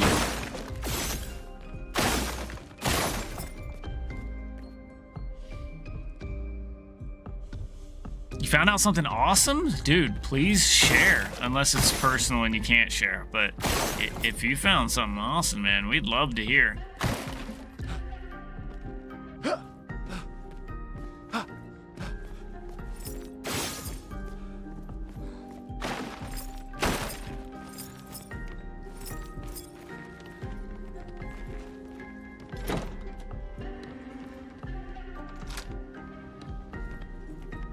Listen to this man? No. Not this guy. Just another dude. Another dude. What's this, crystal balls?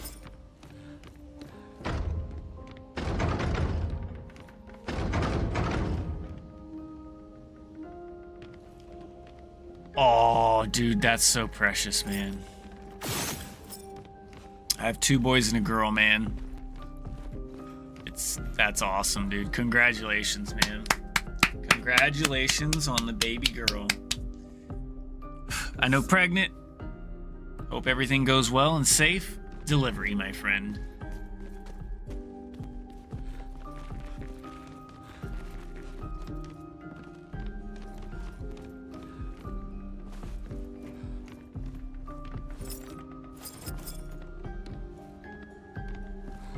Oh my gosh, you scared me. Teleported out of nowhere.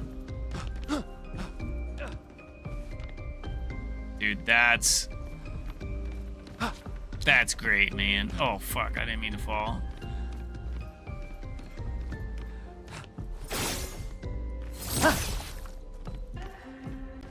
I don't know which way I'm supposed to go. Kids play games with me? They used to. The daughter does occasionally. The wife used to. Not really anymore, man. Nobody wants to play the games Spooker wants to play. They want to play their games. My daughter's real big into singing, so she does a lot of singing and acting games.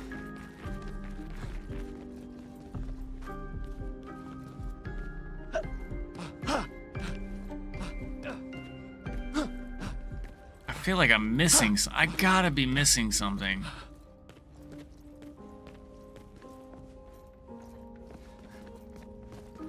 Yo, what up, ZZZ?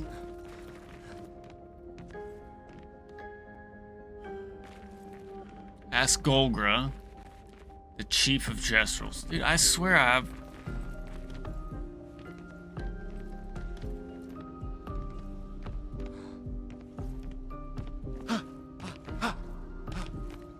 Alright, so what am I missing here? I gotta be missing something. Oh, wait. Is this a picture of the dev team?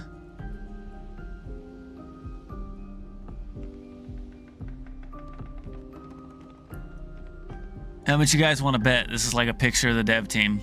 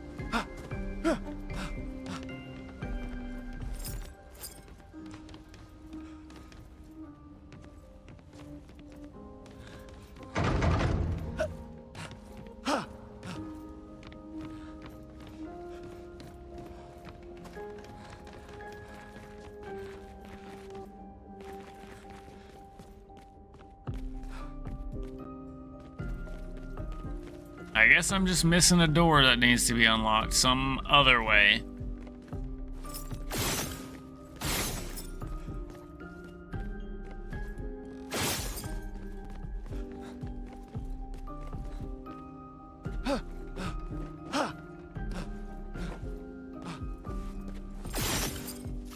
Oh, there's a wall here.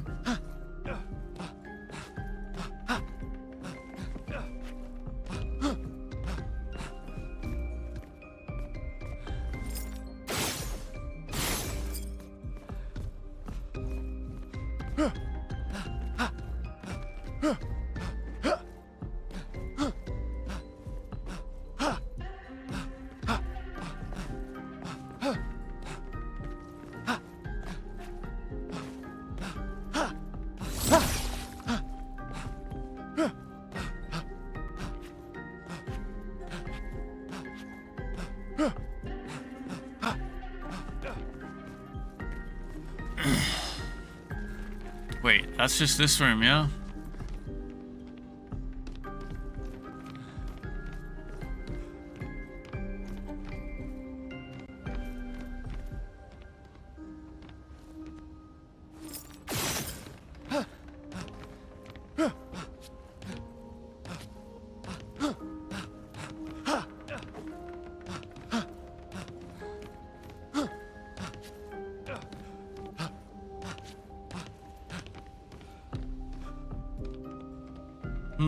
Okay, well, I don't see anything else here yet.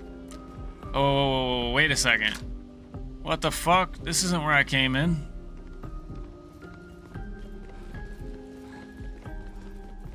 This manor like a fucking maze, dude. Oh, man.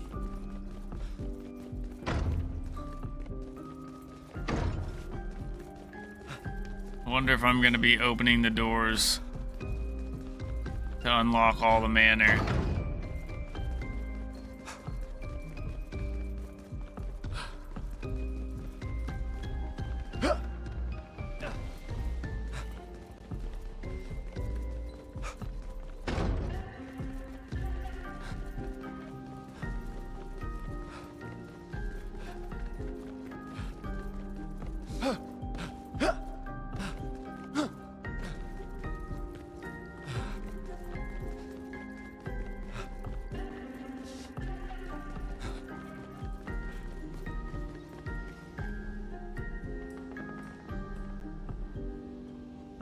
Diablo 4 Season 10.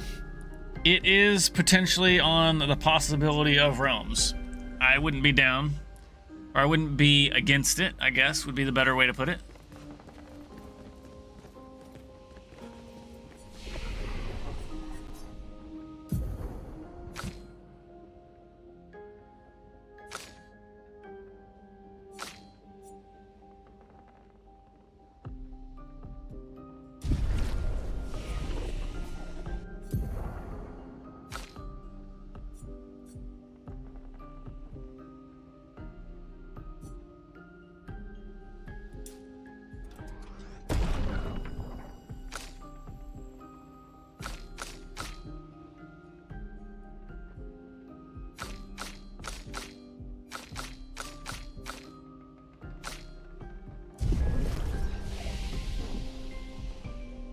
After those leaks,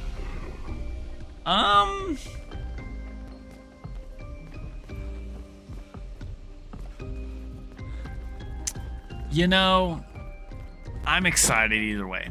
I'm super stoked that they took a what would you call it, a quality of life league, right?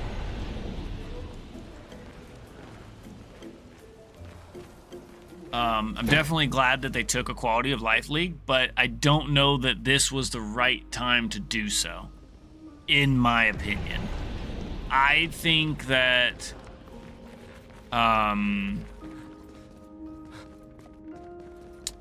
we needed something to shake up everything, and we got a lot of changes, good changes. I'm 110% hyped. I will be playing for sure. Absolutely no hands down, no argument there, but it would have been nice to see something like new.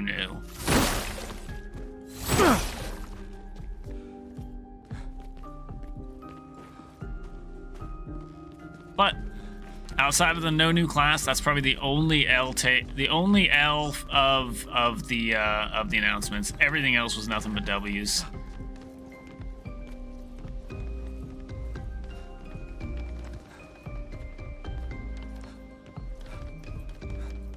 How about you?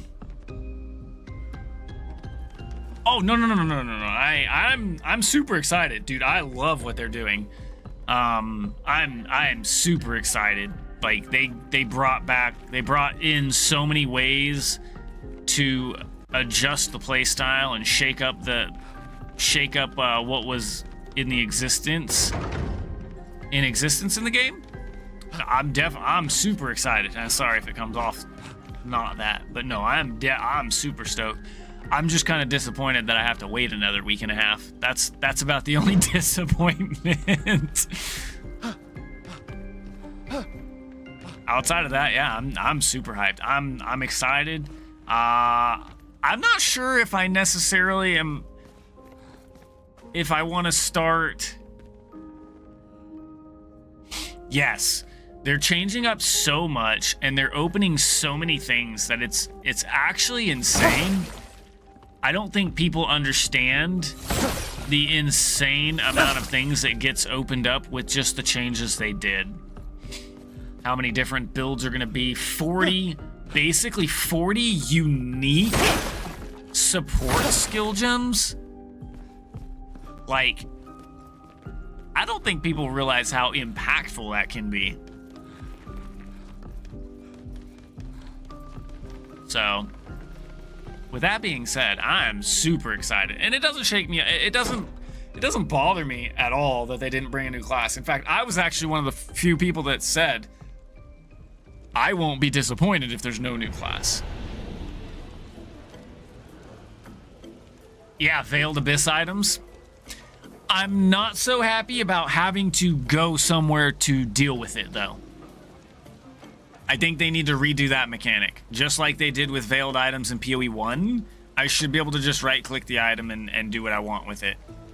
That's the one thing I do think that will get changed relatively quick, with a comparing league mechanic to go with it, right?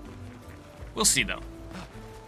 We'll see, though. The whole jumping down and figuring that out, man, I'm excited.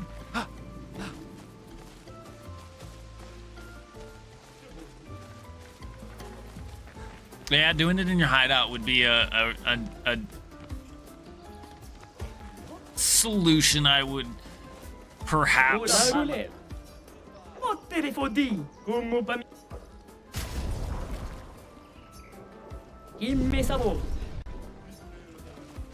Oh, do these guys change every time? No. You can just right-click the item now. That was something they changed. You can just right-click the item and unveil it. You don't have to go nowhere or do nothing. That was like one of the greatest quality of life changes they brought to the whole unveiling items.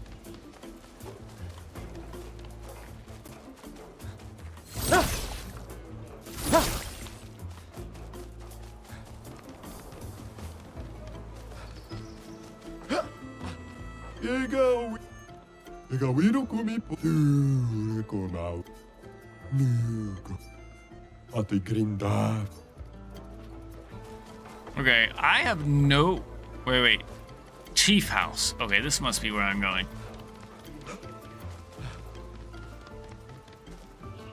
Have I finally talked to everybody? I'm so tall now. Guess I'll die soon. Can't wait to become a tree. Well,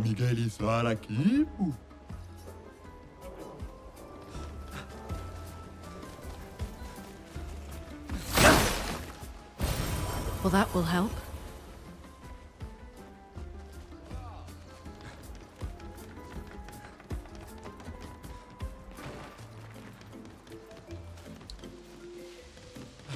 Druid is in the animation system hell. That's why it didn't get launched.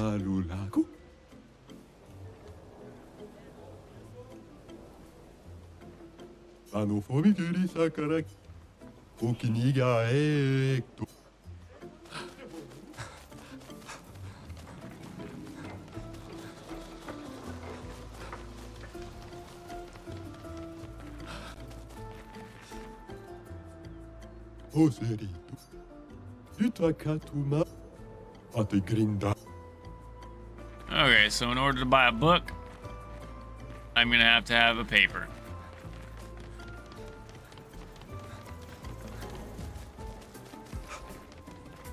When I was little, I swore I'd enter the arena as soon as I turned 30. My birthday was yesterday. And I'm so nervous I started pulling out my bristles. Too young to use my bristles. You've got lovely bristles too. You must understand my pain.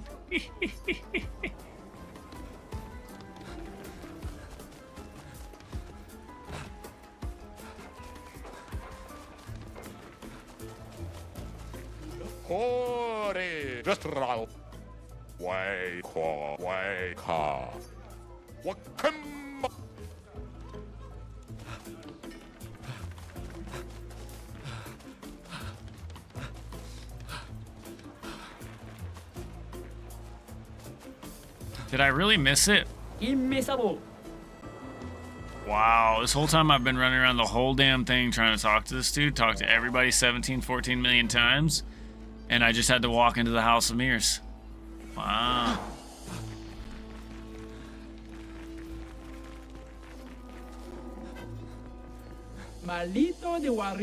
So you're the warrior who demolished our ultimate Sakapatate.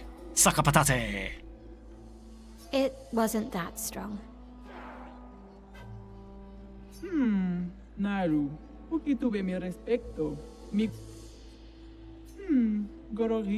I'm indeed the chef of our village. The name's Golgra. There are so many questions I'd love to ask. We need to get to the Paintress. Noko said you could help us cross the sea. Humans, still so obsessed with the Paintress. Others have passed through here. A few of your expeditions every few years. Hard to keep track. Do you not have your own boat? How did you get here in the first A place? white-haired man destroyed it.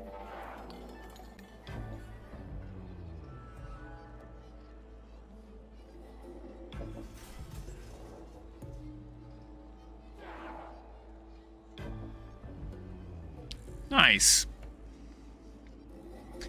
I think when I log in, I'm going to click...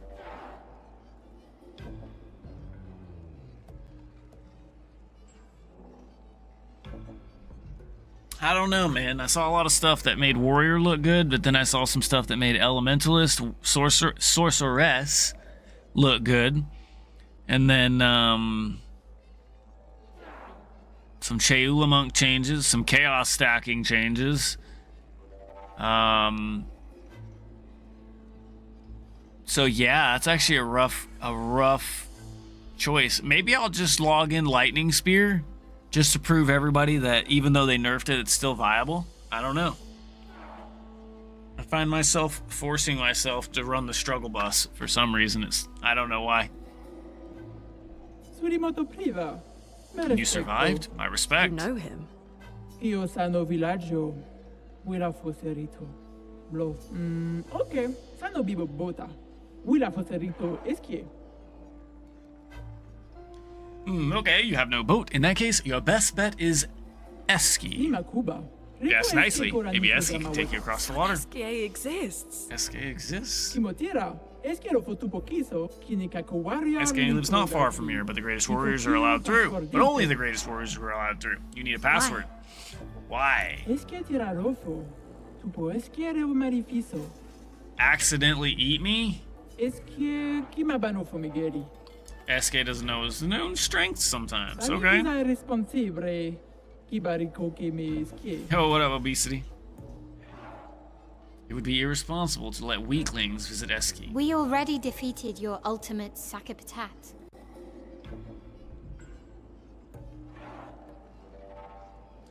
I think that it's going to be able to dumpster things, but I don't think it's going to dumpster things on the scale that it was before, right? So easily, that is. But I think with enough investment, like, any build is going to be viable to be able to do the endgame content, and that's the thing.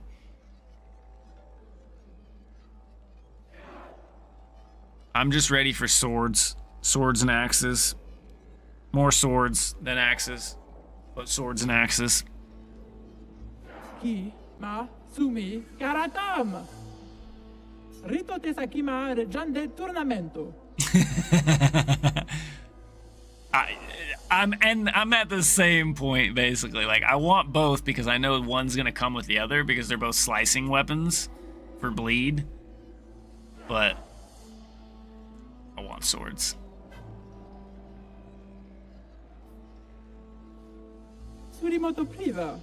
That's fine. I've been trying to enter the tournament, to the arena. Legendary Warriors? Oh, this should be easy.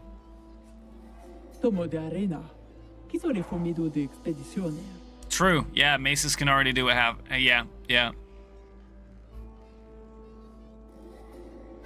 Look into me, stranger. Puki, nisu.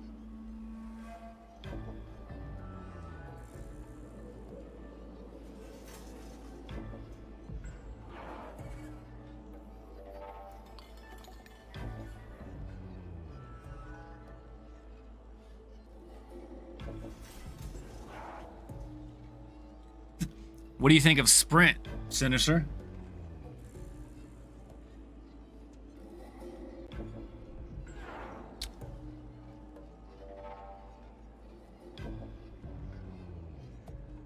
Ooh, that'll be fun. Okay, enough talk. Go fight now. Go to the arena. I think if implemented correct, and the way what I'm hearing in this DM interview right now in the background is that they are the same way. Like it has to feel good. Yeah, okay, sometimes they throw stuff in there because they think it feels good, but then in the mechanic, they generally hit the nail on the head with the hammer when it comes to, okay, we agree with you guys, it doesn't feel good with this, and this in context running alongside of it, or it doesn't flow well going from this to this, hence the weapon swap time going away. So I think if Sprint implemented correctly, it can feel good and be very versatile and usable. And I'm excited for that.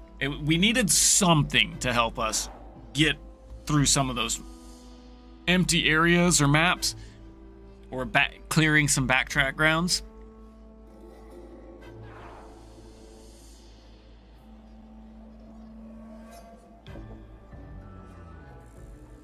Oh no, take us to the arena. I already went around the whole damn area like 4 million times. That's the gestural spirit. Lead the way.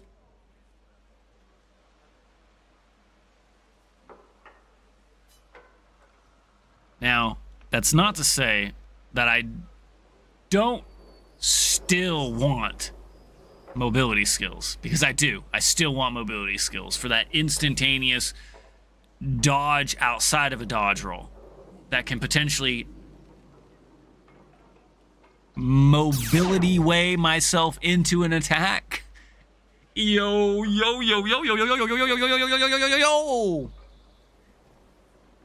What up, Janus? How goes it? How was the stream?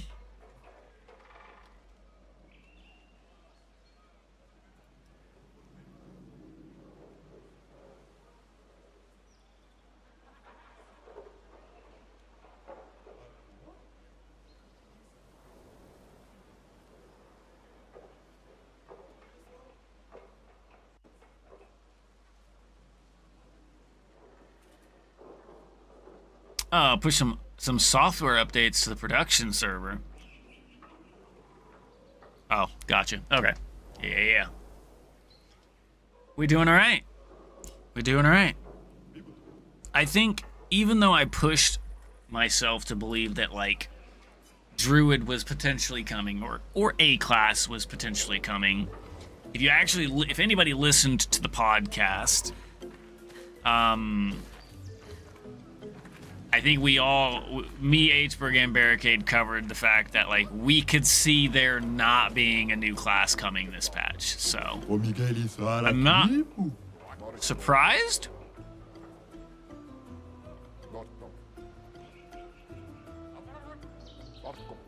And it may still not even be the Druid, because I'm listening to the DM interview in the background. And the animations for the Druid are just hell, and they want to make sure they get it right. So Druid may not even be in the next patch either. Might be another class, or it might be another no class. But I doubt that. Still no integration? Oh, you mean like controller? Oh, baptized in battery acid. Not your pal, buddy. What's up, dude? How you doing, bud?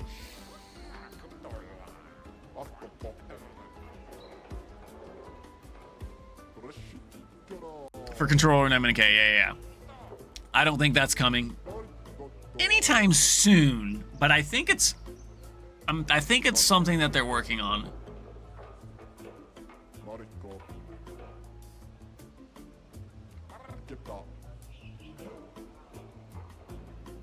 I'm doing great, man. I'm doing great.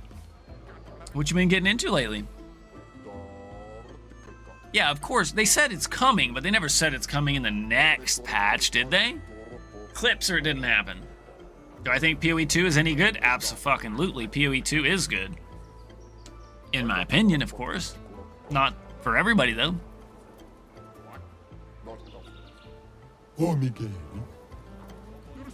I will... Oh, you don't even...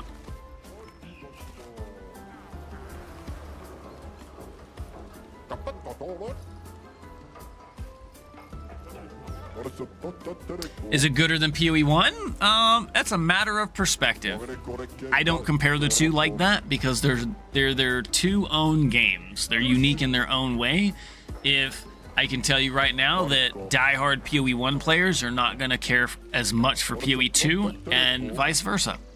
Just because they're two different games. Similar games that take place in the same world, the world of Rayclass, but they're just never going to be one and the same, and I honestly prefer it that way. I don't want POE 2 to just be a better POE 1. I want it to be its own game. I want it to be different. I want it to be unique. I want it to be the difference of one action RPG to another. Maybe take some good things from both, just like any action RPGs take from all over, right? You know, all your action RPGs takes ideas from other aspects, but yeah, I personally think that POE 2 is a great game.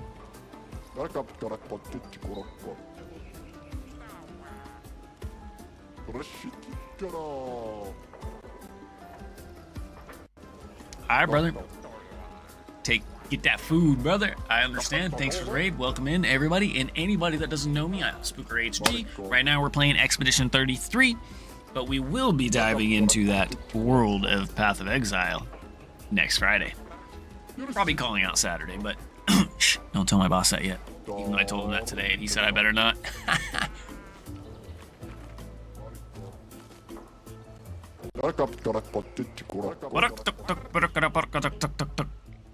The tournament has begun. Find Lemonsol if I want to sign up. Find him over there. Oh, okay.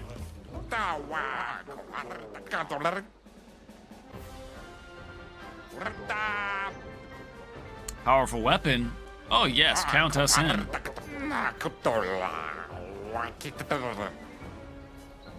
Got it. Alright, you're all signed up. Alright, let's go. Bertrand Big Hands. Let's go. I'm gonna whoop your ass, mother truck. Oh man, I gotta pick somebody? What the fuck is this? I can't take my team. Alright, let's go, Maya.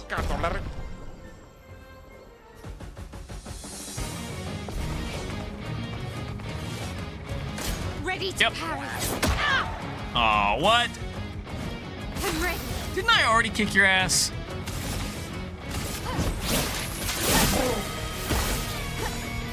Ready to parry. I'm almost one-shot your ass, bro. Do you even?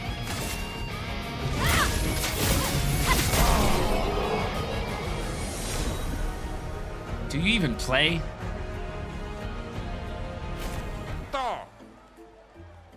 You won. Wow. Next time won't be so easy. We'll see about that. Your opponent is one of our legendary champions. Who gonna fight? My same girl. Oh, she ready. Dominic Giant Feet. Oh, that was bad timing. All right, time for you to go down, Mr.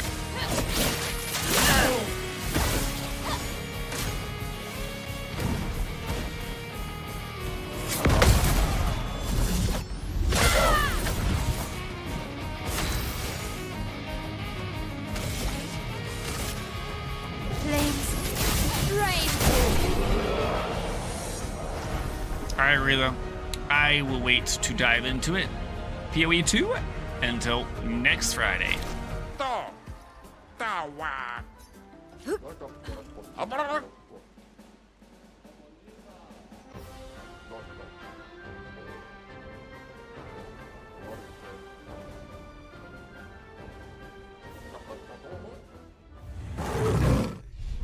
Excuse me? I will go down on everything. All the time, everywhere. And Spoobert signing off.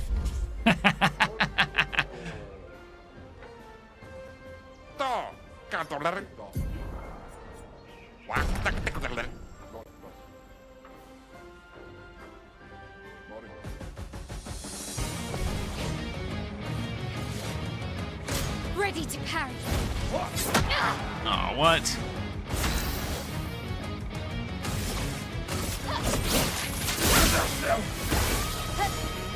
On me. Oh, come on. I hit the right button.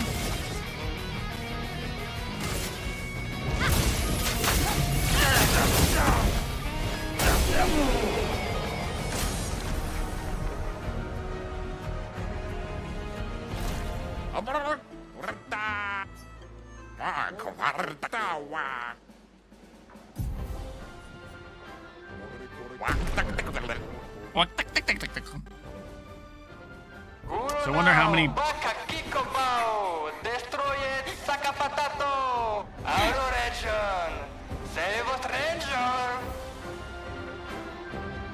Oh, is this another person? Oh. Nice. Another survivor? Wait, that's... Ciel? What? How? You guys? You're alive! Yo, Hoodlum Santana, what's up, dude? It's all good, man. Welcome in. I knew you were resourceful. How did you get here?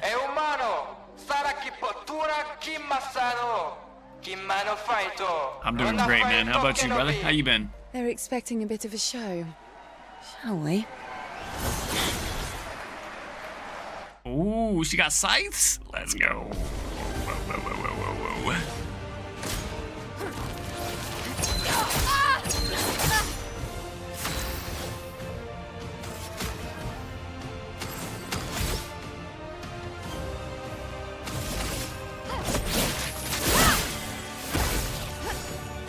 Let's dance.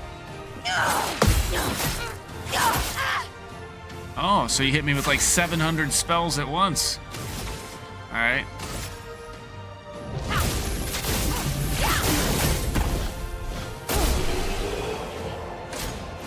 Sorry, but my L's just 10 times more powerful than you.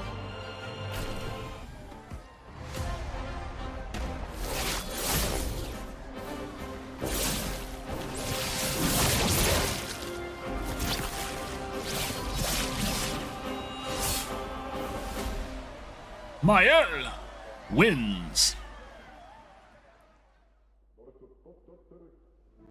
Now, can I go through all that for each character to get each character a new weapon? So bad. Yeah, it really just felt like beating old people. So it wasn't so bad. Am I one of those old people? One day, I hope. Hey, how'd you end up here? Oh, after the It's a beach, crazy good ended game up so in far. Old Yellow Forest, not too far from here. Had to dodge a few Nevrons, but luckily I met a Gestrel who guided me here. What about you? Well, I woke up next to a waterfall and... We can talk later. Let's get back to Golga. No time to lose.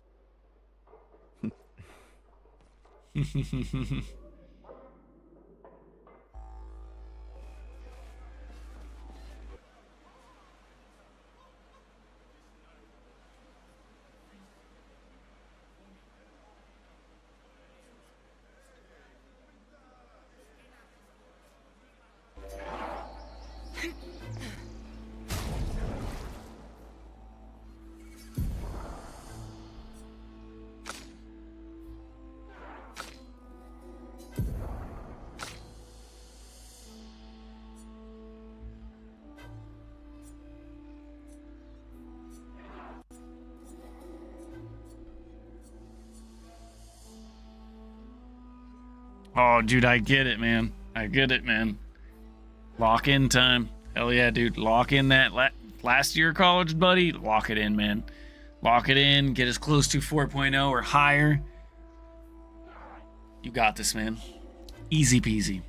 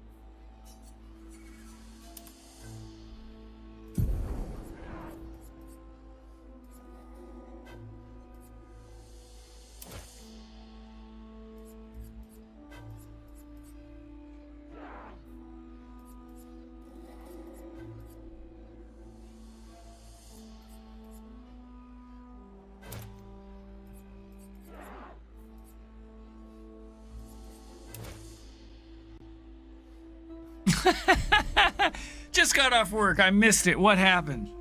Yep, they're closing Path of Exile 2 down. Canceling construction. Starting up Path of Exile 3.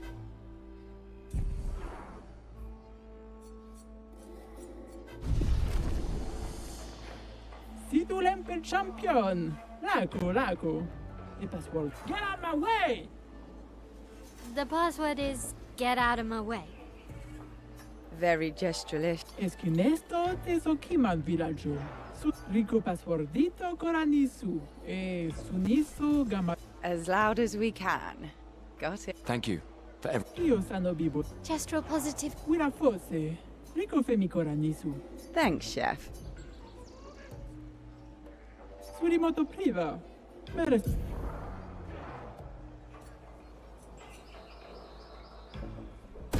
Okay. Sano bibo bota. Oh, I feel like Golgra's gonna whoop my ass. But, shit, if I can challenge her, get her to challenge the duel. Oh, shit.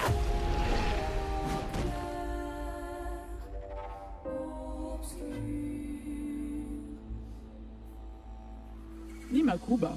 Rico es que coranisu gama watero. Zam. Surimoto priva. Okay. So, you list one of those, you can't get hit.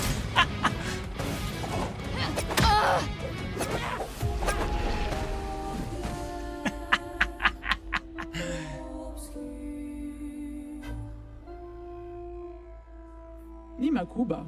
Rico es. Yeah, that's something that we'll come back for. I mean, she's doing 2,000 damage per hit. I would have to literally learn each move and not get hit. Zam. Surimoto.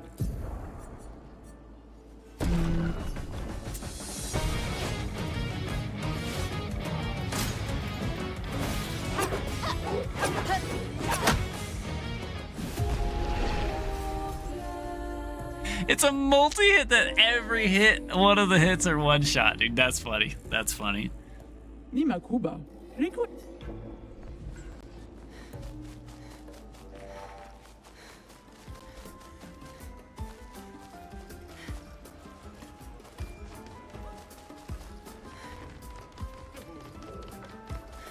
Let's go back over here.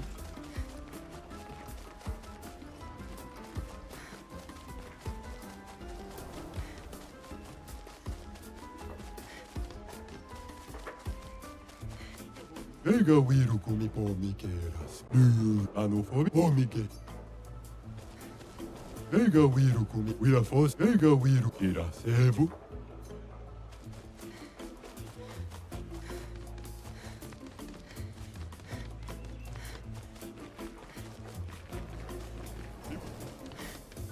Makotola. Wakita. Makova.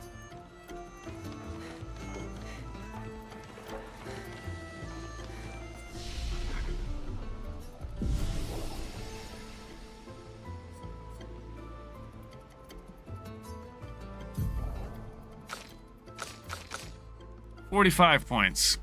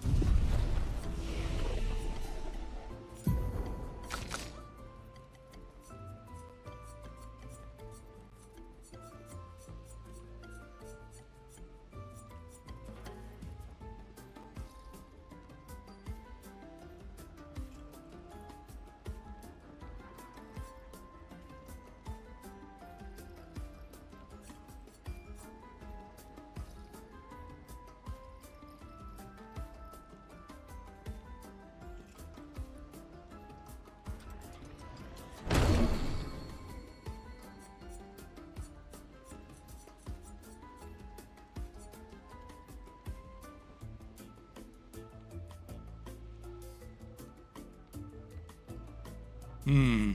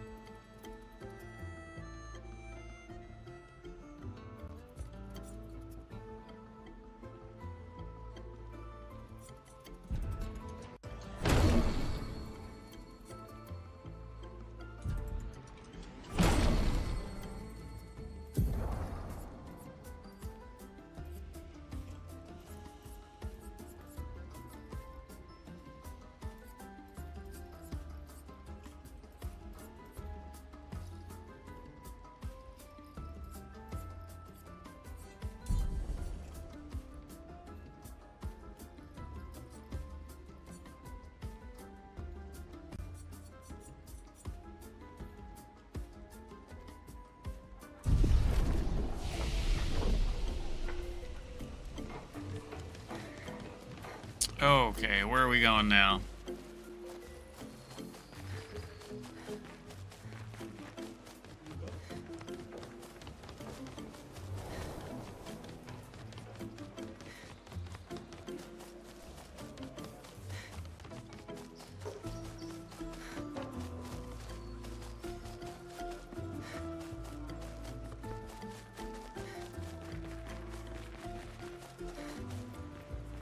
Oh, what up, Rain Havoc?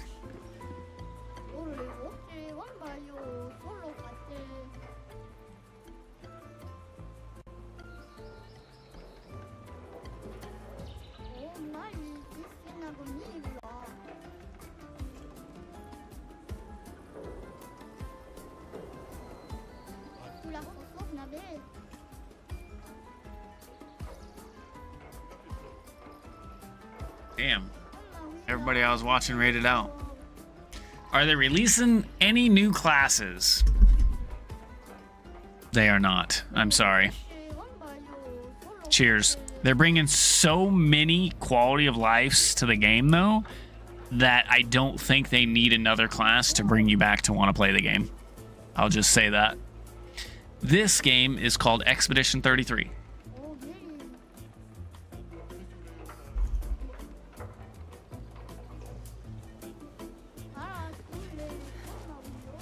What's up, Brandon? How you doing, buddy?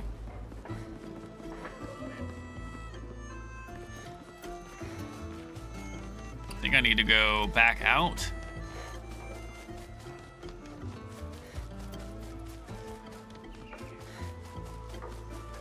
Wait. Yeah. It's super good, great story, awesome single player so far. I'm not very far into it, but I love it. So far, it is turn-based combat,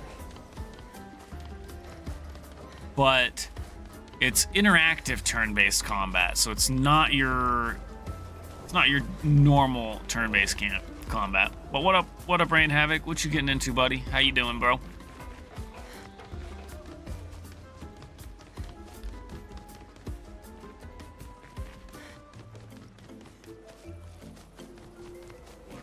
Am I supposed to go out the back?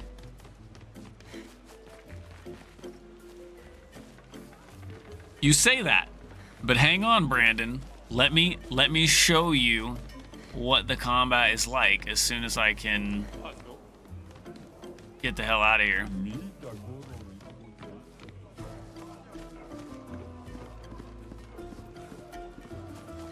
This damn gestural camp is like a freaking maze.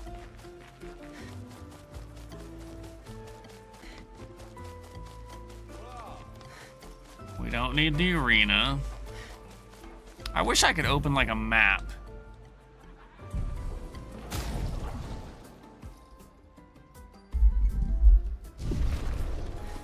You say it lost you because I'm normally the same, like turn-based combat. It's kind of like almost like Final Fantasy style turn-based, but more so like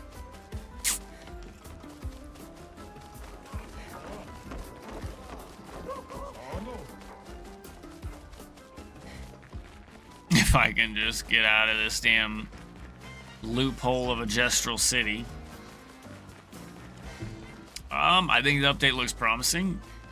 It's basically a whole new game, yep, just like you said, and they're going to hopefully just keep smoothing it out more and more. I'm excited for the POE 2 update, and I don't think they needed to add another class to bring what they're bringing to. I think I just need to get the fuck out of here. You gonna try? You gonna learn today?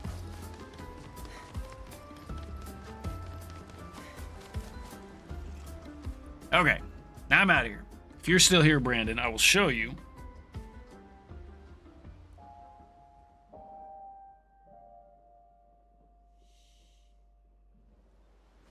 I'm totally down, dude. I'm just not sure whether or not I want to start hardcore or not. Abyss is going to be fun. I'm glad that they're taking a twist on it too.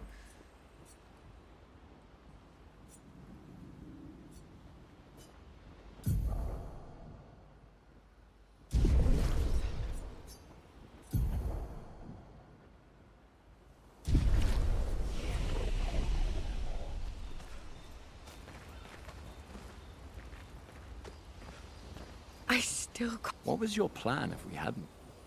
Well, it was a lot of fun. Noko's quite obsessed with your arm. Your apprentices would be extremely proud knowing a Gestrel loves their work. Yeah, they'd be insanely excited. Well, they did a great job designing your arm. It was quite a creative assignment you gave them. Well, when life gives you lemons. Losing an arm is... Yeah, it's not...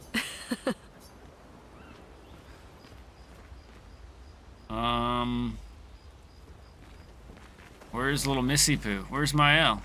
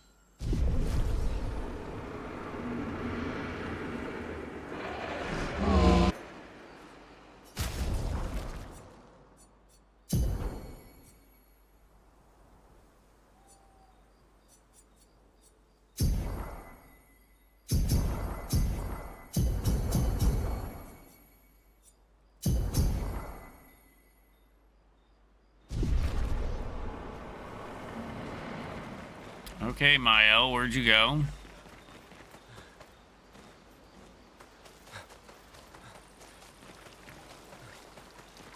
Oh, there you are.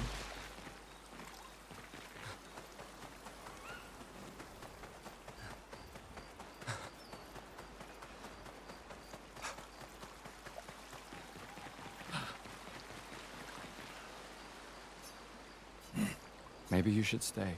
What? It's safer in the village. Missed the chance to meet Eski, eh? No, Mael.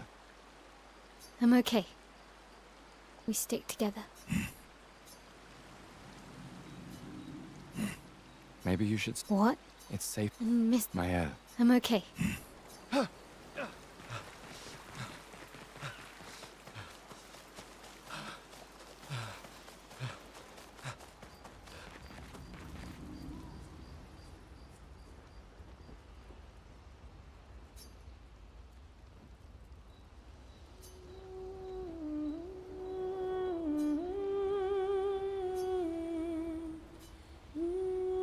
For those who come after.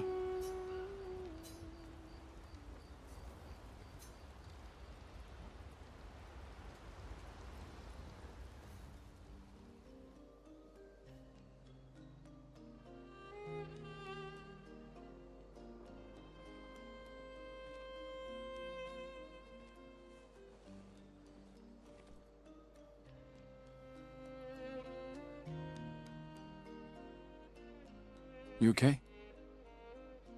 You've been quiet since we left the village. Yeah, sorry. Just bad memories. Wanna talk about it?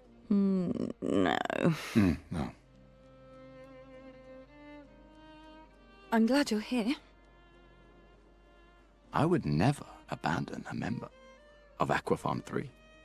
Aquafarm 3. Aquafarm 3. That was so long ago. You and Sophie were inseparable on that project. Yeah, we were. That was a good project. It fed so many neighborhoods at once. Kind of nostalgic thinking back. We really thought we were making a difference. Hey, we're still making a difference. Yes. Of course. Yeah.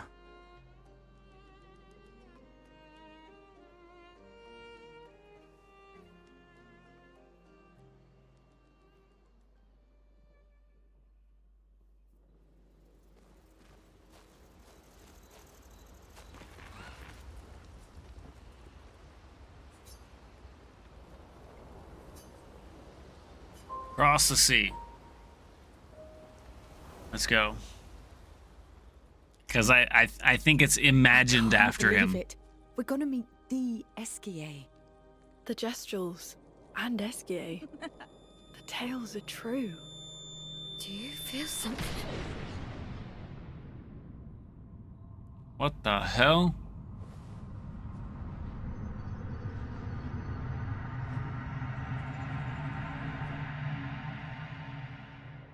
The Paintress?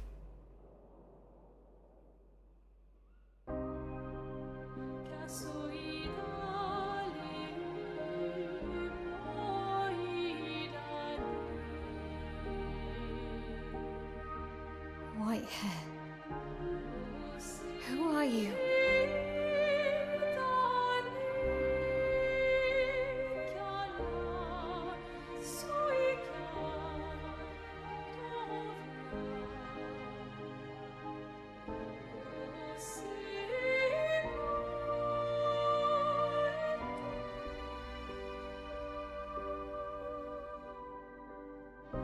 Alicia,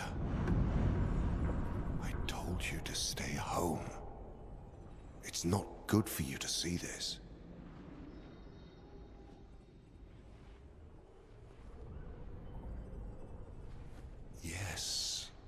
Yes, I understand. It's her fault, and she doesn't even know it. But you can't be here. What are you talking about? What's my fault? What is this? You should never have come. You're only going to make things worse for everyone. Now take your friends and go home. Let them spend their final year in peace. This is your only warning.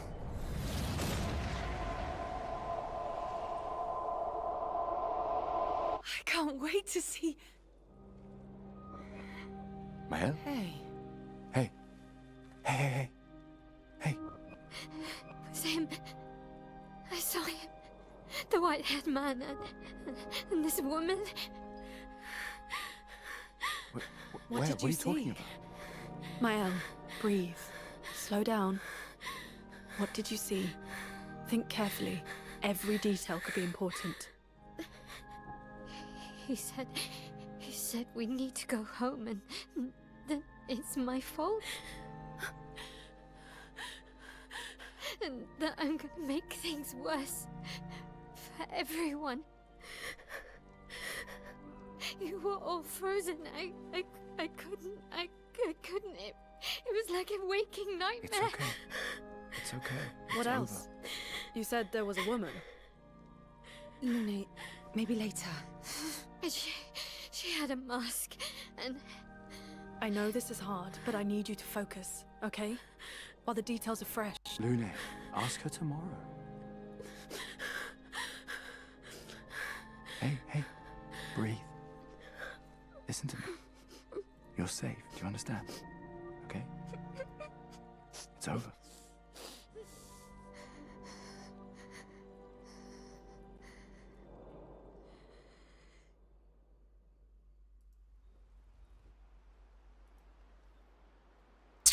Okay. Hey. Feeling better? Yeah. We can debrief along the way.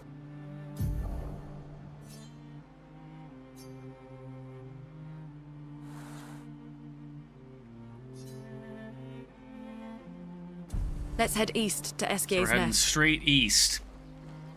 completely hooked. I mean, I'm enjoying the game. I love the game. I love the Final Fantasies.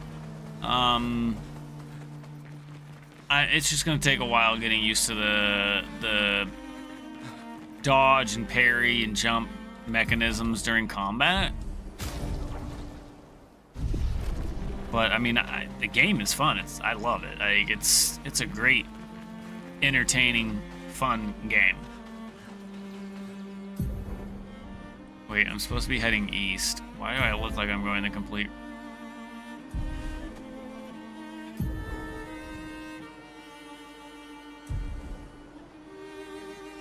Is that where I'm going? Straight for that? Yeah. I wanted to show Brandon some combat, but I don't see anything to combat here. Oh, Magistral. Ah, tous les comme oui pour la fosse nabe. Oh my fucking motherfucker. Does that make you feel better? Like you actually scared the shit out of me for once?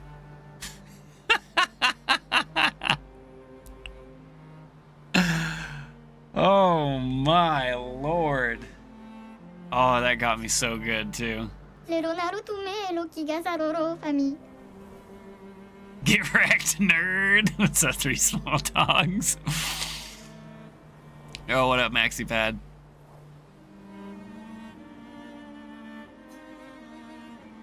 Yeah, you're welcome to stay at our camp. All right.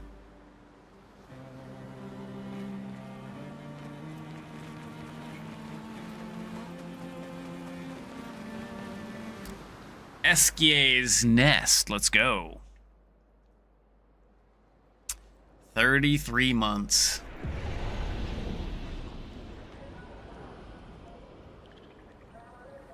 And you use a his and hers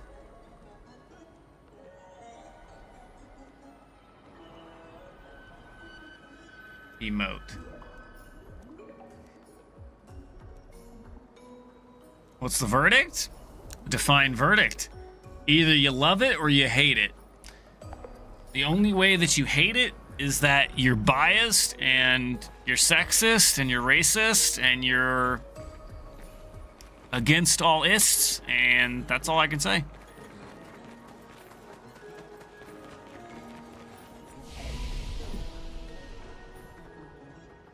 Oh, I'm excited. I'm excited. I'm actually not surprised that a new class didn't come because of the number of changes and things that they're totally tweaking. So I'm excited. I'm super excited.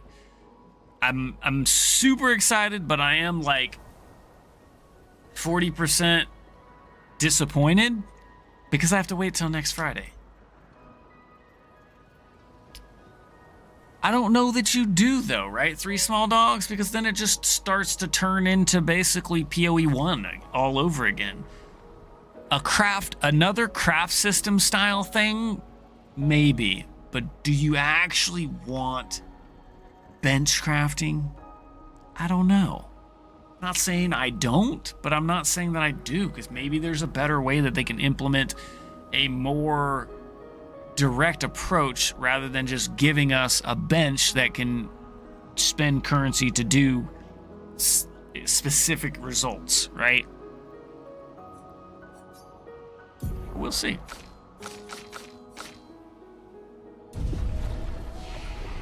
But so far,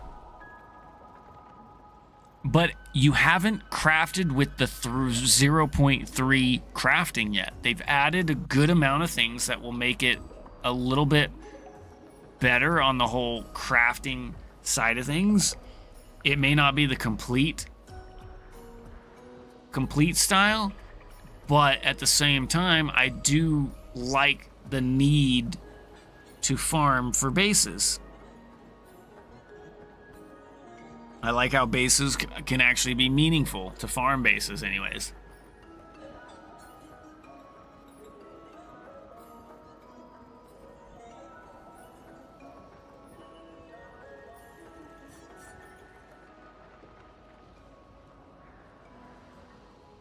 But I'm not, at the same point, I'm not saying I'm against the crafting bench either. Crafting bench could potentially... I think a crafting bench would be good if inserted properly, right? We just need more ways to want people to spend their currencies rather than trade their currencies.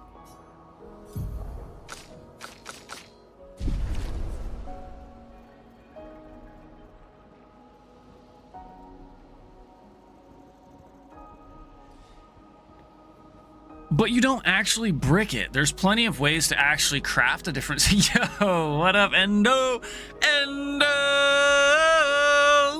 will always love you. What up, buddy? How goes it?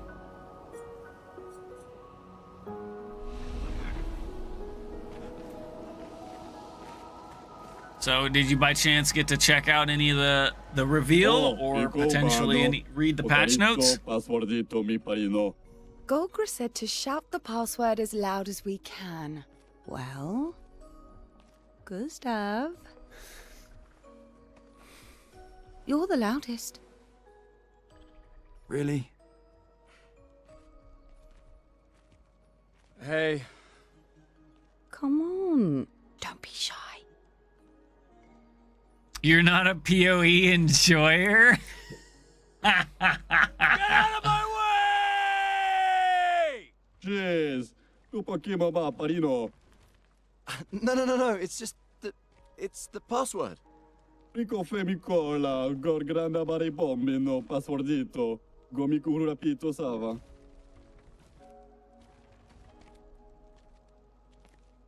Made him seem like a jerk. Look, I am very sorry.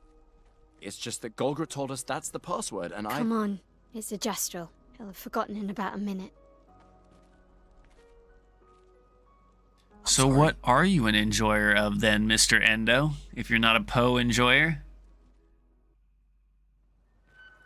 It does, absolutely. Shun the non-believers. Shun! He must be hit with the cross. He must be a demon. Sacrificial.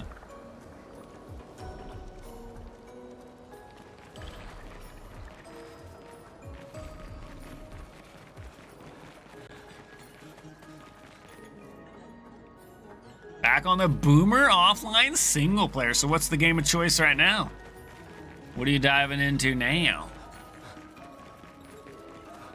Interesting decor. SKA is said to feed on light. Are you okay, Maya? I don't know. So I'm guessing you played this, Deja vu Endo? again. Polite here. It feels a little...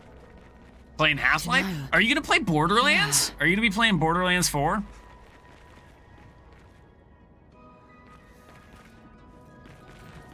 I know it's like a multiplayer as well, but probably hell yeah, dude. Dude, I'd love to play with you, man. If we get the chance and opportunity to play together, man, because I'm gonna be playing Borderlands 4 for sure. I'm super stoked, looking forward to it.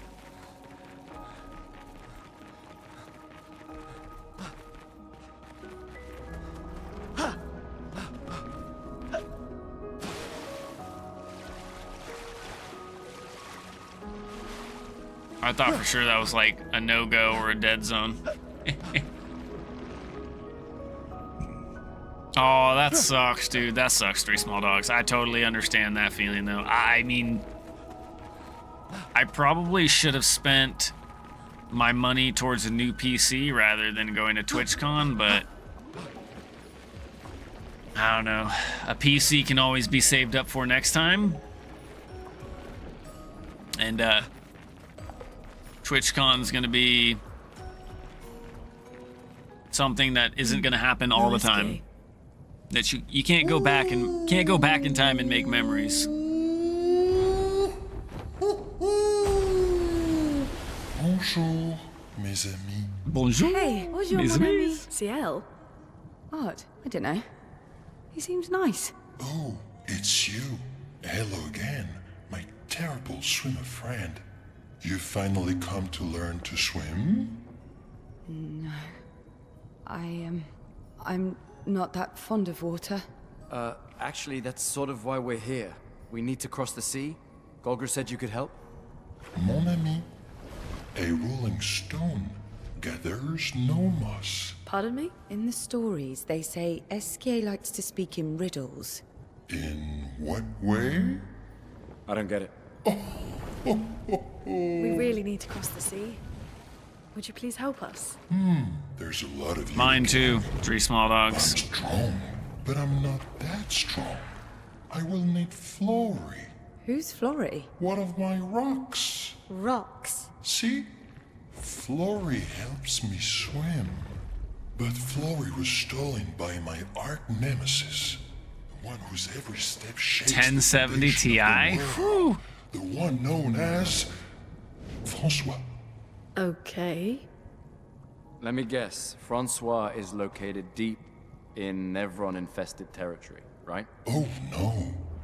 He's right next door. Oh, that's funny. Oh. Francois is my neighbor. Okay. Well, I guess we could take a look. Fantastic. Good luck, mes amis. Please, bring Flory back to me. You seem to know me. Yes. How? I don't understand. Men trip not on mountains. They stumble upon stones. POE 1 release. Yeah, POE 1's next league. I may not be able to take a part of it, or on launch anyways.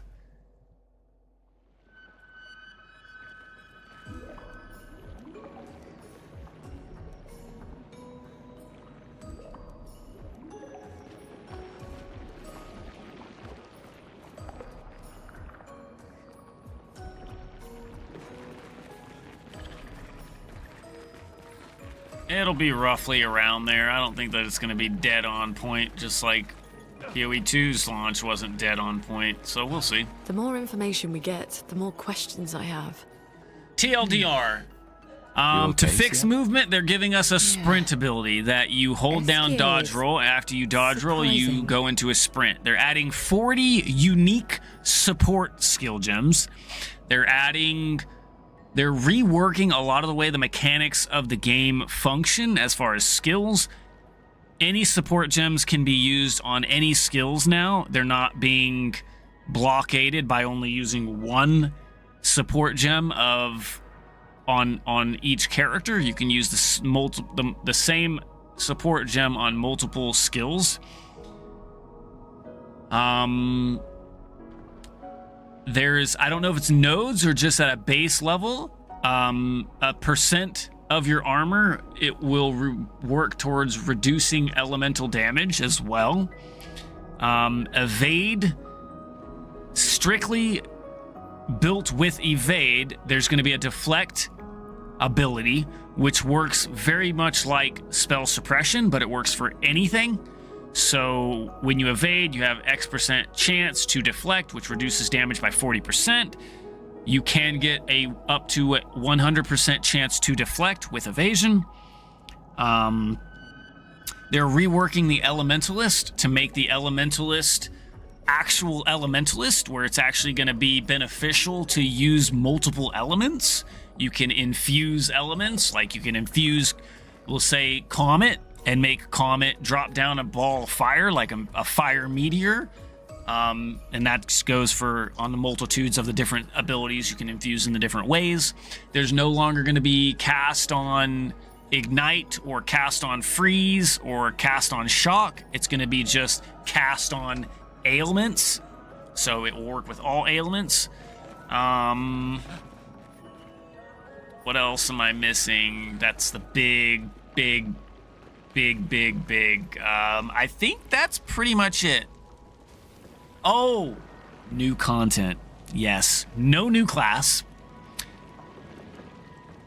The different support gems are going to have multiple levels. So for example, we'll just say like you have a increased elemental damage support gem. You're going to have an increased elemental support gem level 2 and level 3.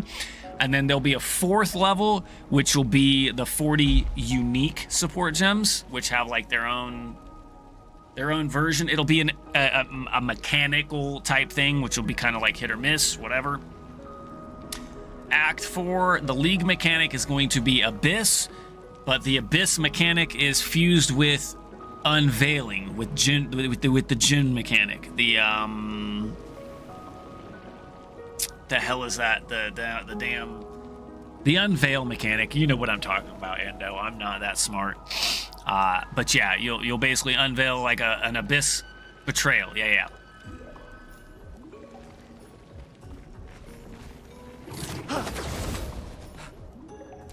But yeah, the League mechanic is Abyss. And we're gonna no longer, another big one, there's no longer Cruel. They removed Cruel from the game. We're gonna do Act 1, 2, 3. Then 4 is the new act being introduced. And then there's gonna be three small, not small, but 3 like mini acts that are gonna be like your preludes to your gap from Act 4 to Endgame. And the biggest W out of the whole thing, which I can't believe I didn't say this first, is trade. There is going to be a trade window that you put your stuff in for a currency price, and it's going to cost gold just like the currency exchange, and it's going to be for items. And you can trade everything and anything. Outside of currency, anything that you can trade through the currency exchange now will not be tradable through the other trade. But it'll be a window, just like it'll be a window that'll be the size of your tab, your sale tabs, your premium tabs. And you have the option to convert your premium tabs into this particular tab, but I'm going to hesitate to do so unless... So Chinese trade bots rejoice. I mean...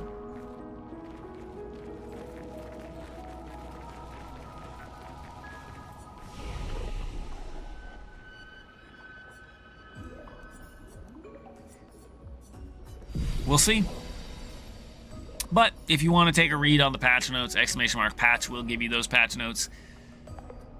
I'm not sure. I'm excited for it. I think the quality of life changes. There's a lot more than that, obviously, Mendo, but that's the big... I'm good, thanks for the TLDR. There's nothing here. I'm sure I'm missing some stuff that's probably little important to different people. They are... Who dares enter my lair? They are giving better ways to You can't just stack, walk into someone's home to without scale knocking. chaos That is damage. incredibly rude. Is that... They're adding like 100 notable passives to the passive tree. Talking rock? Wait, I thought Flory was the rock. A rock? I am not a rock. Do you have rocks for eyes? You certainly have rocks for brains. I am clearly a turtle. Eskie! Stop sending hooligans over here! Stop being a meanie.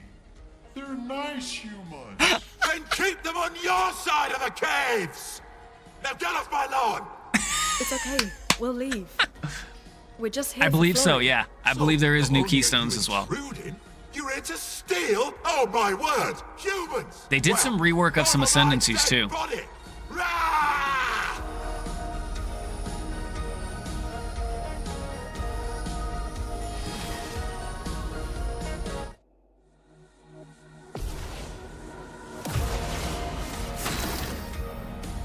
Oh, the unarmed. Yeah, the unarmed keystone for the monk, which is you can use quarterstaff skills without a weapon.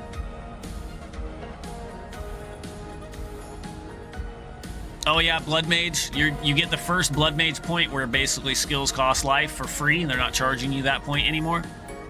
Because that's like the ascendancy mechanic, which makes sense. Like that's what it should have done to begin with. You just take the ascendancy and you get that point.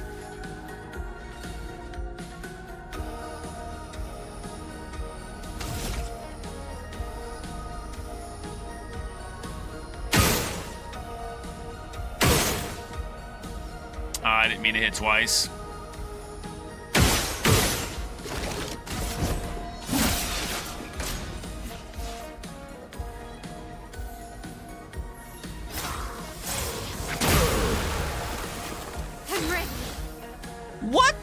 ever living motherfuck did. How am I supposed? There was no time. There was no fucking audio. What the?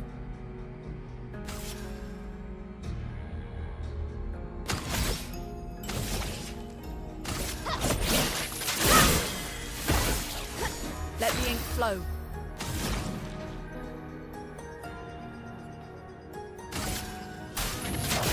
Feel the burn. Guard up!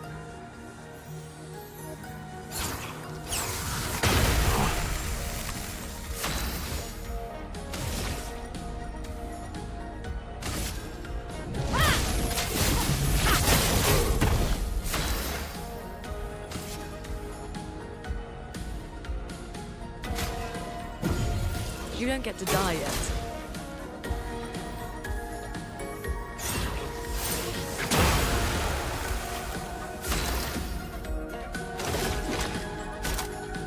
Take him down.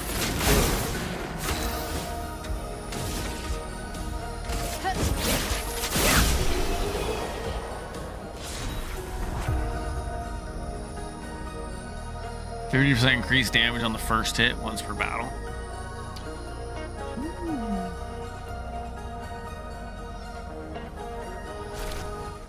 Okay, let's put an end to this foolishness. I need to sleep like a turtle. All this trouble for a tiny rock. Take it and never come back.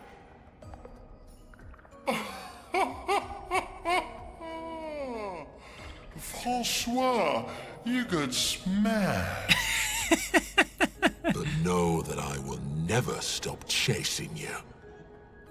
But you can't move. Scram! Scram! You can't move.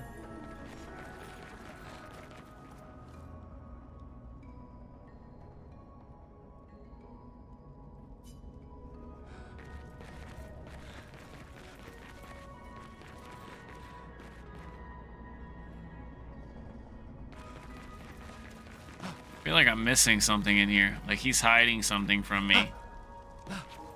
That should be mine.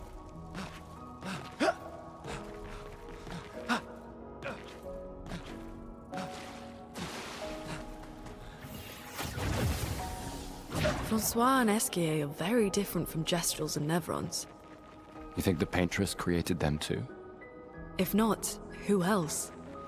Maybe they came from another world.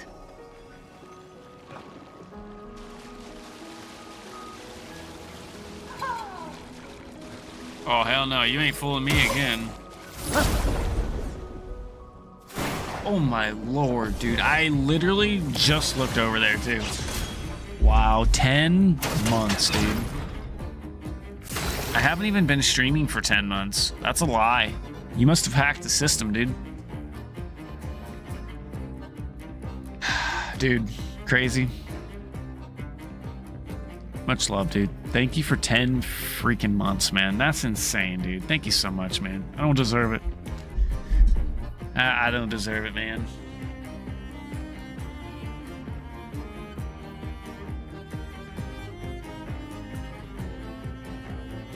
Wait, why isn't she in the party? Can you only have 3 people in the party?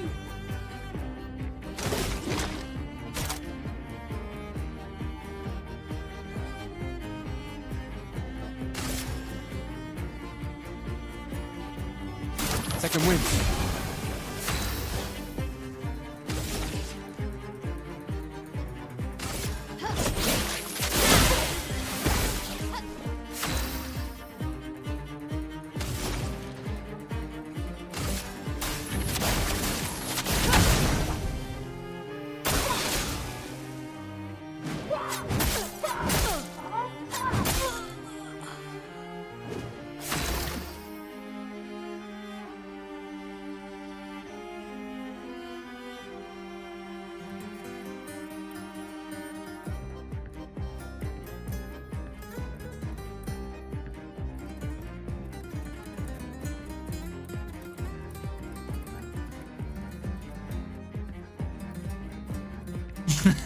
I don't don't know, dude. You might have been playing this game since it came out.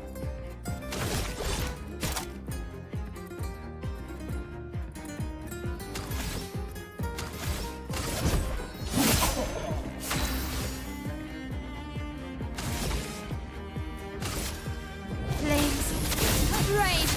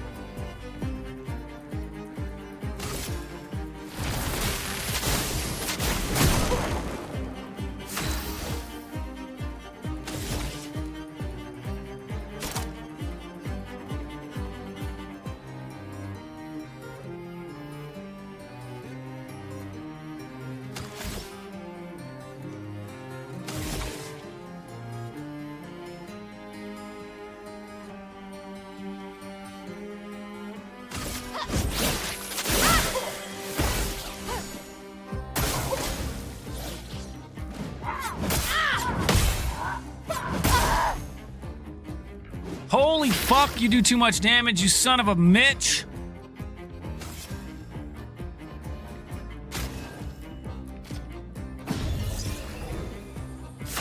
Not looking good.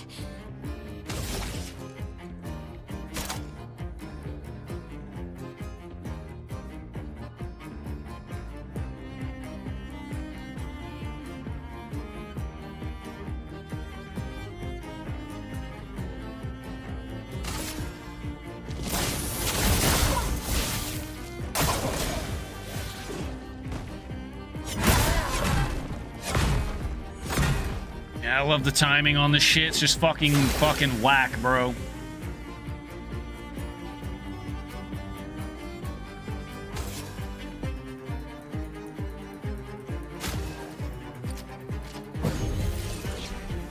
I'm back.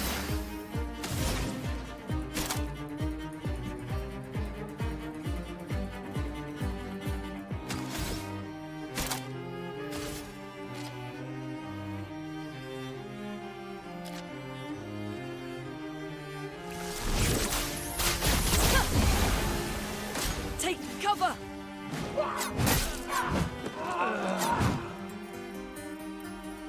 A storm is coming.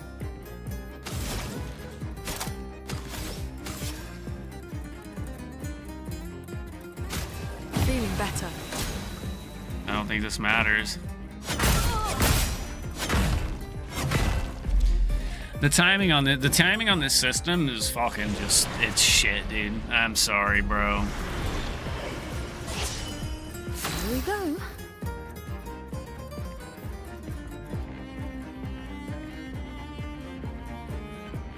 Wait, where the fuck did this bitch come from? She just pops in out of nowhere after the other three fail? What?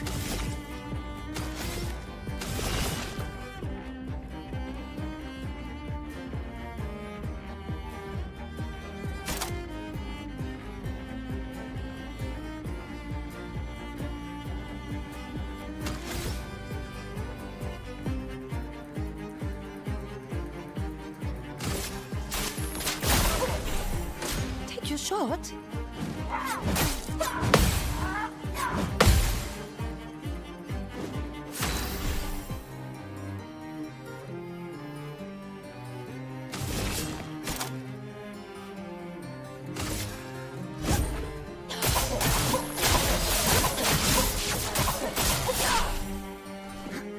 Not today.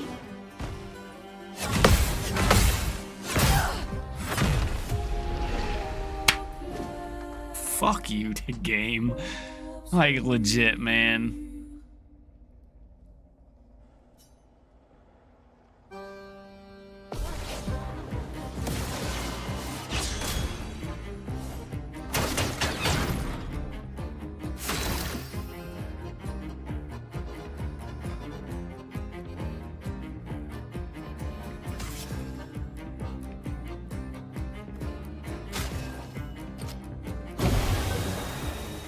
I'm ready.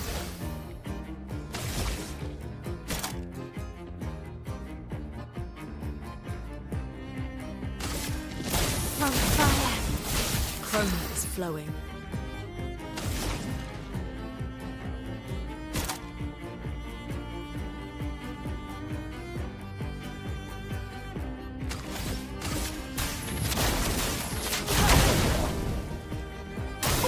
Get ready.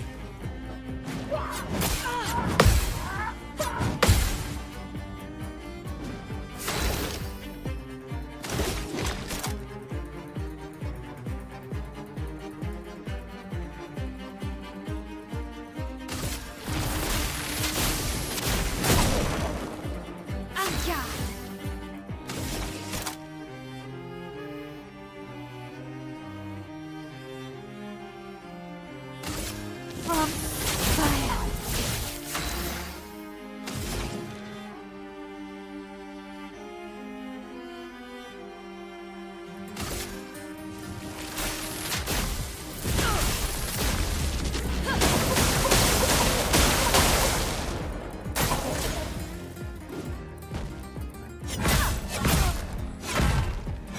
So the button, just the timing is never the same for me. I guess I'm just that fucking bad, dude.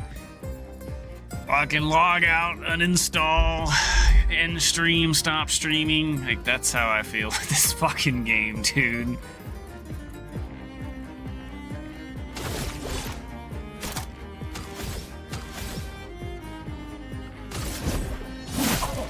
I'm ready.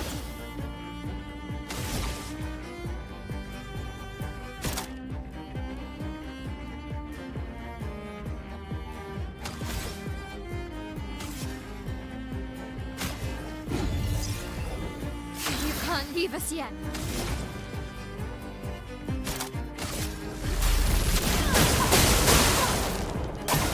Get ready.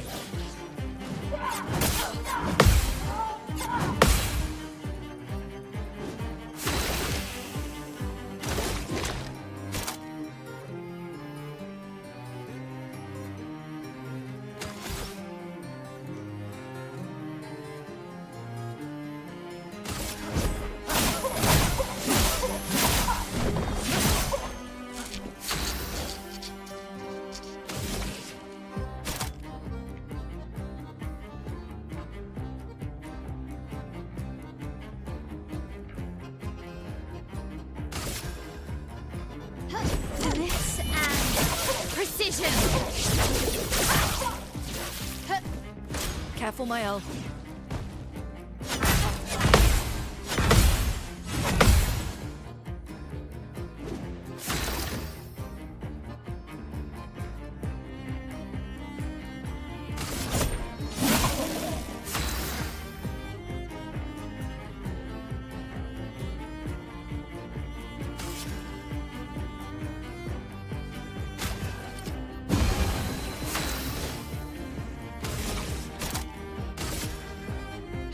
Finesse and precision. On me.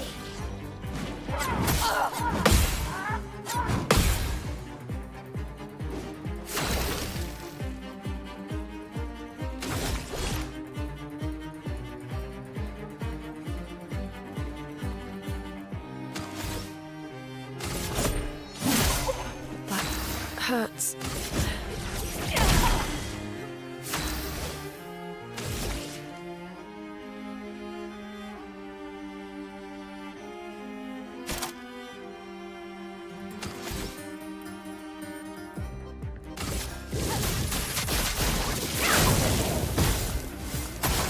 Get ready.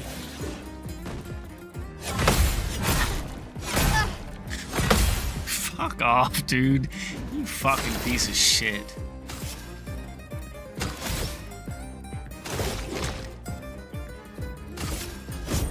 For those who come after.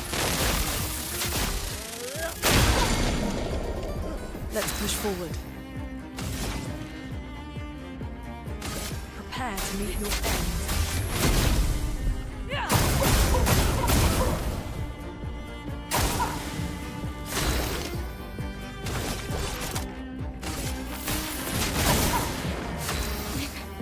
Okay.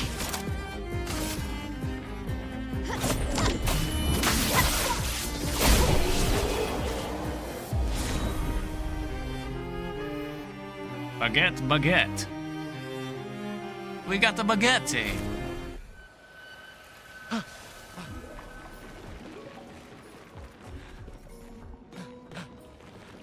All that for cosmetic. I should have just left. Don't even get a nice item or nothing. Yeah. All that frustration for no reason.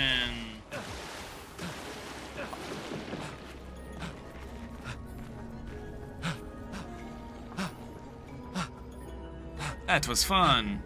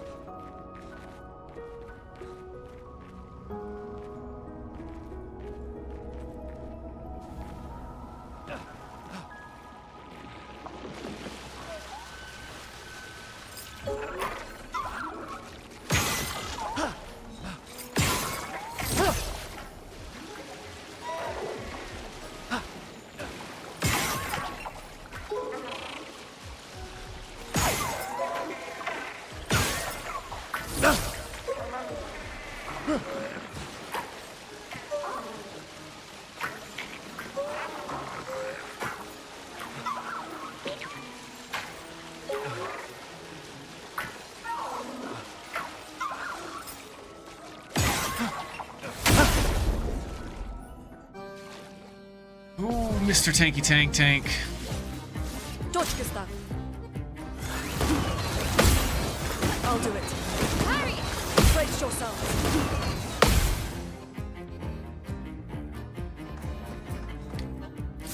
The tank will flee in 3 turns.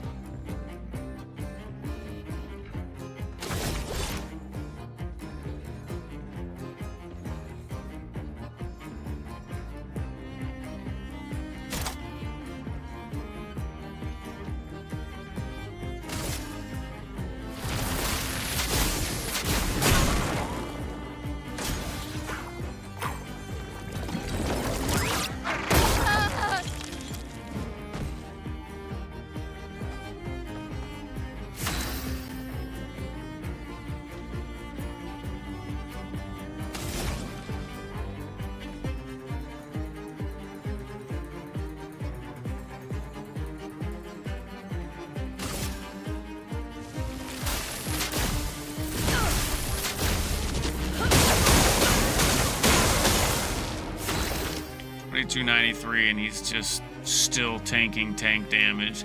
So yeah, I'm not gonna be able to kill him. This game makes you really feel like you're just underperforming for wherever you're at. Ba ba ba da.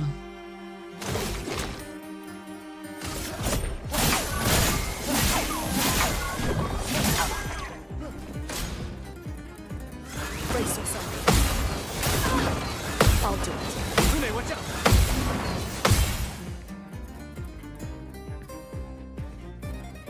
That hurts.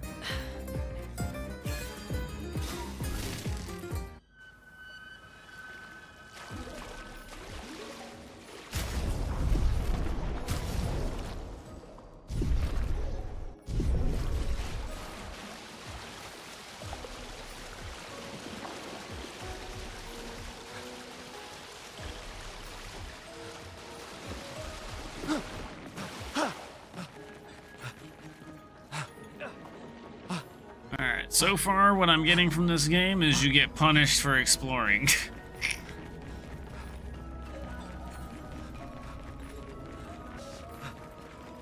Oh, you see this cool thing over here? This guy has a cool item? Yeah, well, he's gonna kick your ass, so you might as well just keep going. Go elsewhere. Stay on the path.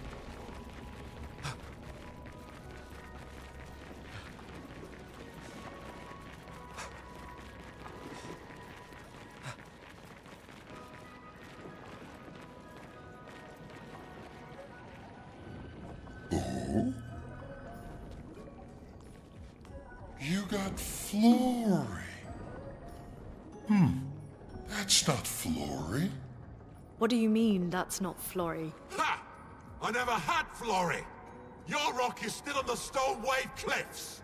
But he got me good. Wait, does this mean you won't help us? If you promise to get me Flory, then we can be buddies. Can't you swim without Flory?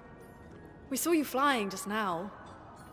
Oh, you're much too heavy. I need my rocks. Your rocks. Alas, I've lost them all. I can do much more than swim. I can fly into space. I used to fly all the time with my best friend Verso. We'll help you find your stones. Oh, how lovely of you. Wait, Francois said the Stone Wave Cliffs. Where's that?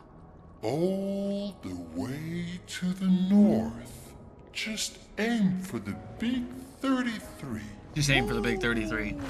I'll meet you outside.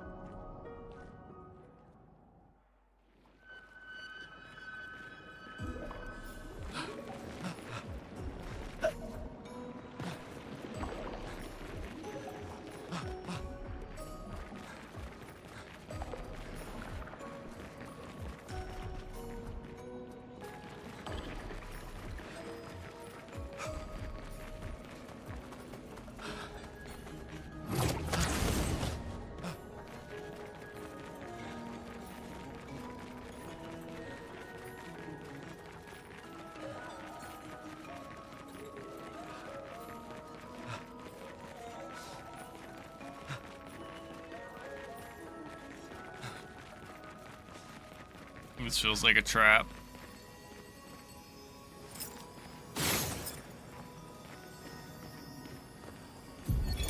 Expedition 66, Marcel. Damn you, Eskia, and your stupid mushrooms. Your friend ate them with no problem, but it also seems your friend was immortal. That's the sort of extremely relevant detail that you should mention at the start. Oh, stop crying. You're not the one about to die. I can't believe this is the end of our expedition. We've learned nothing and achieved nothing, and we're not even leaving anything useful for future expeditions.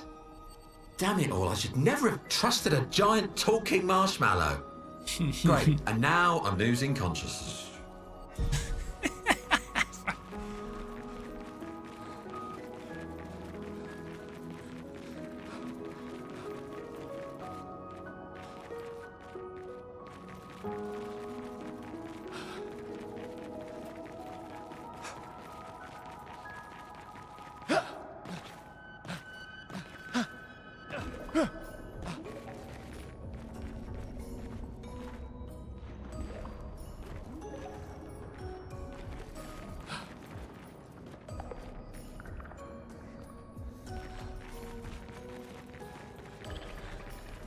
All right, let's go. Keep moving on.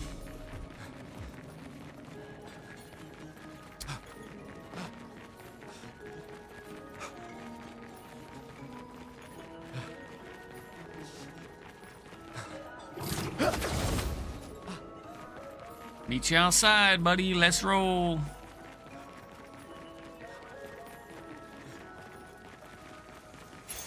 Great.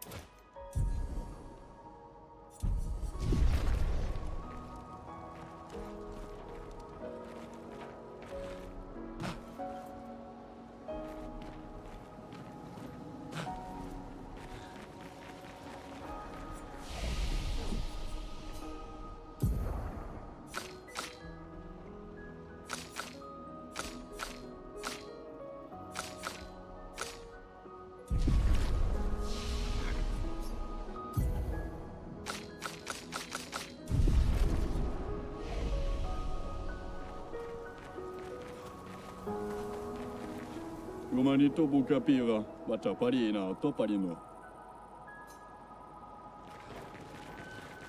Okay, where the hell are we going then?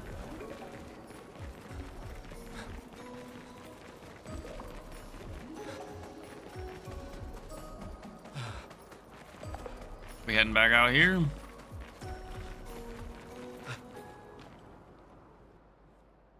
Guessing so.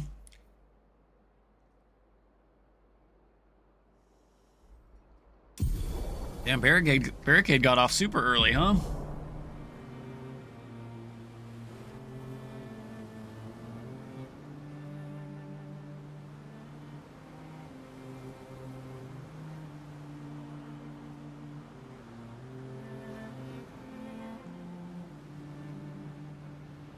I mean, it makes sense if it was one of his off. That's true, that's true.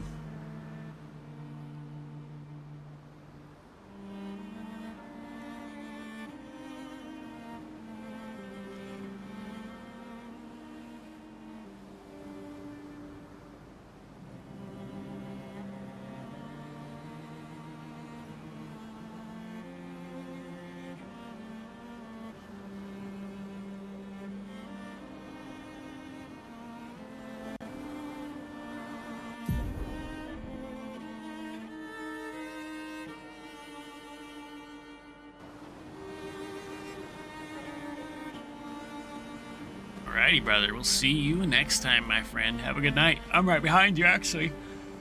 Whew.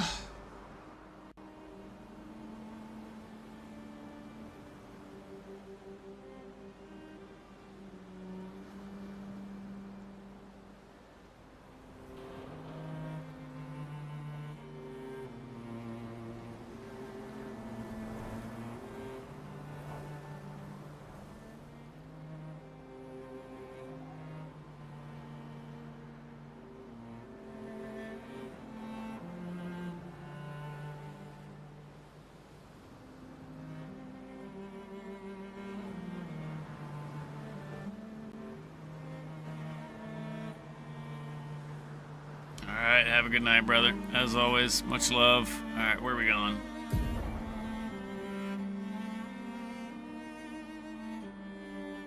Do you know you're broken leveling? What do you mean? Okay, so we head right and go up.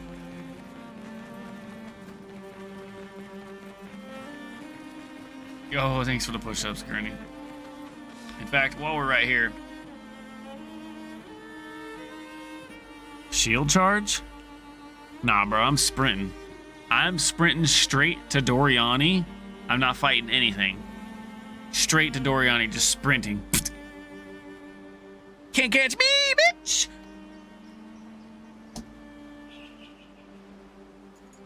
I'm out!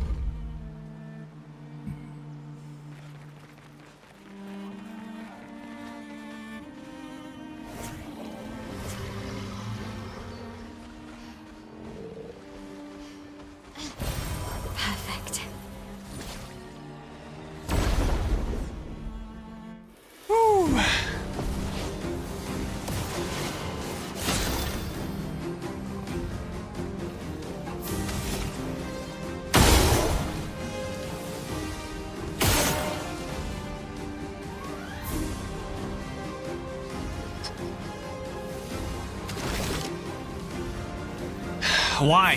What makes you say shield charge, Janus?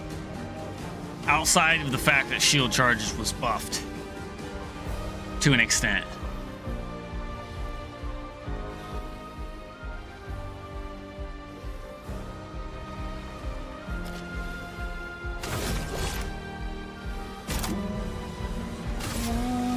Take him down.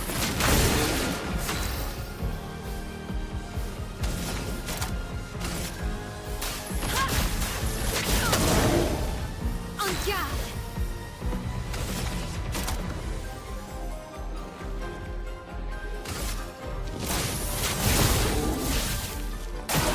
Lune, watch out! Get ready.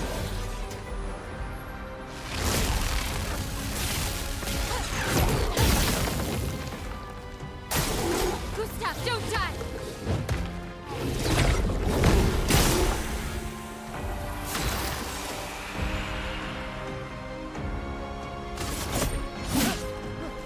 Oh, you bitch.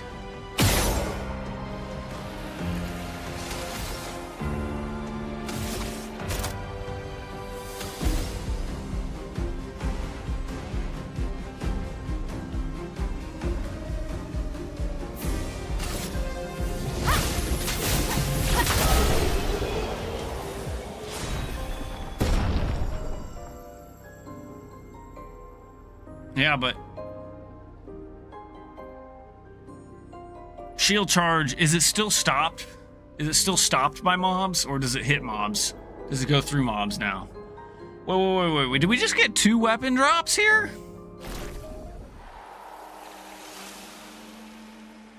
And we just got a level 3 to level 6 upgrade drop. Yeah?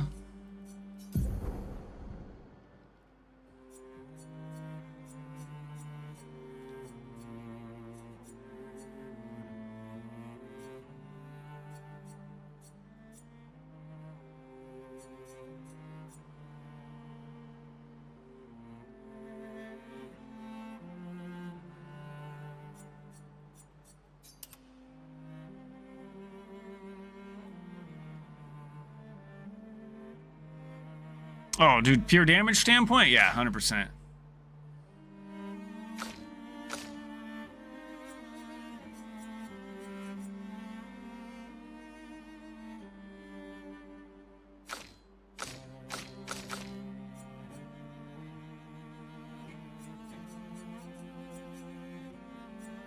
So 251 cold element with plus 15 to defense.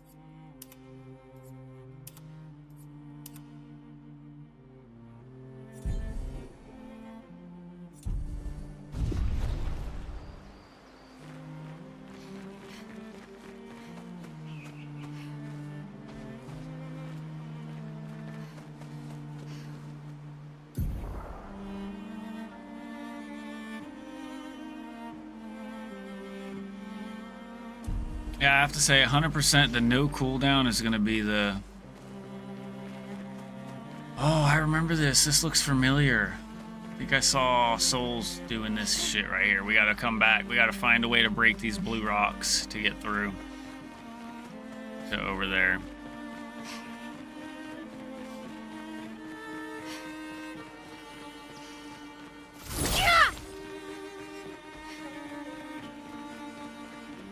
No cooldown is wild though. But that's how it is in PoE 1, right? Shield charge is super strong.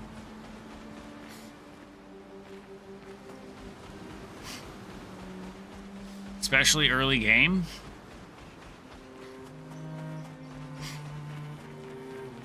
Oh, here we go. Let's go fight this boss or this dude that will surely one-shot me with every attack.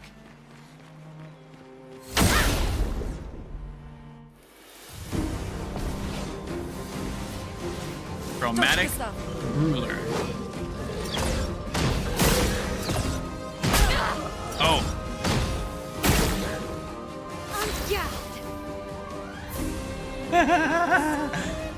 Oh.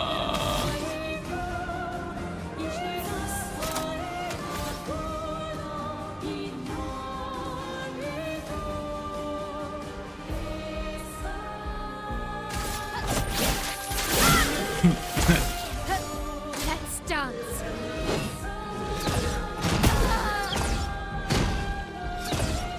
He does a ton of damage too, but his attacks allow me to do a ton of damage. Send in reserve team? No. Good. GG! Signing off.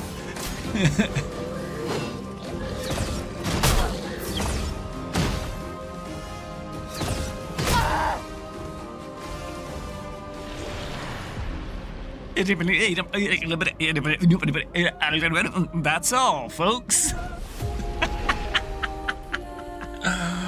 Oh shit, dude.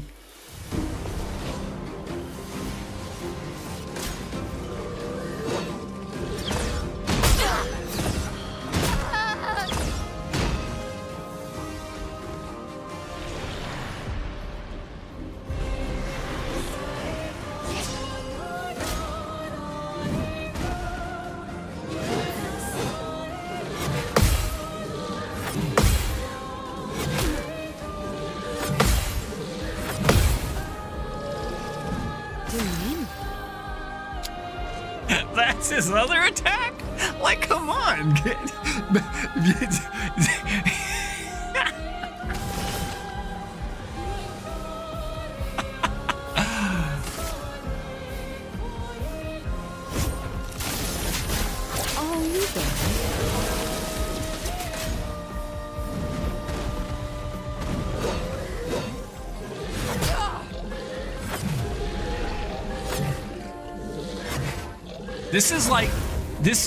I think, I love the fact that it's basically like a rhythm game, but there's not enough tell for the timing. You have to learn by trial by fire, basically.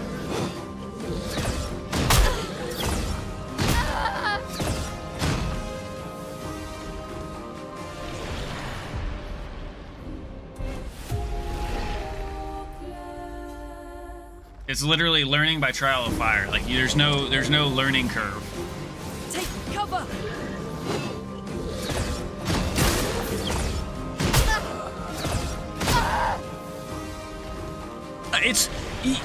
You're not completely wrong. I could, if I had the defense to take more damages. You're 100% right, but at the same time, it's easily winnable by just learning. It's no different than learning the boss mechanics, right? You can be a Z DPS build as long as you know the boss mechanics. The boss will eventually die. It was one of those like, I have to get the timing down on the attacks. We only know 2 of his attacks so far.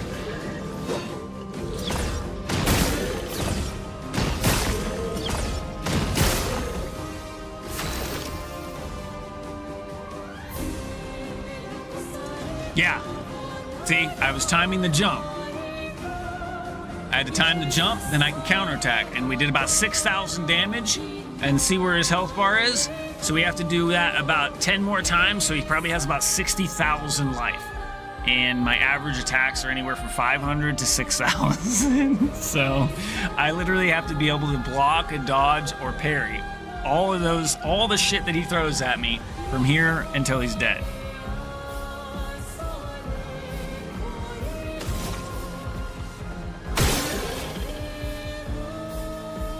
Well, that did 17,000 damage.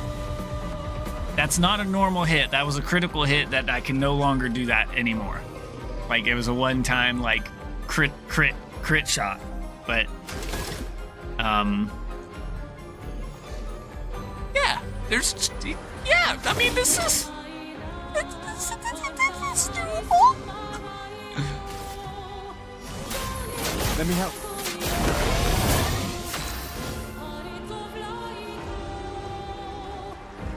Okay, this has to be...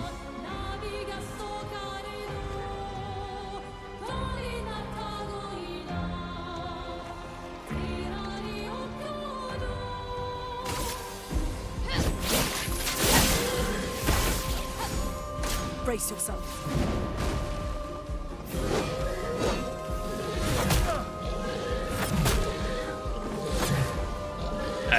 I missed all those.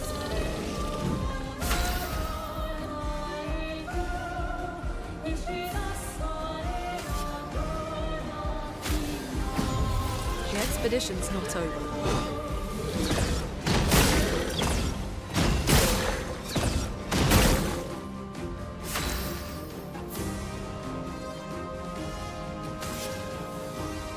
Oh, I don't have any healing tints? Oh, shit.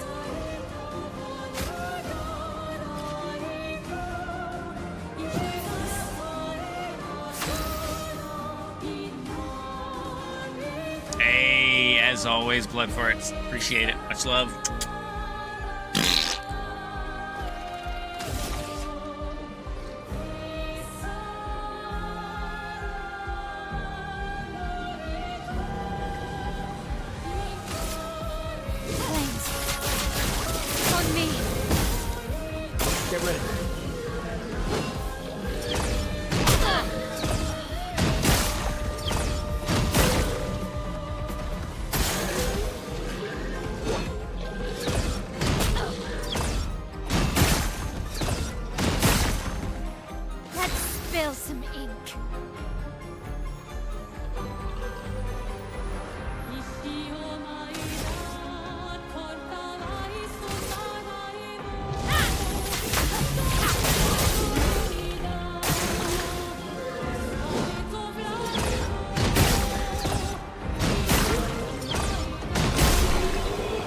Let's go! Mael for the win, baby!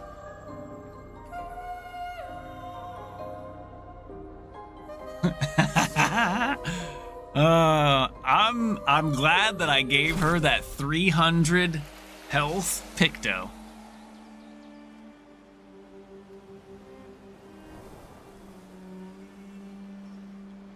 Totally worth. Yes, clutch. Okay. Wait, mount.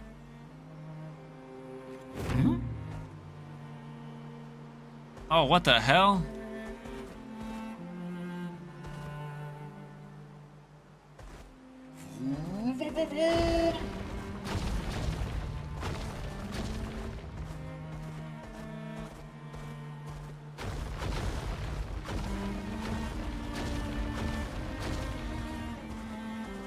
Yes. Catch you on the flip side, brother. As always, man, thanks for hanging out.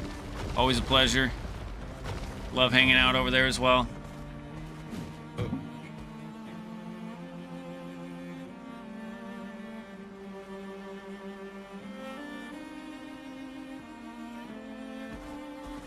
You know, I don't know. I read night, regardless of what you typed. That's hilarious. Either way, brother, have a good night, man. Keep me updated. Per usual.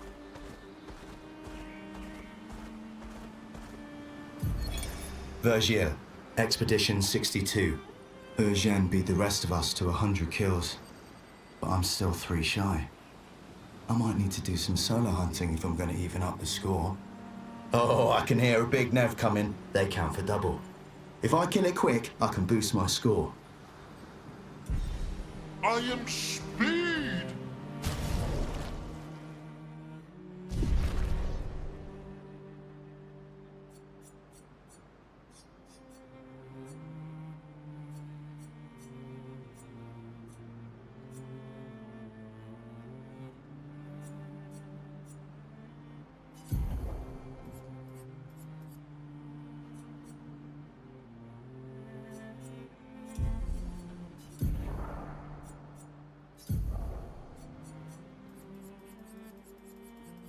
So what is powerful revive? Apply powerful for 3 turns when revived. She's normally going to be doing the revive, probably, so I don't know that that would be good to put on her.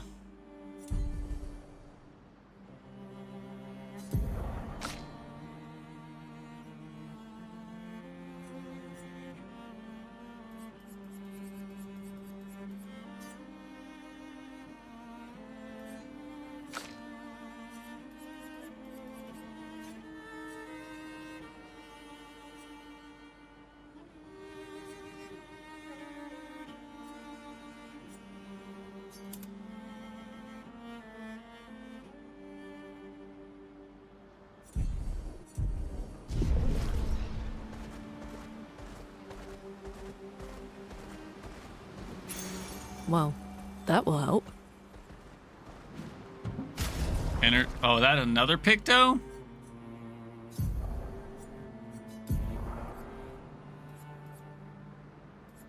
We have energizing start 3 or energizing start 1. What's the difference?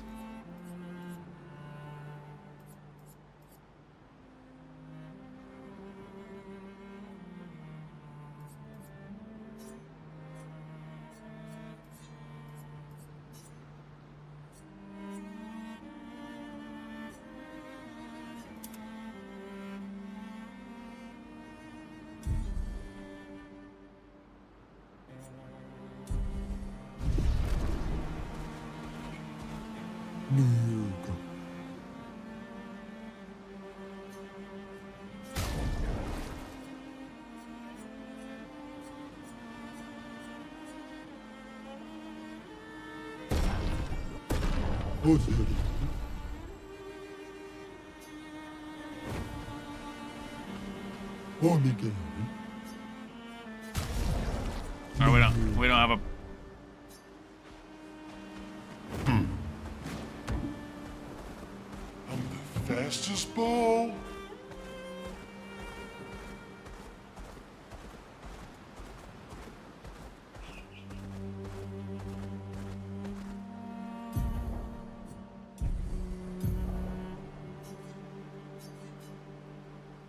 All right, we need to go back that way.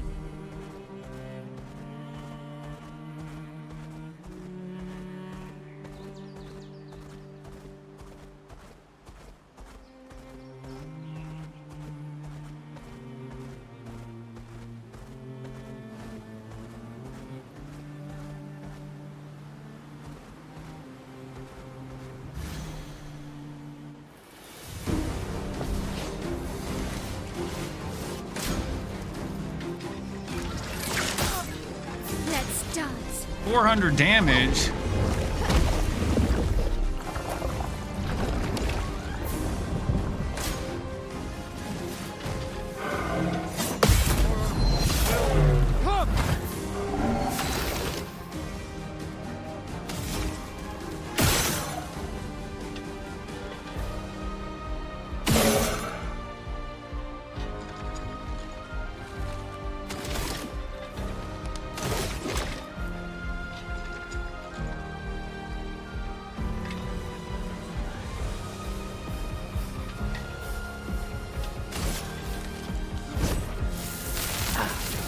Weak.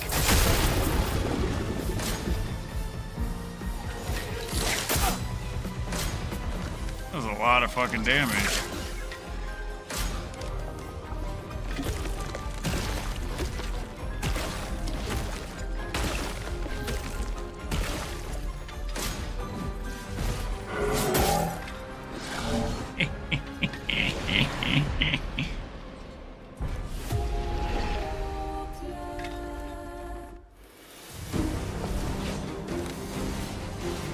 I'll do it.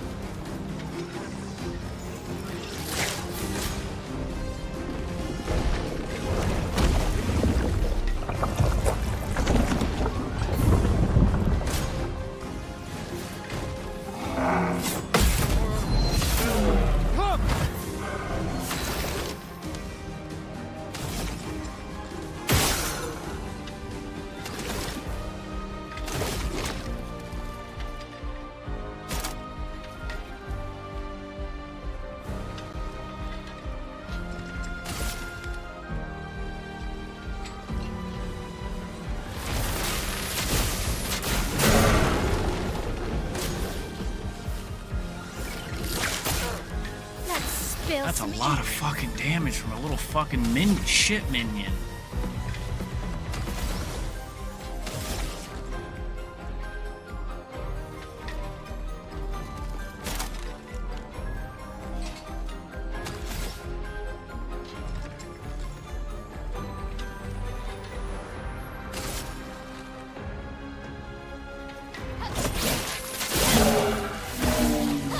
Careful, Maya.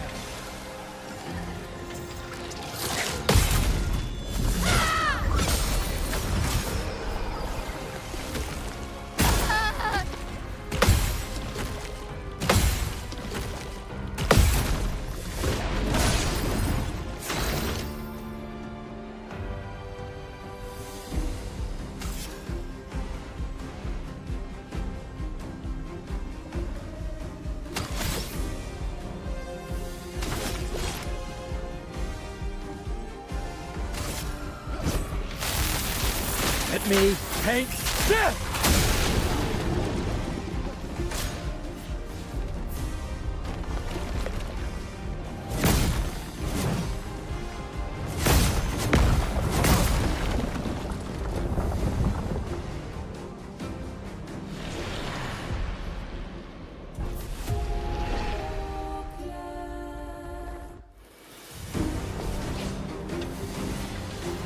Get ready.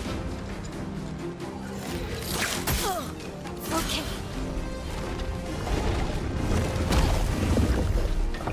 How do you dodge that? How do you stop from getting eaten?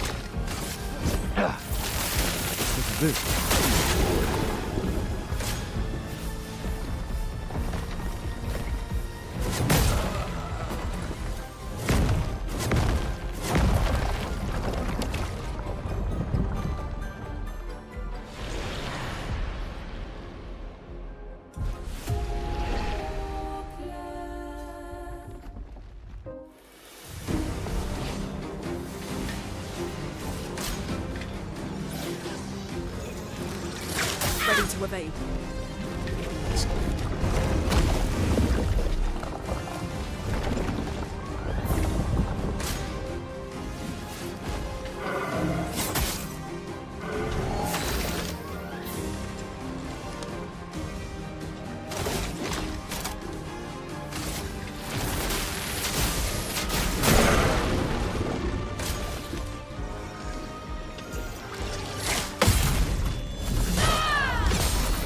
I'm ready.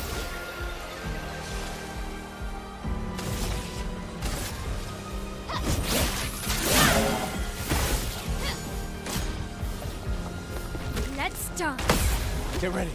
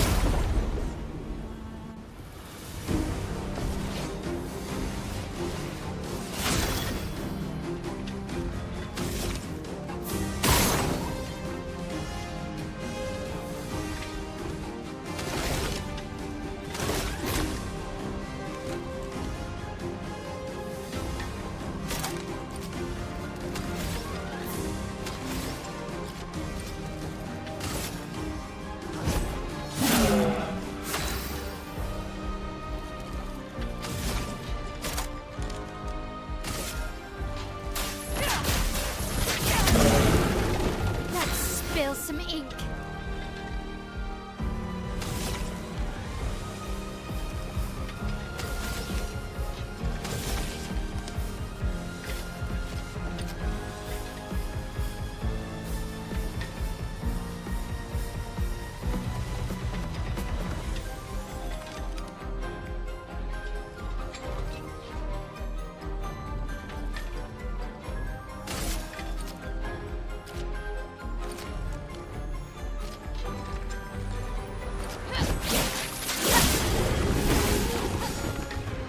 Brace yourselves.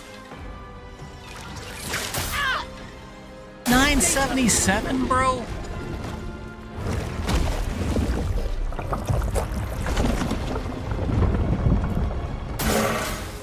Okay. Ready to evade.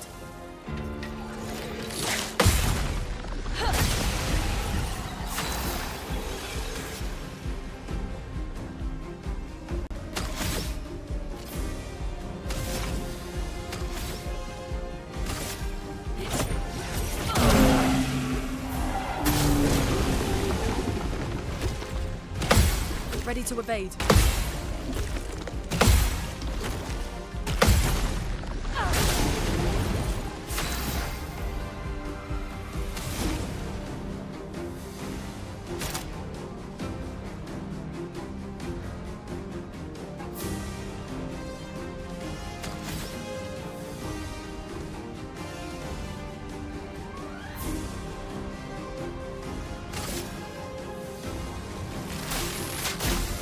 Lightning, strike!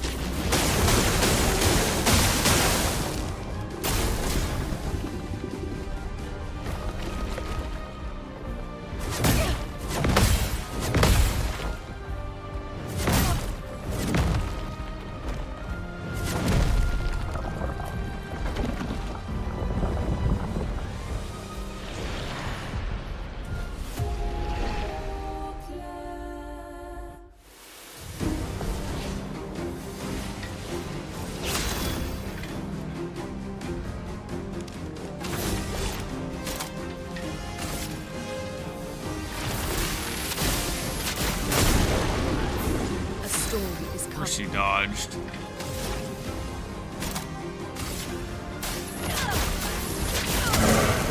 Of course she Spill dodged. some ink.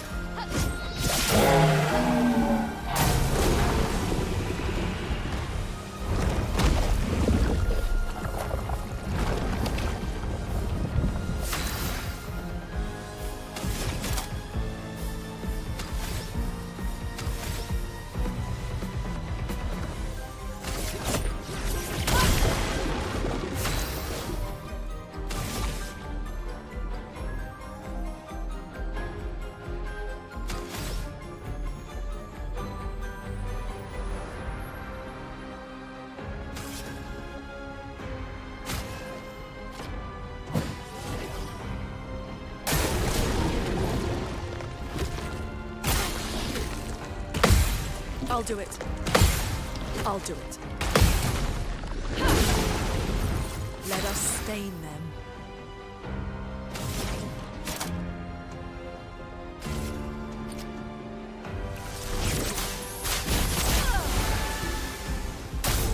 Lune, watch out!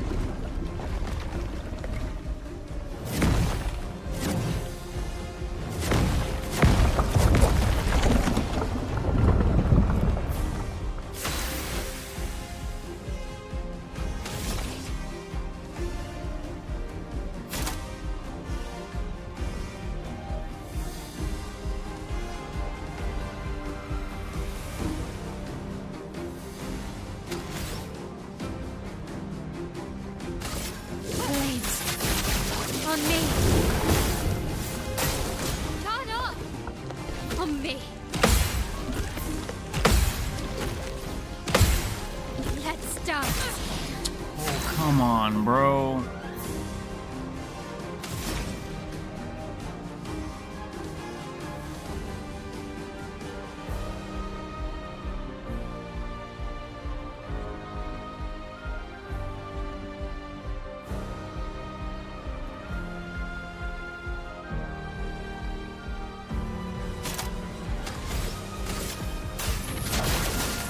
Burn.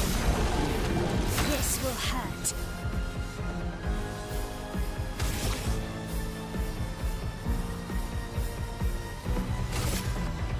Flames. Rain. Okay.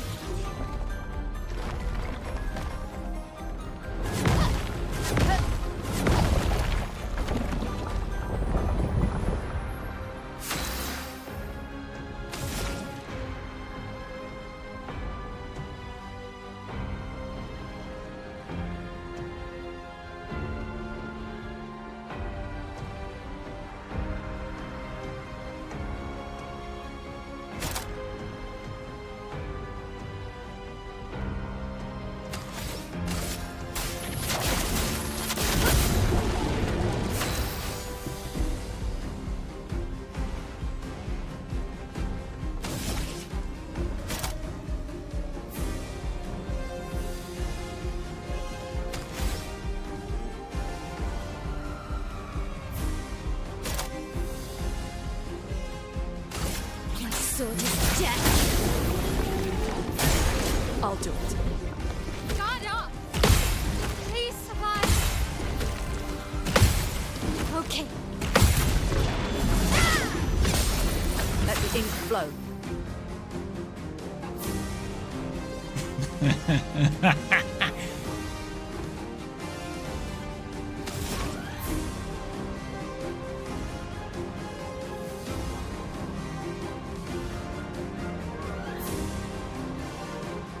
Need to perform. What up, Realism? How you doing, buddy? What up?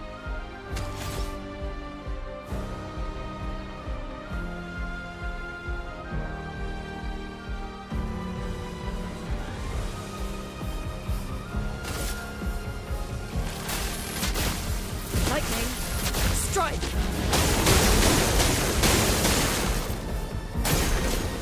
Watch out!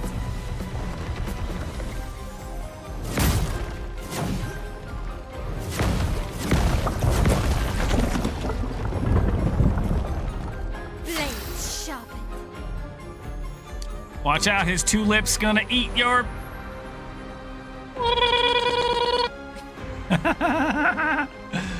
Oh shit.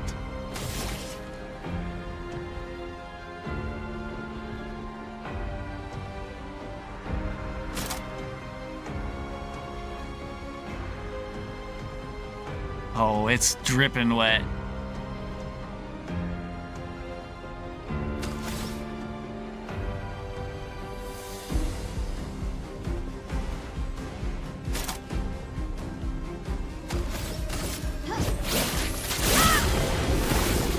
Family friendly, baby.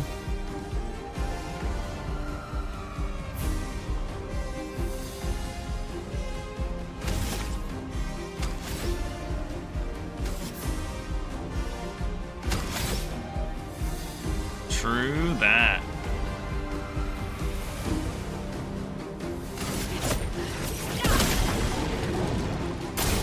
I'll do it. Brace yourselves. Let's dance. Time to hit big.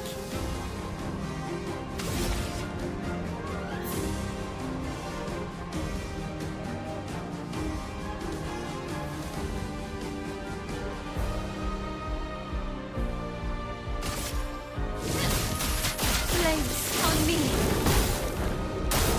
Ready to evade.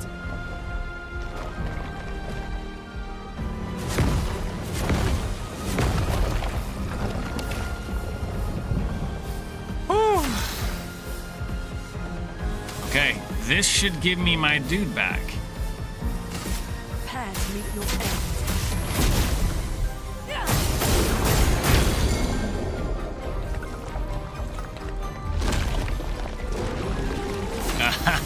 He spit him out, baby!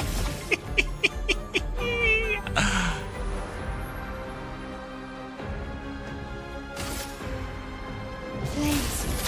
Brave.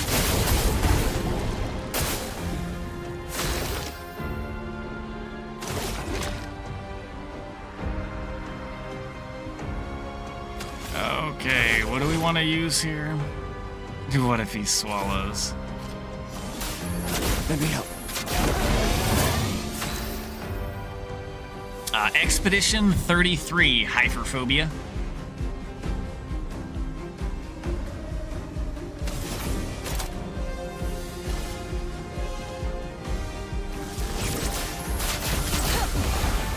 I'm ready. Now I'm offensive.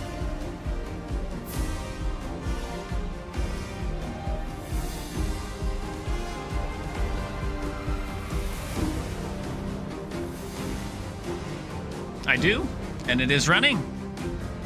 Is it not working?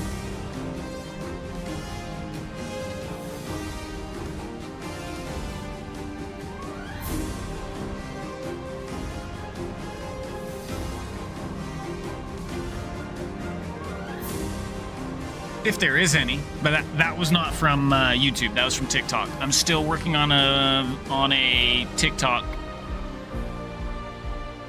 transfer. Realism. Shh, don't tell nobody. Jeez. XDD business.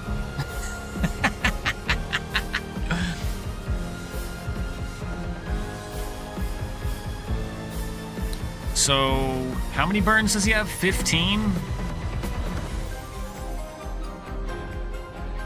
I don't know that we can make it 2 more turns. XTD business. See, it does work.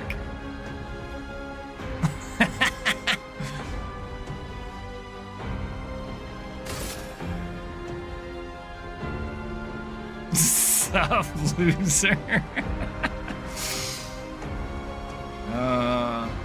That's funny.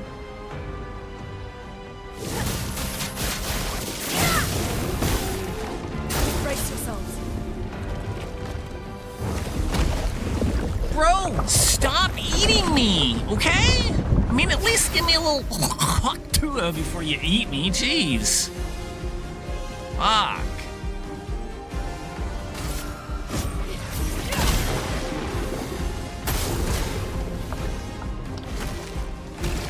For me. Start up.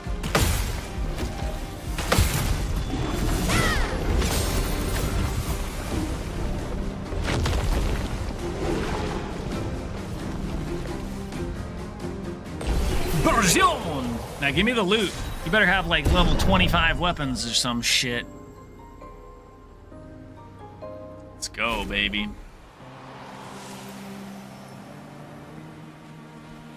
Life element? For Gustav? Man, stop giving me Gustav weapons, man.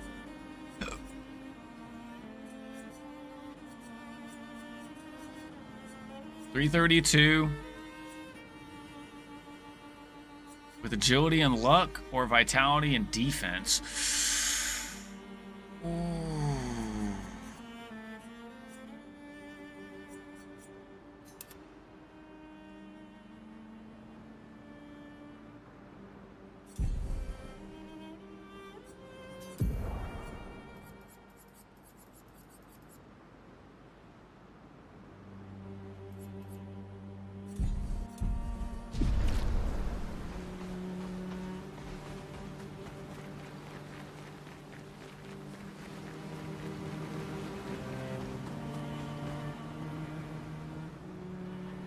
The flesh of the Nevron still feels alive. Ah oui, là, Fossilito.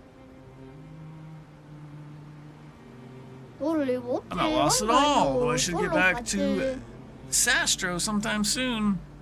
You seem pretty lost to me. Yeah, I'm lost. I need to get Sastro, but it isn't exactly safe here. You can stay at our camp if you like. Yes, yes, yes. Come on, go back to the camp, bitch. Sir.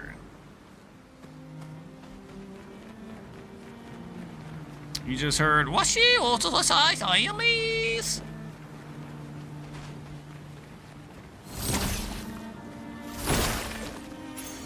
What have we here? Recover 3% health on parry.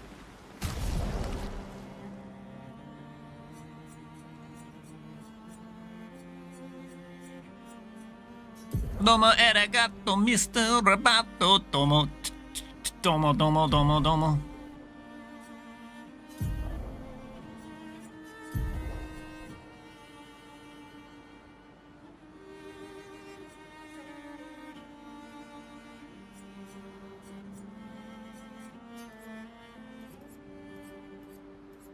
Where's the new one? Healing Parry. Yeah.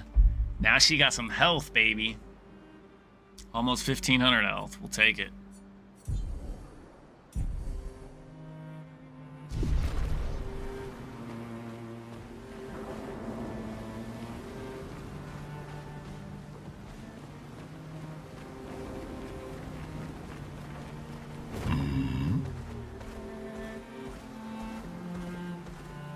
It's my mount, baby.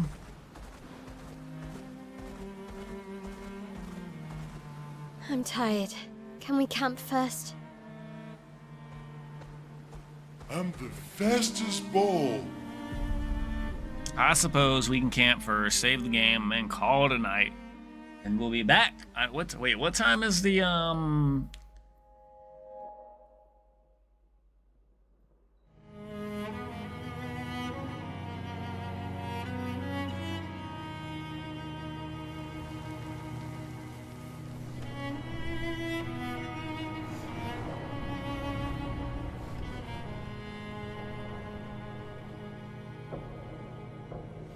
what's the last Epoch launch time?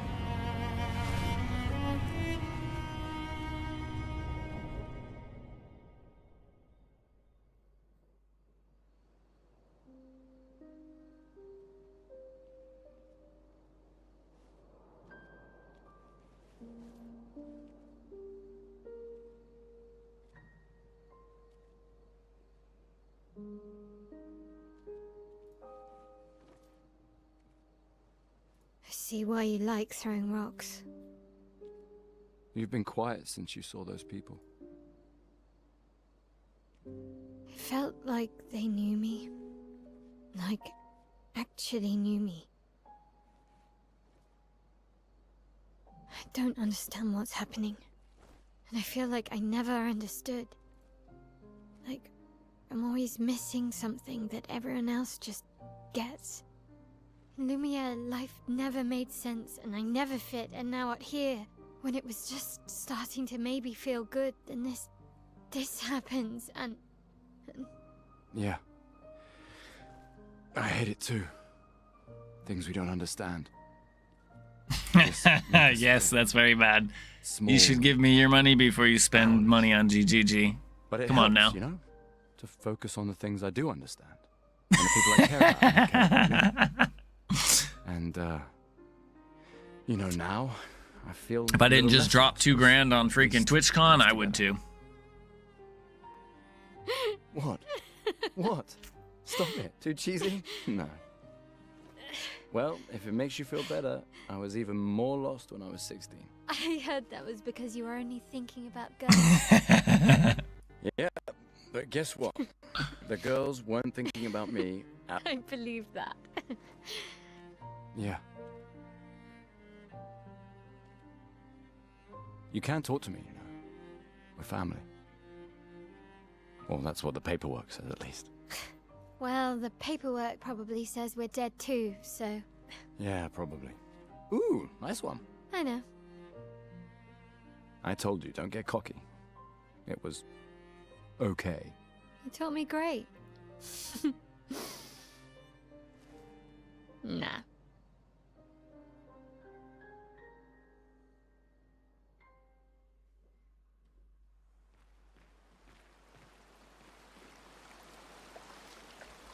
Oh, DM's going over the patch notes. He's probably not going to be live much longer, but I am going to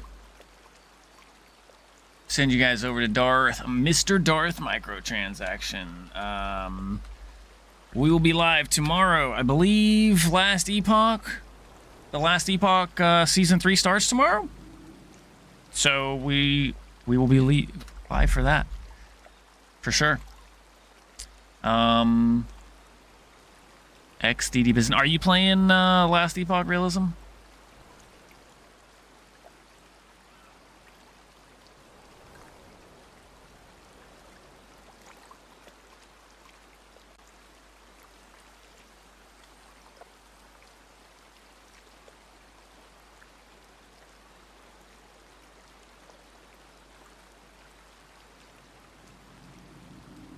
SSF? For sure. Nice. That'd be sick. All right, anyways. Thank you for all the sub bits and donos. I appreciate you guys. My wife got me really good this string with the sub. Scared the shit out of me. It was awesome. I loved it. Anyways, y'all have a fucking phenomenal evening or day, wherever you're from. I am so hyped. Super duper duper duper hyped for Path of Exile 2 0.3. I can't wait to see you guys in Ray class. But until then, we're off for now. We'll see y'all tomorrow at some time with Last Epoch. I don't know the exact time, but we'll be live tomorrow with Season 3 of Last Epoch. And we'll see you then. Bye-bye.